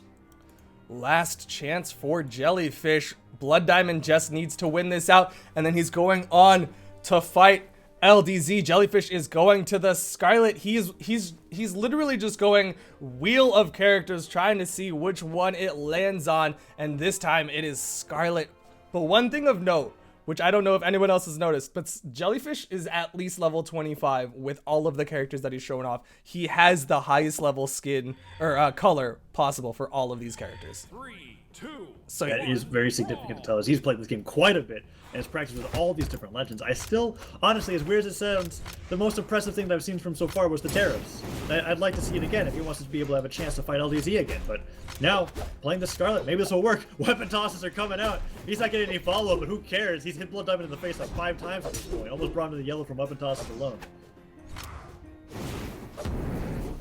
Jellyfish, he's looking for some sort of Lance Plague. He's just going to be doing those weapon tosses. Can't quite get the neutral sig read on the Blood Diamond, just a little bit outside of it.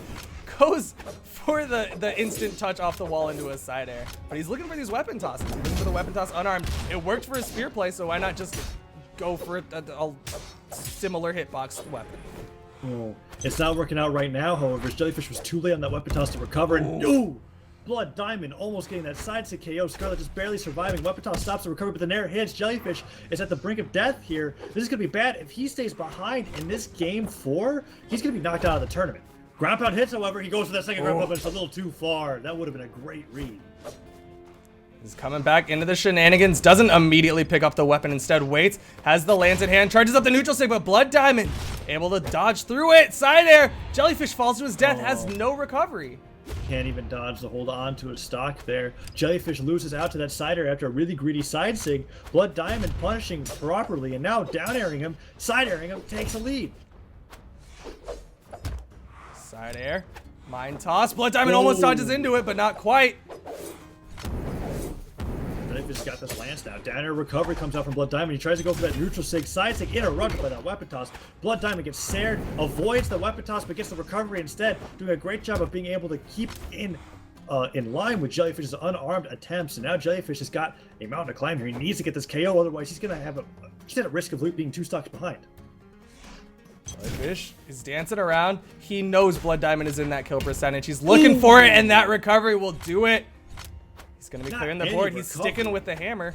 That was a weapon toss, chase dodge, diagonal downwards into weapon pickup into recovery. That was great. I love what Jellyfish was just able to do there to be able to take advantage of that weapon throw connecting. But that doesn't mean that he's going to be in the lead. Blood Diamond's still playing well, and he finds the neutral stick. Jellyfish is at kill percent. Blood Diamond's not even damaged. Weapon toss. Can't quite get the nair. Hammer in hand. Jellyfish is looking for these weapon toss setups, but now Blood Diamond is ready for it and is completely avoiding any sort of throw opportunity. Jellyfish bumped his head! Jellyfish not having a recovery, hit out of it, bumps his head on the bottom of the stage. He's now on tournament stock. If he loses this, he's out. No chance for that plane ticket, and Blood Diamond gets his first attempt at being able to fight LDZ in the finals, where we're probably going to see Koji Dittos. Weapon toss comes out. Jellyfish is trying to even stuff up. There's an explosive on the side, but we have not seen too many successful explosive combos here with the Blood Diamond. Nair comes out, but he doesn't get that read. Blood Diamond a little bit behind on damage, but he's still ahead with stocks. Neutral light from Jellyfish. Has the hammer pick up, but he's got to rack up a lot more damage on the Blood Diamond. He's losing out in the neutral. He hasn't really been able to follow up and get any big edge guards. So Jellyfish has just been getting caught out a lot of times. Every single time he tries to get something going, Blood Diamond is right there and ready. But that was unfortunate. Able Blood to Diamond punish. hit his head. Yep. He had to come back to the stage. Jellyfish got a free ground pound. That is a saving grace for Jellyfish. That little bit is going to be keeping Jellyfish alive. But he's gonna need more. Like I said, I've been saying it the whole time. Jellyfish needs more. He needs to pick up the hammer, needs to get strings, needs to do more than just weapon toss into unarmed setups, because at this point, Blood Diamond is ready for every single one of these weapon tosses and has been completely avoiding them. And Jellyfish is now at kill percent to a sword Sair. D-Light Sair connects from Blood Diamond, which he's found so many of. It's just gonna be it. Jellyfish goes for that weapon toss, gets the nice snare. That's some damage. There's an explosive. It goes straight down. That's something that he's got to play around, but as he gets this arm, Blood Diamond, he's not going to joke around with those explosives. He knows that that's the only way that Jellyfish is really going to be able to come back easily. And now, holding on to this hammer, tries to go for a Sair. Any sword Sair at this point is going to spell death for Jellyfish. Jellyfish needs to find something. Weapon toss comes out. Nice Sair. Gets a Nair. Tries to go for that double Nair. Jellyfish has got Blood Diamond in orange. Avoids the silent. He's playing so delicately right now. Oof. Lance goes up. No recovery. Doesn't bother picking up the weapon. He couldn't. Blood Diamond was ready to get that kill. And that will do it. Jellyfish he definitely slowed down towards the latter part of that stock. He was waiting for his opportunity, trying to find those weapon toss setups, but at the end of the day, Blood Diamond just had enough damage on Jellyfish that a simple downlight cider will finish it off. And we're going to be seeing Blood Diamond now go up into the grand finals to fight LDZ. Jellyfish is knocked out, third place, bragging rights maybe, but no attempt at that plane ticket. We have our grand finals. It's going to be LDZ from Skyward versus Blood Diamond from Kingdom Esports. Blood Diamond, this is the biggest significant tournament placement I've ever seen Blood Diamond make, and we have watched him progress all the way out through the bracket, beating out player after player, learning exactly what he needs to do, and now he's going to have his first shot to fight against LDZ in this grand finals, and it's most likely going to be Koji Dittos. It's going to be a battle of who's got the best Koji on the US West server, and what I've seen so far from LDZ is that players that are adept at playing with the sword have a chance of being able to take games off of them. We saw Jellyfish take a game off of him. We saw Mother Russia make it very close, if not lose that first game himself rather than get beaten by LDZ. We are going to find out in just a little bit if Blood Diamond's sword play is exactly what he's looking for. Unfortunately for Blood Diamond, I don't think he has a big roster of characters. LDZ might be a big fan of the Koji, but it doesn't mean he doesn't have a couple other options. I know he played Thatch at one point or another. And like I was saying earlier, he does have that Queen Nai as well. So he's got a whole lot of option play if he wants to mix it up onto Blood Diamond this time. But I think LDZ, he's got tournament experience with Lord Vrax, with Diana, Gun Legends in general. I think he's kind of messed around with everybody, especially some Sword Legends. We've seen him on the Tori. He's had success with everything in casual and competitive tournaments. What he's going to bring out here against Blood Diamond? Probably Koji all the way, but you're absolutely right. Blood Diamond, we've only seen Koji. We don't know any other character that he's played. LDZ, definitely a much more diverse legend pool. Whether or not he uses that, we're going to have to see, because so far, it's been Koji all the time, every time, from both of these players. Waiting now on both players to ultimately lock in on what we more or less already know will be their characters. I'm not sure what's going on. Do you know what's going on? LDC said BRB 3 seconds. Blood Diamond had to take a bathroom break. So that is what we're waiting for. I've given them the ready, however, so when they're both here, they can go ahead and go straight to the match. Koji back picks that, or not Koji, Blood Diamond back picks that Koji. LDC most likely will be returning in any second. There he is. We're ready to go. Game 1 of Grand Finals is about to happen. We're going to be seeing Koji versus Koji. It is going to be the Koji Ditto. And it is ultimately going to come down to pure player skill. And in this best of 5 set, it's going to be coming down to the ability to out-adapt your opponent. If LDZ and Blood Diamond start finding the weaknesses and adapting to each other, getting those mix-ups, getting those reads, as the set progresses after the potential reset, it's going to be an all-out brawl, and it's going to be all-out adaptation. I think the biggest thing that comes between these two players is that I think LDZ has got a stronger bow. Now, whether or not Blood Diamond has a stronger sword, that's yet to be determined. But when it comes to offstage stuff, we've seen LDZ pull off crazy gimps. Blood Diamond, not so much. I don't think I've seen him use a bow downer very much or ground pound at all. We've seen those moves plenty of times from LDZ. And here we go, Game 1, Mammoth Fortress, Grand Finals for the US West Regional Qualifier. Whoever wins this is going to get that plane ticket to BCX. It all comes down to this clashing already, and this is what happens in those mirror matches. You're gonna see a whole lot more of those clashes, just because, I mean, when you're in those neutral situations, you're both gonna be thinking about very similar moves and very similar approaches. But LDZ gets the first kill with a big gimp. That dare just takes down Blood Diamond, and LDZ he's got a pretty solid stock lead already. Yeah, 30 seconds into the game, LDZ showing that offstage bow that he has is dominant. Finds that D-Light there, doesn't get the reset, however, and Blood Diamond gets the recovery, but oh no! What? He just what? with the recovery in whites! What? That's 2 stocks, 45 seconds. LDZ, D-Light down there. Blood Diamond just trying to hit him with his fist. This is looking, bro. I cannot believe that recovery killed. Blood Diamond has to shake it off, even if he knows that this game might be a loss. It is still a best of 5 set. He's got to use this opportunity to learn as much about his opponent's habits as possible. He's got to learn, how does LDZ like to do those edge guards? Is it predominantly Sair? Is it predominantly Dare? What is it? Even if he doesn't win this game, he just has to learn what he can punish going into the next 2 games. Up and toss and a neutral light into pivot, neutral sig, LDZ looking for that 3 stock. Down light comes out, Sair, offstage mine. gets disarmed as Blood Diamond tosses his weapon into him, but he fails that dodge read, and now LDZ gets that nair. That's it. That'll 3 do it. stocks, minute 33 seconds. LDZ destroys Blood Diamond in game 1 of this grand finals match. That's destruction. I mean, that's not the way you want to start it when you're coming in from the lower bracket. That is. Oh, and the legend switch. He doesn't even want to do the Koji Ditto anymore. He's like, okay, I understand. Message received. That was yeah, that was. I mean, there are so few words that can be said about that minute and a half of absolute destruction from LDZ. And give me 1 second. Are they starting?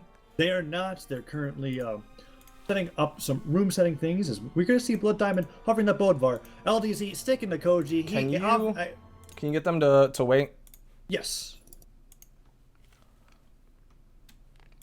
I'm gonna try to. They're in open striking. Okay, they listened. We're good to go. I'll give them the ready when you're ready. We talk a little bit about what we just saw, but basically, as Duke would say, LDZ had dismantled the opponent in that game 1. If there was a way to define a dismantle, all right, we're good. That was that. Yeah, that was a complete dismantling. Just finding it wasn't even just like finding punish opportunities. It was just finding opportunities to hit his opponent, and he found every single opportunity he could, and that was just there's not much more that can be said than just straight destruction. Blood Diamond switches characters, goes to Bodvar, gets a little bit more defense, but he also gets a hammer in its place. We're going back to Mammoth. 3, 2, Let's see if this legend switch makes a difference. The Koji clearly did not look too comfortable. LDZ opening it up with that first Sair. Goes in for that neutral there. Blood Diamond finding it down himself with double D-Light into Nair. Comes out already. LDZ looking for that recovery follow-up. Both players are trying to trade evenly with the sword here, but LDZ just finds every D-Light that he goes for. Blood Diamond gets a nice gravity cancel downlight side air at the top of the map. You know, I actually kind of think it would have been great if he went for a gravity cancel downlight into a recovery and tried to go into that kill box in the sky. But LDZ now has the edge guard opportunity. He's got the bow in hand, and it's been absolutely destructive on side of every single edge guard opportunity. But Blood Diamond able to get past it with his hammer. Whoa, big read. Big read, but it did not connect. But still, I think, honestly, any player who goes for like a ground pound against LDZ when LDZ still has jumps or a weapon, it's crazy. It's suicide. Every time that I see that, essentially he just waits on whatever he can do to be able to get a kill. But as I'm talking about that, Blood Diamond manages to take that first stock, gets that Nair only a minute into the game. LDZ actually behind. Ooh, but the Nair. Very damaged. Yeah, that Nair generally does not kill outside of maybe like 200 damage range. Blood Diamond took a lot of damage, but he had the stock advantage, and he's got the health advantage right now, despite being unarmed against LDZ's sword. Ooh, double D-Light Nair into recovery. Oh! In a Nair LDZ. I like that. We talk about how the confirmed most damage combo is double D-Light recovery, but he's doing the thing where he does double D-Light Nair and waits to get that recovery read. Oh! LDZ! LDZ, he doesn't care about trying to slowly dismantle his opponent piece by piece, winning out in the neutral. None of that. LDZ gets on top of his opponent and goes straight for the kill. He's getting these big gimps. Goes into the skybox. If you're nowhere near the skybox, guess what? You're probably near the wall for me to get you into the edge guard. LDZ is he's just gimping every single opponent in his path. I think, besides it connects, Blood Diamond keeps it even, but I think the coolest thing that I've seen from this match, that I've not seen from any other sword user used consistently, which is LDZ doing that double D-Light thing into a Nair, and then using the recovery for the potential early kill, rather than the recovery for the extra damage. I think that's very cool, as we're seeing LDZ fight in the air with Blood Diamond here, misses out on that trade, gets that Nair landing on him, and Blood Diamond actually finds that side light. He's trying to make this even, possibly even take game 2 here. Down like ground pound connects. You know, one thing that to go back onto that whole double downlight Nair into a recovery thing, I'm sure you've seen the 0 to death. It's on the subreddit. It's just quadruple downlight into a Nair into a speed dodge recovery, and that's more or less what LDZ is adapting into his own play. It's not straight Nair into speed dodge recovery, but it is still that it's essential fundamentally idea. the same idea, yeah. And game 2 taken off by LDZ. They're much closer, however. But Blood Diamond managed to is this gonna happen? I'm still at the damage screen, so hopefully. Oh, okay. Oh, Val? What? LDZ gets on Val. LDZ is on Val. It's a 2-0 lead for LDZ. He's got to lose 3 games in a row and then lose another 3 games to lose grand finals. Yeah, he's playing Val. He's got room to mess around. Not that I think that this is a complete throwaway by any means from LDZ. His sword play has been incredible, but it is definitely an interesting pick. I think he's popping off a little bit. He knows he's got the lead. I want to see him side sync into the Oh! stage. Oh, Couldn't so quite close. get the recovery. Oh, Blood Diamond's got an opportunity now, but LDZ dodging out of the way. Oh, double delay. Recovery, can't get the nair. They're just recovering each other to the very top of the Great Hall. What is this? Blood Diamond gets hit by that side air from LDZ's gauntlets. Nice neutral light comes Neutral out. sig. Doesn't get knocked off of the platform, instead bounces off, goes into the sky, but LDZ is going to try to keep the pressure going with these gauntlets. Waits for the opportunity, but Blood Diamond gets past the neutral sig. Using that neutral sig to get back on stage, just gets him punished by the recovery. LDZ looking for the neutral light. Nair comes out, stopped by the down light, but he gets the side light into the Nair Stair. That's the And KO. that finishes. LDZ stock advantage with the use of those gauntlets. Clears the board, keeps gauntlets in hand. Blood Diamond not dodging out of those. Those are not true combos. You can get out after that side light. Nair comes in, and it gets the dodge, which is so cool because you don't need to hit the first hitbox of that neutral sig to get the second one to come out. It's technically a dodge read in that sense that they spot dodge because LDZ didn't hit the first hit, got the second. Oh no, Blood Diamond. Oh, but the recovery. LDZ not respecting the hammer, gets hit by one of the simplest hammer recovery kills in the book. If you ground pound towards a hammer and they recover properly, you're gonna die. That's exactly what happened there. LDZ loses his stock out for being a little overzealous, and now it's even 2-2. But he still has the health advantage over Blood Diamond. Throws out a side sig. Blood Diamond not able to punish. LDZ's just loving this gauntlet neutral sig for Val. Blood Diamond triple down light. Can't follow up. But he gets that recovery. No Nair follow-up. LDZ tries to go in for a signature. I didn't see which one it was, though the animation. Down sig! Down sig! Blood Diamond, he's taking the lead. This Val pick on the gauntlet's just not working out for LDZ. Picks up the sword, but he immediately gets stared. Blood Diamond feeling fairly comfortable in this matchup. LDZ, down light, down air, side air. Looking to finish off the stock gauntlet. Ground pound opportunity, doesn't go for it. Instead goes for the side air, which had kill potential, but Blood Diamond makes it pass. There we go. We need to see more gauntlet ground pound. Whenever gauntlets are losing, just use the ground pound like 5 more times, and everybody will be happy. He has an opportunity for a weapon throw. No doubt. Throws out a dare. It's very odd.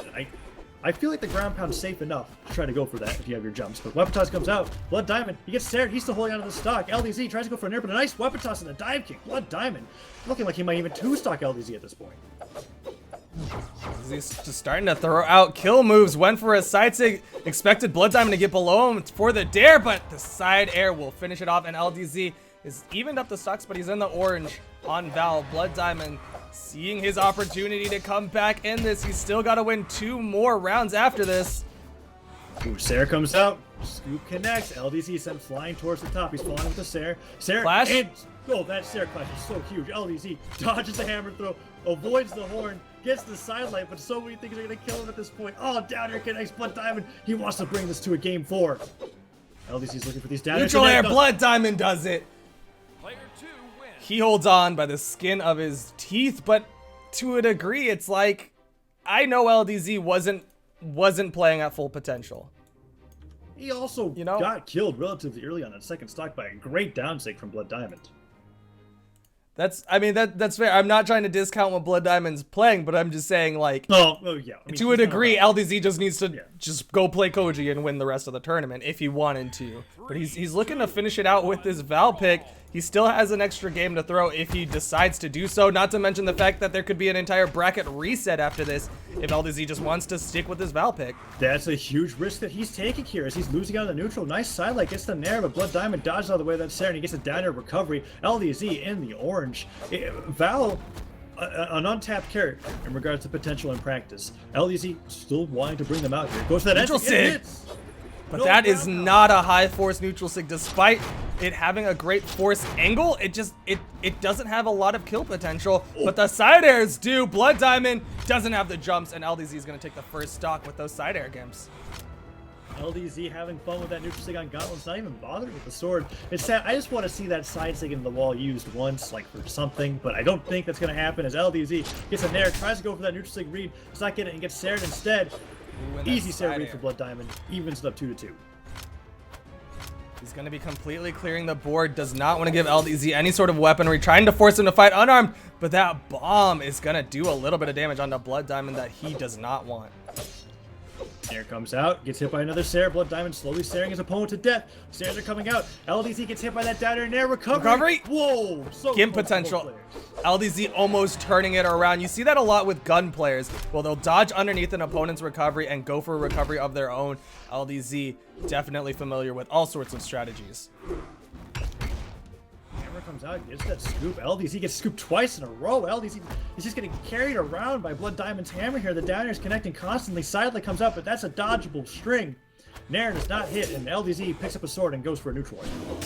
Avoids the bear claw. Gets a side air onto Blood Diamond. Down light, down air, side air. Blood Diamond is in trouble. LDZ gets another side air, and that will be death for Blood Diamond. LDZ just doesn't like Gauntlet ground pound for some reason. He likes these stairs though, and those stairs and the gauntlets have been what's carrying his Val throughout these past two matches. Now, Blood Diamond needs to get that stair, that stop kill. LDZ is looking for a way in, not afraid of death here as he gets that Nair and neutralized siders being thrown out. LDZ gets some damage on the Blood Diamond. Blood Diamond knows what his kill options are. You see him fishing for a lot more downlights, fishing for side airs, but he can't quite get it. There's a down air, but it's not enough for LDZ. New weapon toss, no sidelight follow-up. He's looking for Nairs. Weapon tosses continue to go into Blood Diamond's face.